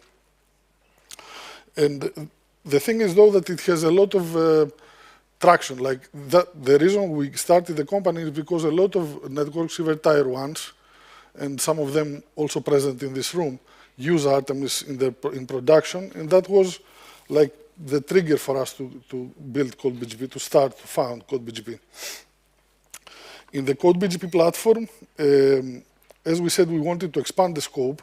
So on the bottom, we have the data services that contribute data, which are 1,600 monitors. Most of them are RIS Live monitors, but we also have our own monitoring platform that I will present. You can again connect your own routers, and we also have RPKI data that we feed to the system. And what the platform does is provides the state of your routing resources, what you are currently announcing. And on top of that, it provides alerting that we will focus more today, automation and dashboards. I'm afraid I won't be enough time to do the demo, so I will be a bit quicker. So the Code BGP Monitor is a BGP monitoring service we developed. We use route reflection and iBGP, so the next hop is not altered, and we get for each update where we got it from which router in the world did we get it from, because that's important to have visibility where you got it from. And we gather all these BGP updates, all these routes in route collectors. We have currently almost 100 million routes in our route collectors. And in order to propagate all these routes to our software as a service, which runs on Google Cloud, we use again BGP, but if we use BGP like the classic way, only the best paths would be forwarded, right? So in order to avoid hiding of the paths by not letting BGP work as it normally does, we use the BGP add path capability. I said I will be short, but I am gradually going longer. Anyway, so RIS Live, most of you guys know what RIS Live is. I won't spend so much time in this slide, but RIS Live is a great tool for any network operator and any researcher, and we should all keep supporting it. You can also connect your own routers to the platform, as we mentioned, so that you have not only the outbound, the incoming routes, but also the outbound routes, the routes that you come from your own network to the rest of the internet. And also we track the state of ROA certificates, and we validate updates by our data service, RPKI, basically. So we support all these various types of alerts. I can categorize them in 5 categories. The ones that are related to hijacks that we mentioned before, to route leaks. One discrete difference between, for example, the new neighbor and the neighbor leak is that whenever a new neighbor shows up that it's not expected, this can be the beginning of an attack. But if the neighbor does not propagate your prefixes, it's not an attack yet. The actual attack happens when the neighbor leak hijack rule kicks in, when the new neighbor not only shows up, but also propagates your prefixes, which is a distinct difference between the two. Squatting we mentioned before, RPKI-related alerts, Bogon-related alerts, and also comparisons in terms of AS path and prefix from different sources. So you can compare the data you get from your own routers compared to RIS-Live or the CodeBGP monitor, for example, or RPKI. And you can also create your own custom alerts by using our own API, a GraphQL API that I will present in a bit.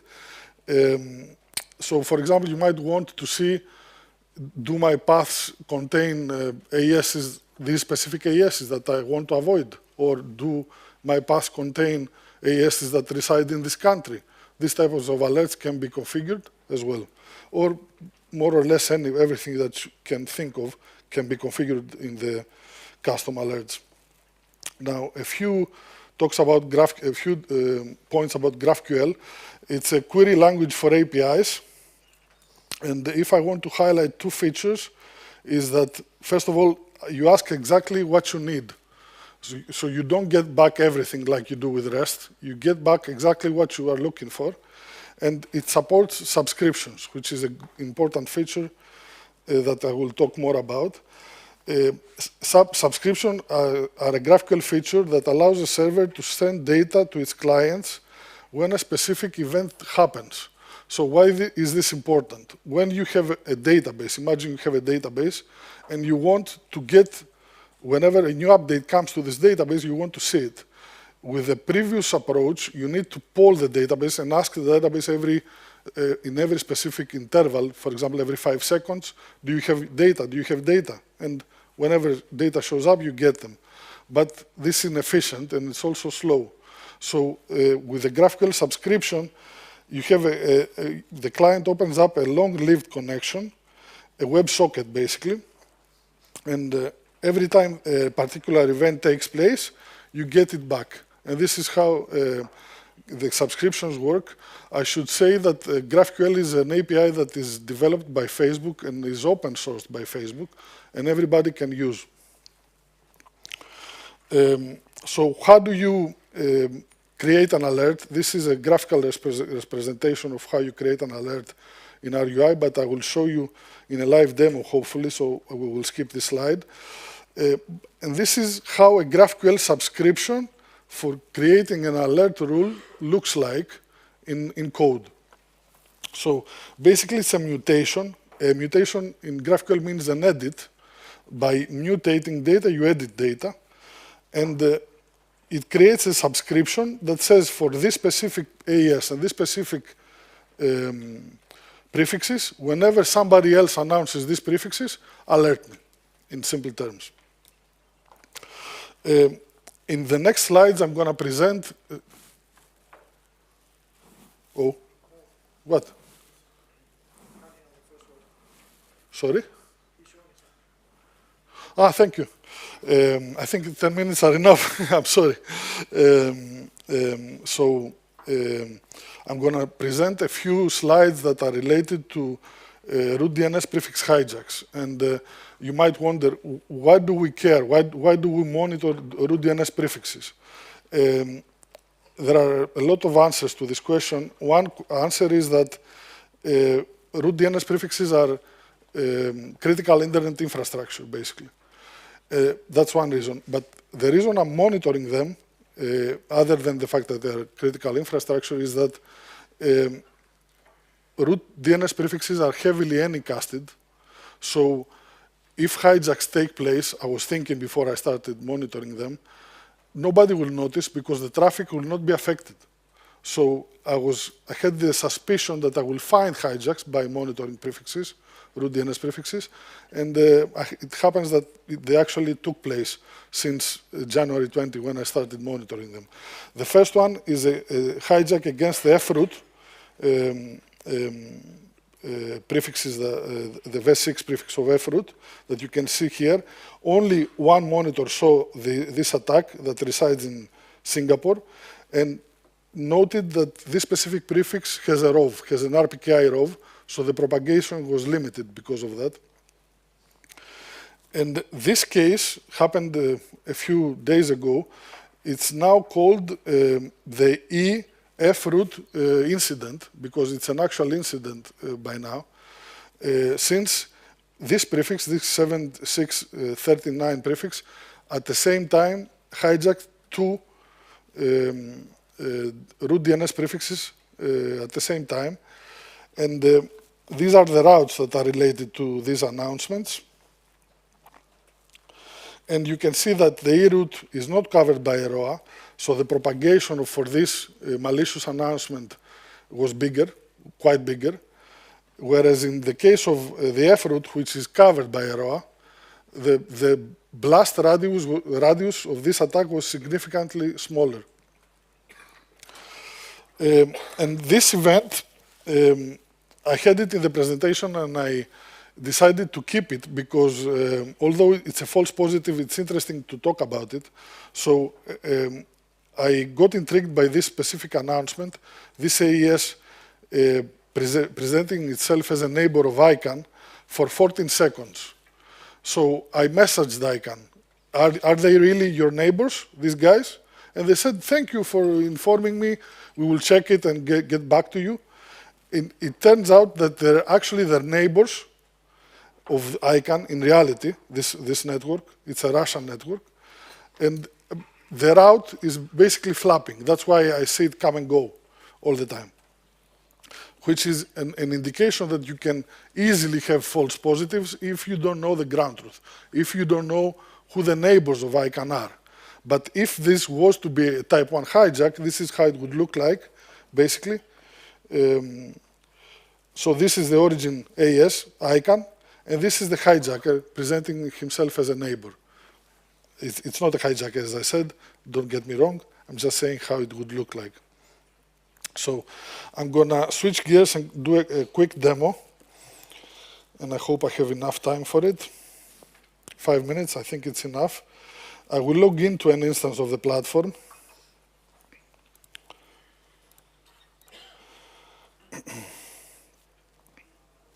This is an overview page where you see aggregate numbers for the routing resources we are monitoring. Currently, we have set up this demo instance to monitor our own AESs, these two AESs that belong to code BGP. And what I'm going to do is I'm going to create an exact prefix hijack alert rule, giving it a name. You can give any custom name that you want. I will select the origin AES to be my own AES. The system automatically will bring me the prefixes that I'm currently announcing from all the sources that we get. And I'm going to tinker with this specific rule, and I'm going to put one more prefix in the rule so that I create basically an alarm when I do an announcement. So I will leave this 5 v6 here.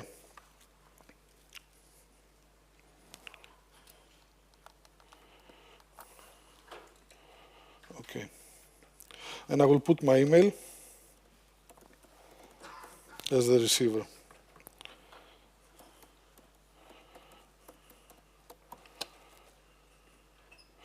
You can see that I will copy this.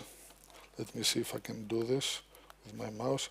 I will copy this prefix because this one is the one that I will announce in the internet. When you add the rule, you can see the parameters for the rule. And I will need to edit this rule and remove one AES that I left so that I actually trigger. So this 50907 should not be in the rule so that we trigger the alert. Okay. And I will go to the state. this is the routing resources, my prefixes. I will filter for the 5 to see that we don't see any 5 prefixes currently. Let's go to routes as well. As you can see from the timestamps, we have a few seconds of delay between the timestamp that comes from the BGP update and the timestamp for our system installing the update in the database. And I will filter for the same prefix as well in the routes to see that we don't have any announcements currently of this prefix. So I'm going to split my screen and go to a router and see what happens. This is a router that resides in Sydney. And the instance of the CodeBGP platform is in the east coast of the US, so it's the other side of the world. I'm gonna go and edit the configuration file of Bird. And basically, by removing this, by injecting this static update to the router, I basically announce this specific 5 prefix to the internet.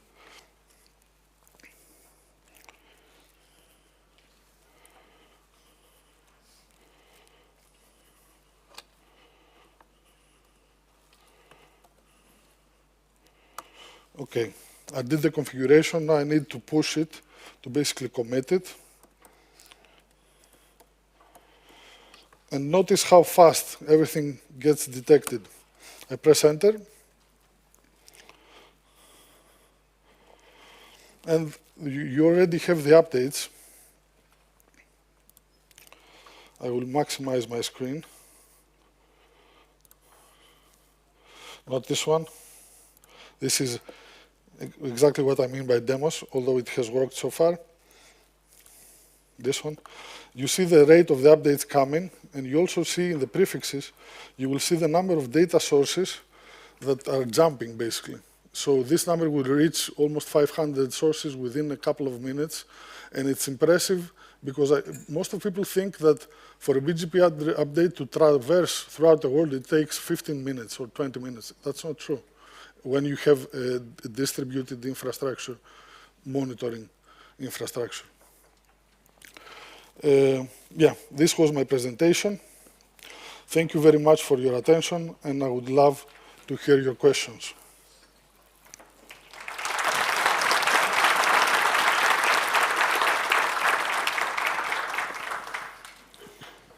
Are there any questions for Lefteris? Lily, no, show some love for Lefteris. Oh, we have one. Here we go. Oscar from New Day. Can you just show the output or some details of the error you just created? Yes, let me. I thought I was too fast to unplug it. I hope it works. It does, okay. Yeah, so let me disconnect from here and go here. So basically, we use, in the backend, we use a Prometheus alert manager for it, for creating the alerts. So this is how the alert looks like. It says that this AS is hijacking these prefixes, and this is the raw data that you get. And also, if you go to my email, I'm not sure if I should show you my email right now, but let's do it. You know, you will receive an email as well here, but it has not been received yet. Anyway, yeah, this is how it works. Maybe I mistyped my email, I don't know, not sure. And you can, since we use Alert Manager for it, you can be alerted in all types of channels that Alert Manager supports. For example, Slack, PagerDuty, Opsgenie, all the alert support channels that Alert Manager supports can be configured in the platform.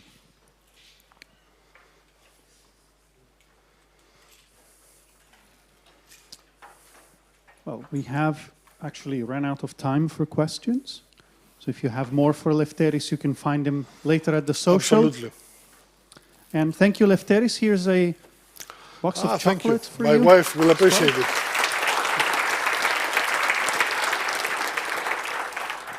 So, have the next presenter, and while he's setting up, I have to, Stefan Milo? Yes.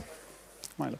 How to talk to decision makers. We're ending the day with something that's not that technical, but should give us enough food for thought for the upcoming social. I have a quick announcement for you. So if you would like to go directly to the social after the meeting now, at 5 there is Lasse. You would stand up, please. Of course. And there's a person that's leaving directly after the session here, so you can join directly to the venue, to the other venue for the social.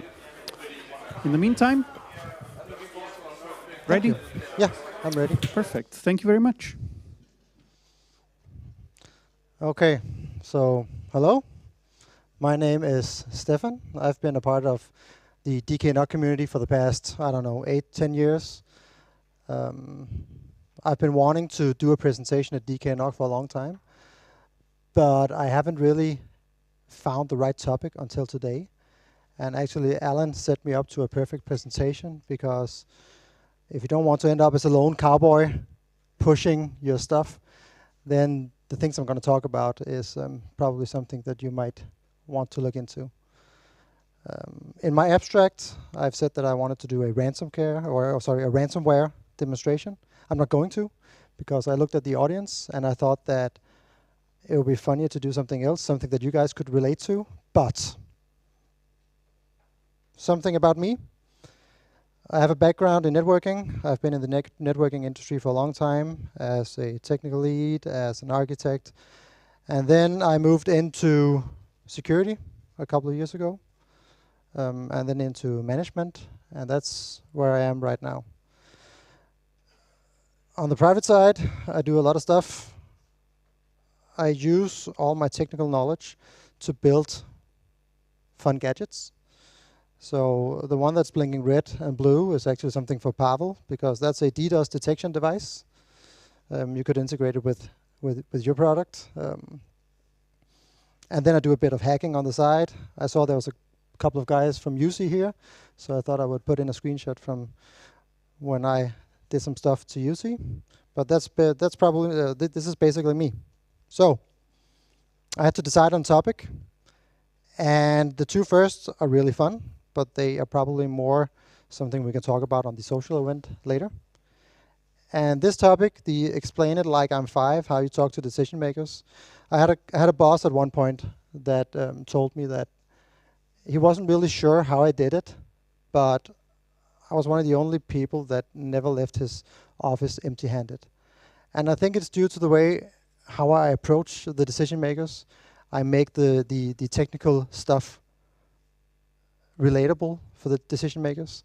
If you want to push quantum networking to a CFO, then you might want to not dumb it down, but make it like something he can relate to. And if you want to push network automation, you have to tell why it's important and why it will add value, because you can do more in less time and all that. This slide is basically my key takeaways for this talk, and I know it's the last talk before the social, so I'm going to make this quick.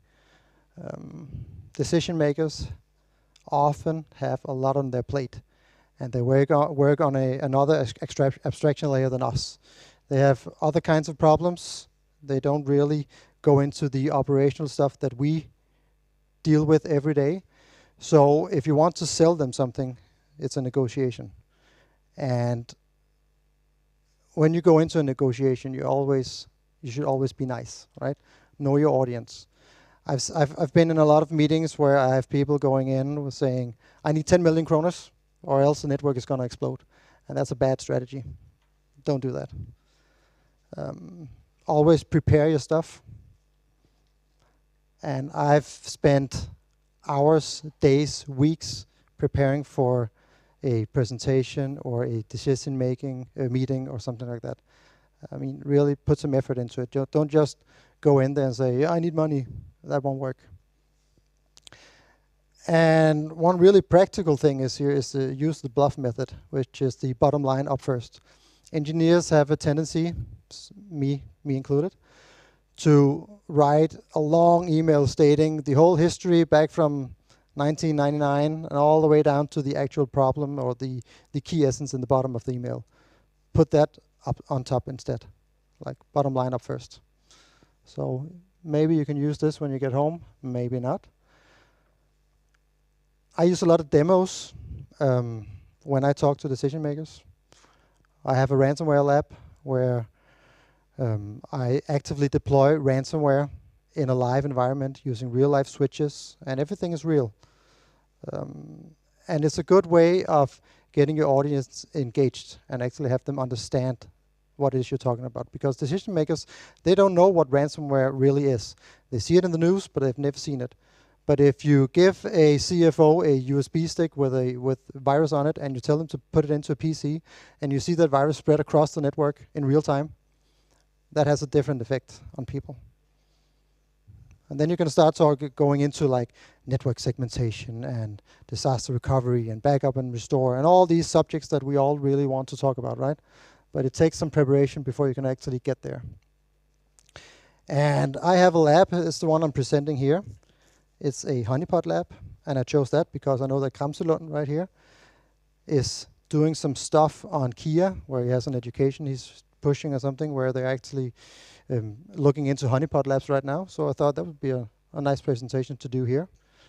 So yeah, I'm gonna do this demo now. It's a live demo. I'm probably gonna F it up, you know how it is. I'm just gonna go to the last slide and say thank you, and just put it out there and say I'm hiring. So if any of you would like to talk at the social, then come up and have a chat with me. Okay, so the live demo. I'm just gonna change the source here.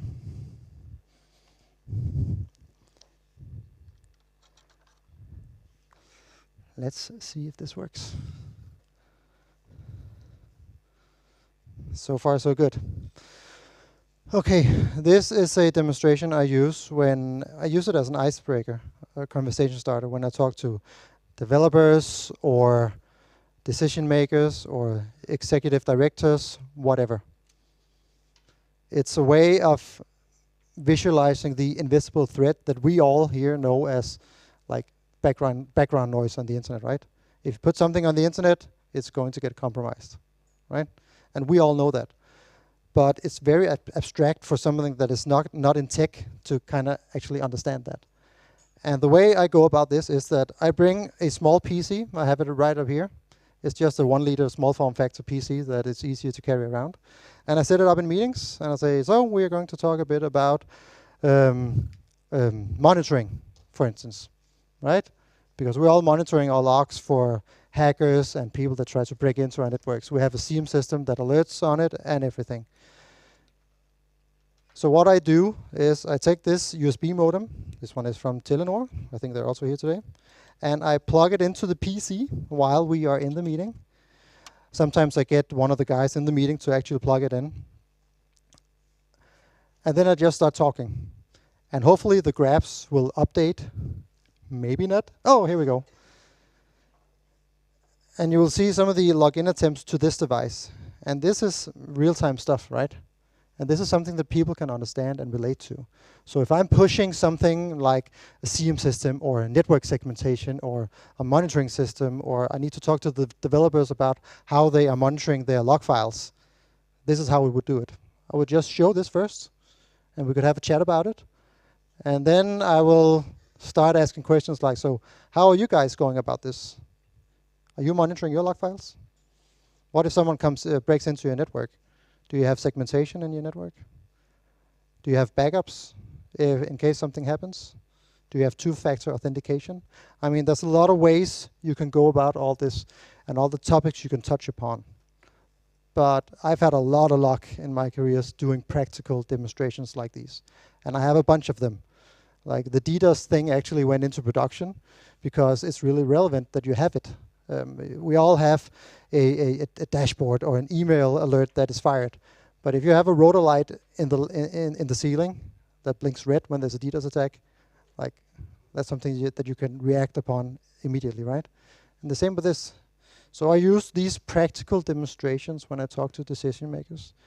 And it's a way of not ending up as the lone cowboy, because you should always have management buy-in, or at least your newest boss's buy-in to the stuff that you're working on. And this is how I go about it. And I use these every day. I have a couple of colleagues here today, and they know that this is how I work. I bring all the technical stuff down to a level where everyone can understand it. And yeah, it works. So hopefully you guys can use this approach. Maybe not. Either way, I fulfilled my performance goal for this year because I presented at a conference, so that's good enough for me. Yeah, so that's basically it. And of course, if you want to stop an attack, you just pull out the USB modem or unplug the edge router, and then the attack stops, right? So that's basically it.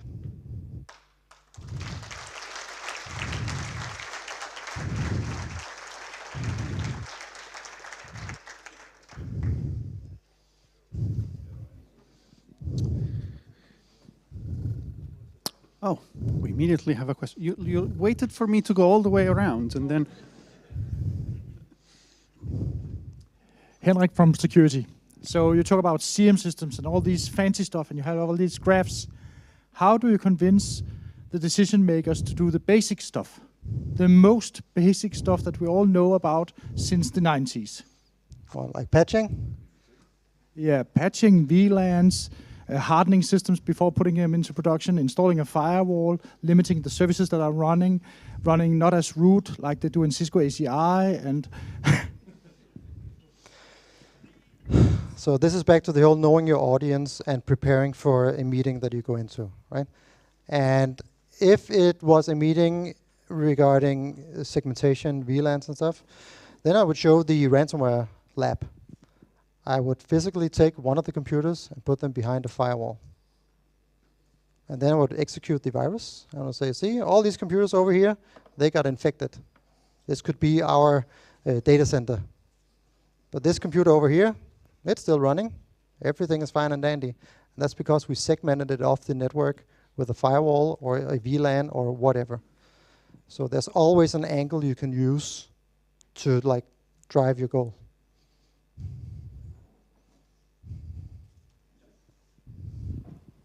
I'm Thomas. I don't work in networking. Maybe I should talk to you at the social. Anyway, you showed some demos that I thought were fun and are apparently effective for convincing, talking to decision makers. How did you figure out that these demos would be effective before you created them for talking with decision makers? Well, the places I work, I don't treat them as workplaces. It's more like my personal playground. So I just do a lot of stuff. And something works, something doesn't. The CIO before, I had a demo where we were building a new headquarters with new networking closets and all that. And the closets were too small. There would be no room to change line cards. You couldn't change the PSUs. You didn't have any room in there except the rack. And that's a problem if you have an incident, right? Where you need to switch the PSU. So I did a presentation there for the entire department where I physically took a rack, put it into the room, and I told some of the, I think it was a project manager, I said, here's a PSU. Please switch it in the switch. And he had never done it before. So we went on back at the back of the rack, and he pulled out the PSU and put in the new one. He was like, easy. Anyone can do that. I said, yes. Then I took the rack, and I pushed it up against the wall. And I said, so, try doing it again. But now, everything is down, and you have all the managers breathing down your neck saying, the network is down, please fix it. Then what are you going to do? Then you have to unplug all the cables, you need to pull out the switch, and you need to change it on the spot. And now a 5-minute job is a 2-hour job. I mean, there's always an angle.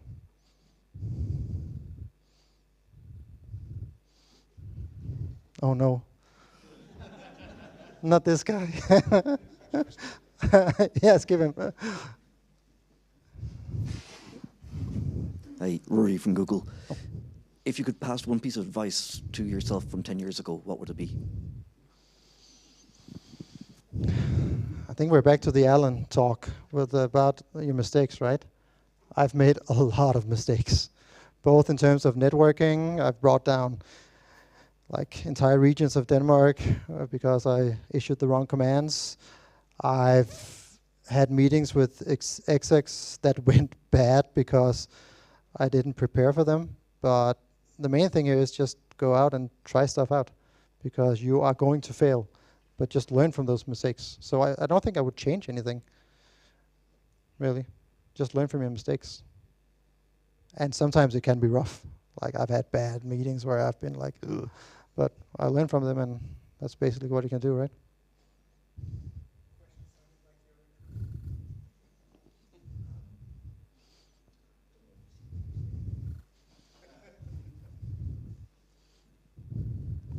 Any other question?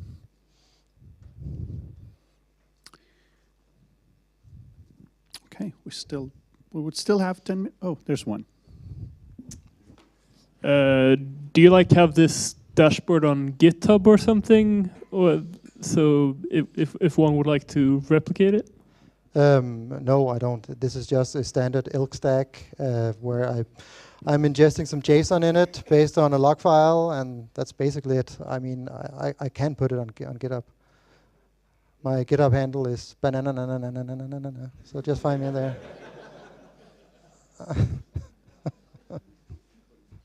It's true. Okay, I see no more hands. Well, oh, every time I say that. There you go.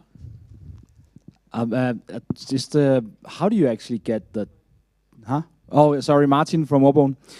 So how do you get the time to actually do this? Because you gotta have a job, that you have your job, your boss, somebody you have to convince that's breathing down your neck to do something, but you're sitting down and making a lab demo for a week before doing a presentation for him. How do you get the allowance to actually do this kind of work, to actually do a presentation to him, to make him buy something for you? It seems a little bit elaborate. How do you get the time to do that part? Yeah, I do that at home mostly. Perfect, thank you. That's a good answer.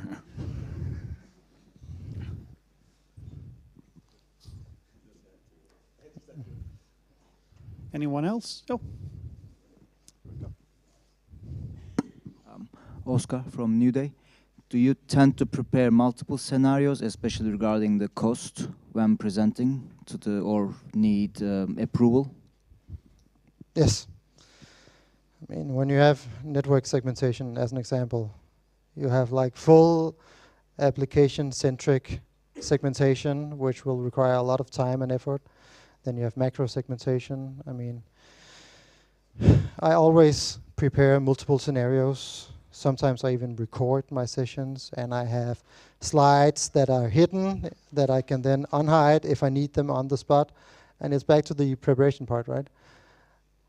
I tend to overdo this a lot. My presentations are always animated and quite big, and I know that I overdo it, but by really preparing for a meeting and going over all scenarios, and you ask yourself what kind of questions could this guy possibly ask me, and you just go over every scenario, then at least you're mentally prepared for it. But I always prepare, like, we can do A, B, C, A will cost this, B will cost this, C will cost this, and all these scenarios. And you can kind of construct your whole storyline by asking yourself, what will this guy ask me? So yeah. I don't know if that answers the question, but over-engineering, I do it a lot. It kind of sounds like a rabbit hole you can really go down into and don't have actually time to do the work instead of just constant prepping. That's why I do it at home often. Yeah.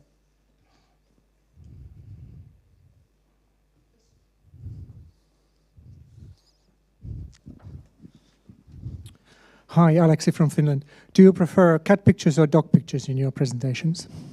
Cats. Hands down. No, they don't work. I don't know.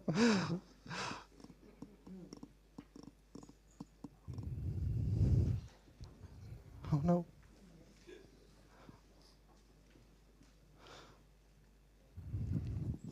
Tom from Cloudflare. What's your favorite Taylor Swift album?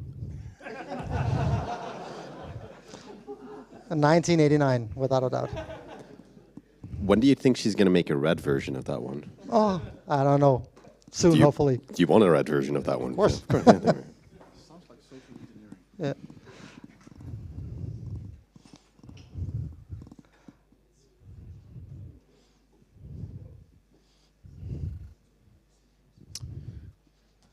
Well, yep, we seem to have reached the end.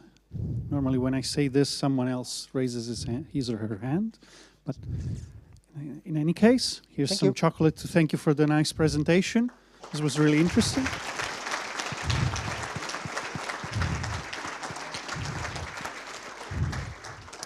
And with this, I would close the session unless there's something else to say.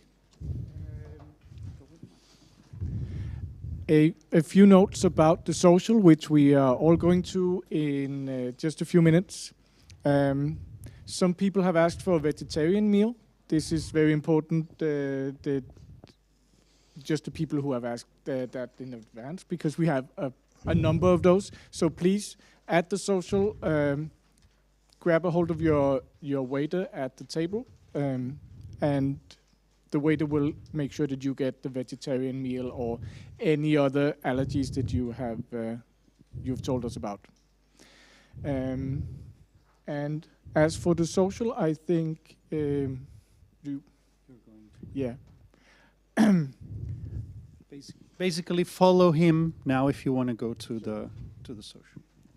Yeah, so the social is in Scandic in Kødbyen. The address is on the website, on the social. I will be leaving now. In about 30 minutes, Mikkel will be going from the reception, so if you're not ready to leave right now, follow Mikkel, or if you can find a place on your own, then absolutely fine. We start there at 6 o'clock. Well, that was it. Have a good evening. Enjoy the social.